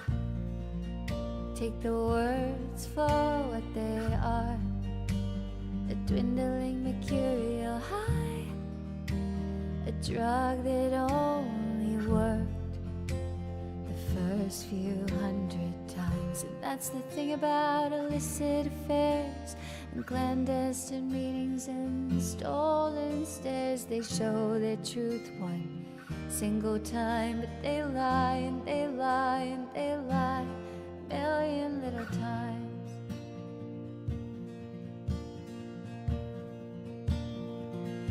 And you wanna scream, don't call me kid, don't call me baby. Look at this godforsaken mess that you made me. You show me colors you know I can't see with anyone else. Don't call me kid, don't call me baby. Look at this idiotic fool that you made me. You taught me a secret language I I can't speak with anyone else. And you know damn well, for you I would ruin myself a million little times.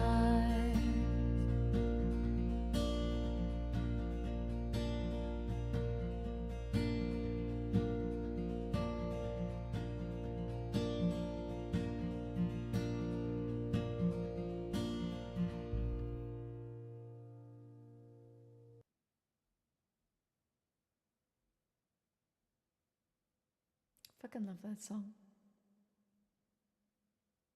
That song at the Eras tour was the highlight for me.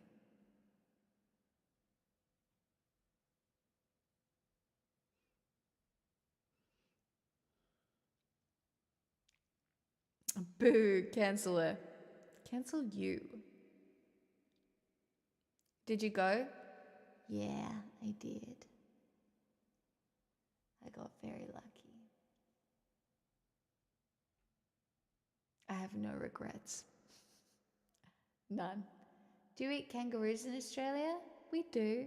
I don't, really. But more than once.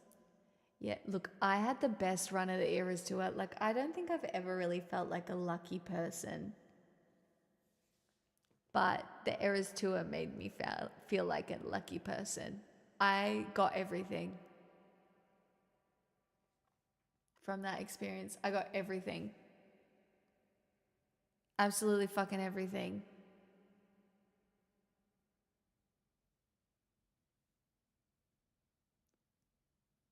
I don't know.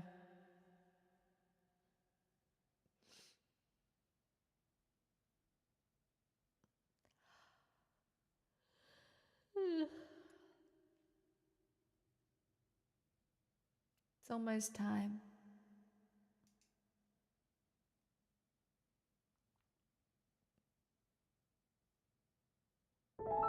Great.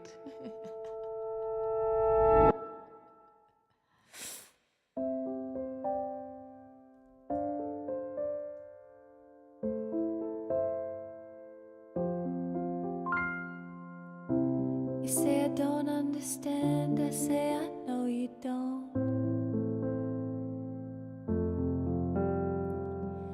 We thought a cure would come through in time, now I fear it won't. Remember looking at this room, we loved it 'cause of the light. Now I just sit in the dark and wonder if it's time. Do I throw out everything we built or keep it? I'm getting tired even for a phoenix, always rising from the ashes, mending all her gashes. You might just have dealt the final blow. Stop, you're losing me. Stop, you're losing me. Stop, you're losing me. I can't find a pulse, my heart won't start anymore for you. 'Cause you're losing me.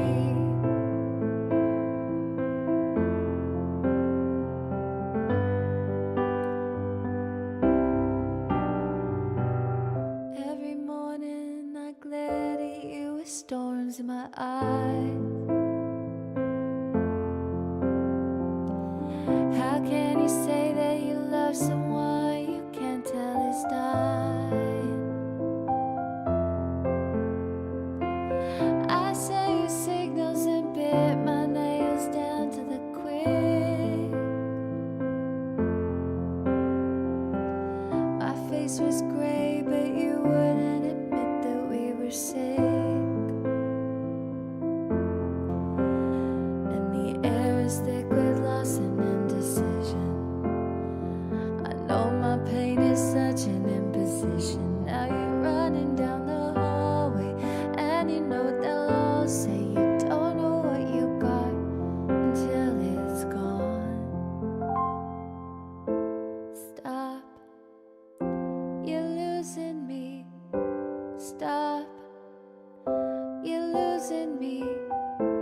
stop.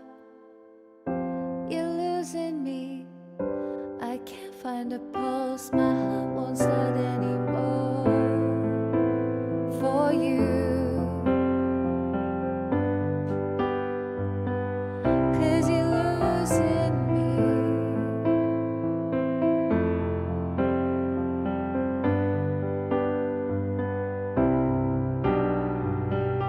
My heart won't start anymore.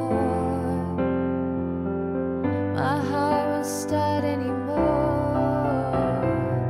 How long could we be a sad song till we were too far gone to bring it back to life? I gave you all my best me's, my endless empathy, and all I did was bleed as I tried to be the bravest soldier fighting in only your army.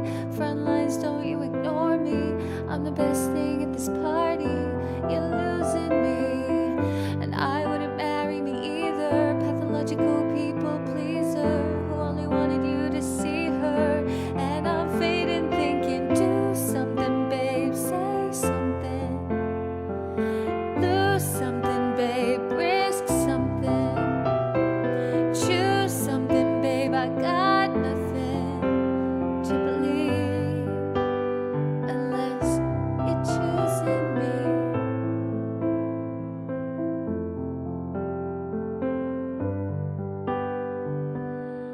You're losing me.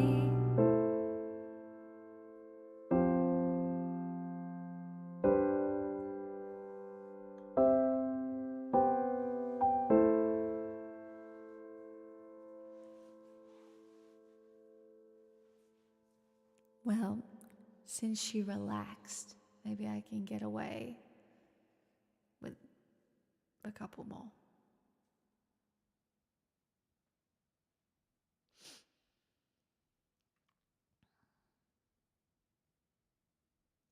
I don't want anything too hectic though, so no request if it's going to be hectic. Other than that, I'm probably just going to sing Taylor Swift. I don't know, I'm in a Taylor Swift mood.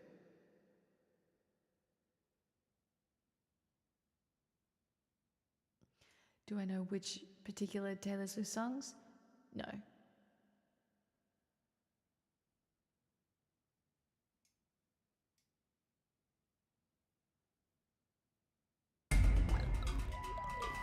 Oh, I can do that, yes. The Burb song?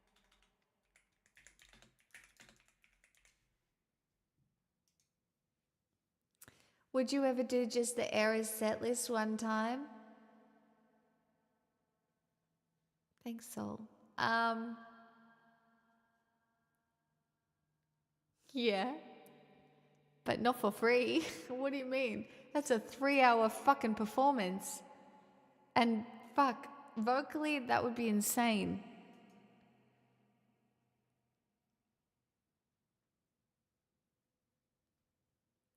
But that could be kind of fun.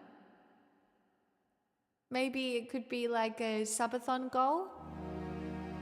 Well, each day to the steps of St. Paul, the little old bird woman comes in her own special way to the people she calls. Come by my bags full of crumbs.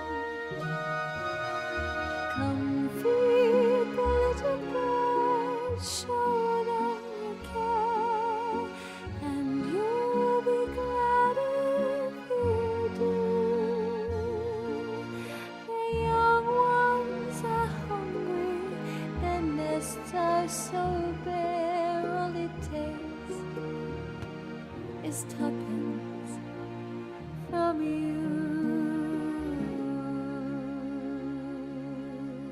Feed the birds, tuppence a bag, tuppence, tuppence, tuppence a bag. Feed the birds, that's what she cries, while overhead her birds fill the skies.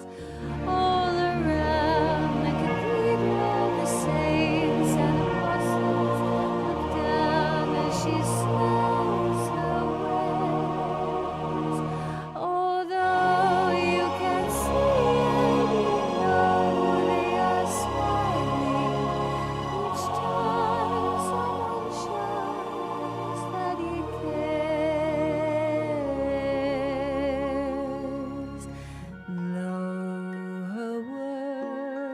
are simple and few.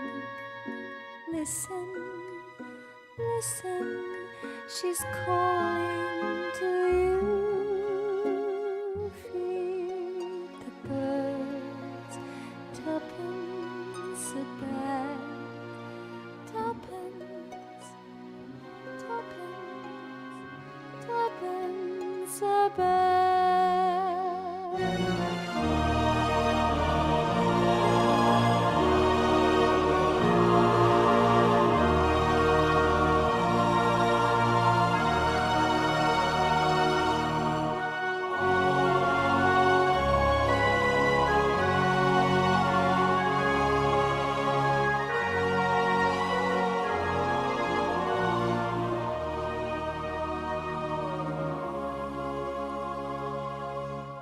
Though her words are simple and few, listen, listen, she's calling to you.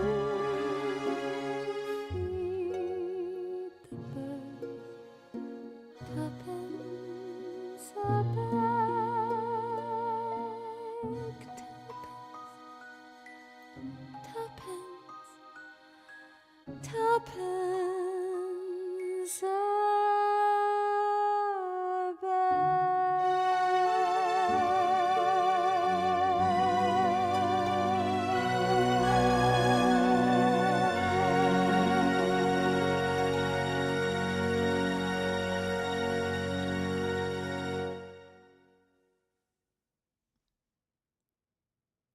Thanks, Poggy. So on a subathon, we have make it a goal and then chat as to vote towards eras to a reenactment or Alien Isolation. Immediately, no. I don't want to play Alien Isolation again. My nervous system can't take it. I don't want that in my life. Like, I don't need my nervous system fucked up like that. Alright? Clavicular sucks, but he is on to one thing. And that is, I just don't know if I need to spike my cortisol in that way. You know, I just don't need to. I don't need to spike my cortisol. All right? I'm a happy girl. My cortisol is kicking along. I know the reverb is on. I'm not done singing. But there were no Taylor Swift songs available immediately to click because we've moved on. And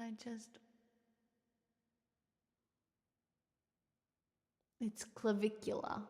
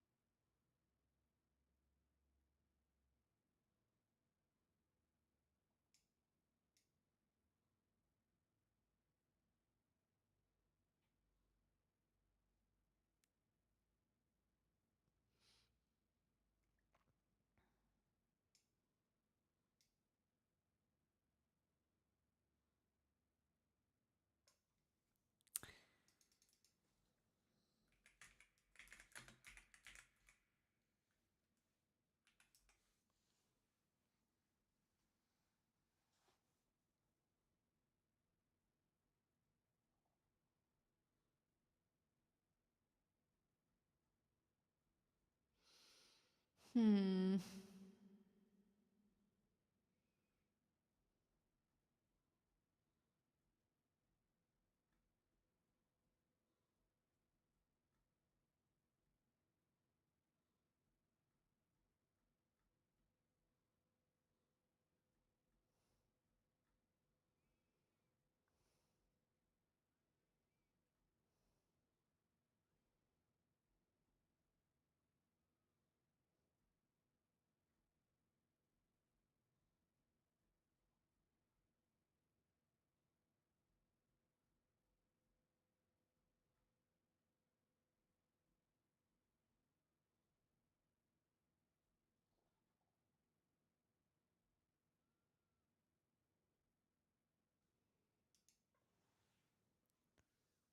Night, great. This is my last song, chat. Definitely my last one now.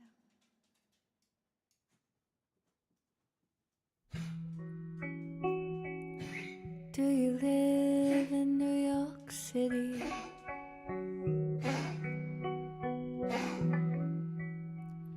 Or a couple towns away? Wherever you are, I'd jump in my car just to see you today.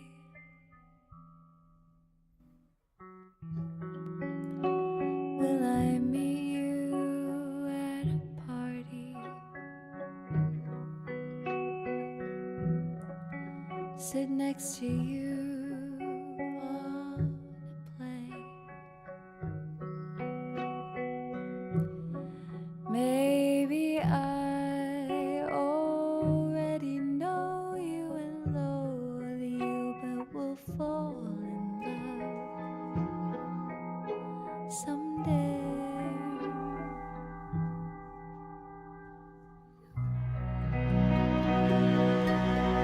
Dear soulmate,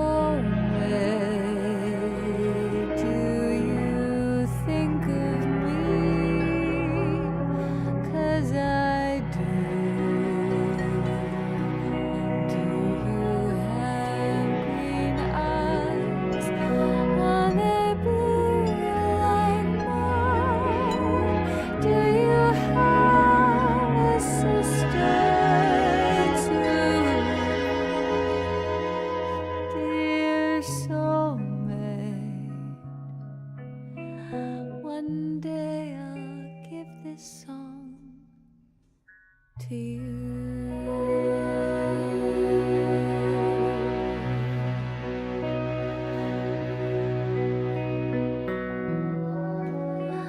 Will we climb up to the mountain? Camp in a little tent. When the bears come at night, will you put up a fight, or will you hide with me and my flashlight?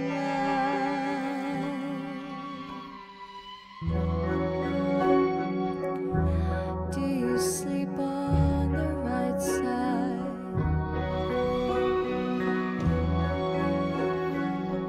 'Cause I prefer the left. Will you make me buttered toast?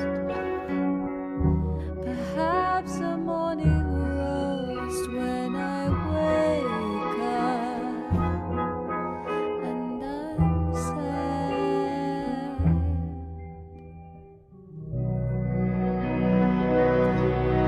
Dear soulmate, do you think of me? 'Cause I do. Do you have green eyes? Are they blue like mine? Do you have a sister too?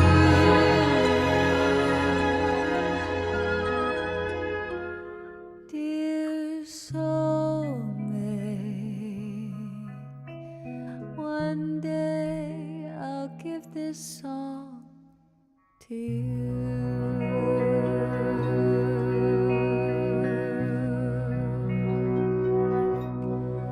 Dear soulmate, I can't wait to fall in love with you.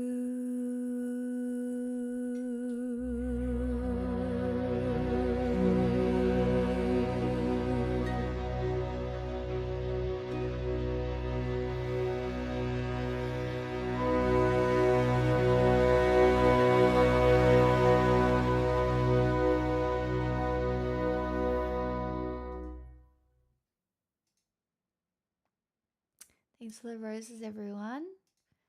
Hope everybody has had a relatively nice Easter.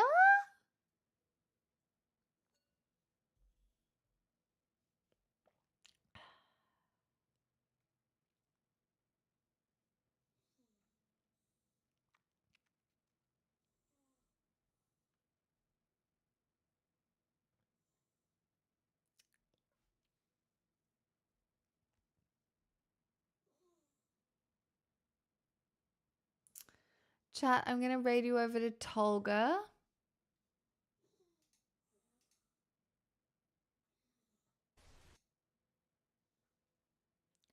Because Pixel has had enough.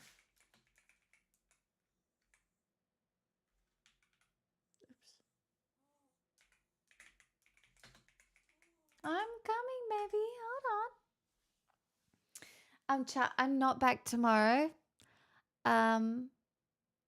Yeah, favorite singer at this point, but for mine, sending music, I'm on a new anti-anxiety man. I'm able to enjoy your stream again. Oh, that's so nice. Echo Bass, welcome back.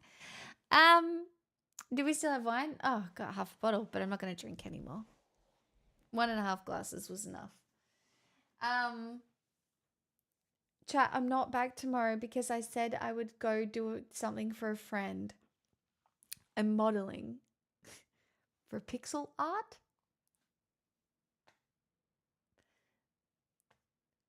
I don't know what I'm doing. Anyway, I'm not here tomorrow because I'm doing that. I'm doing something to do with the game. I don't know. I do not know what I am doing. I am doing something.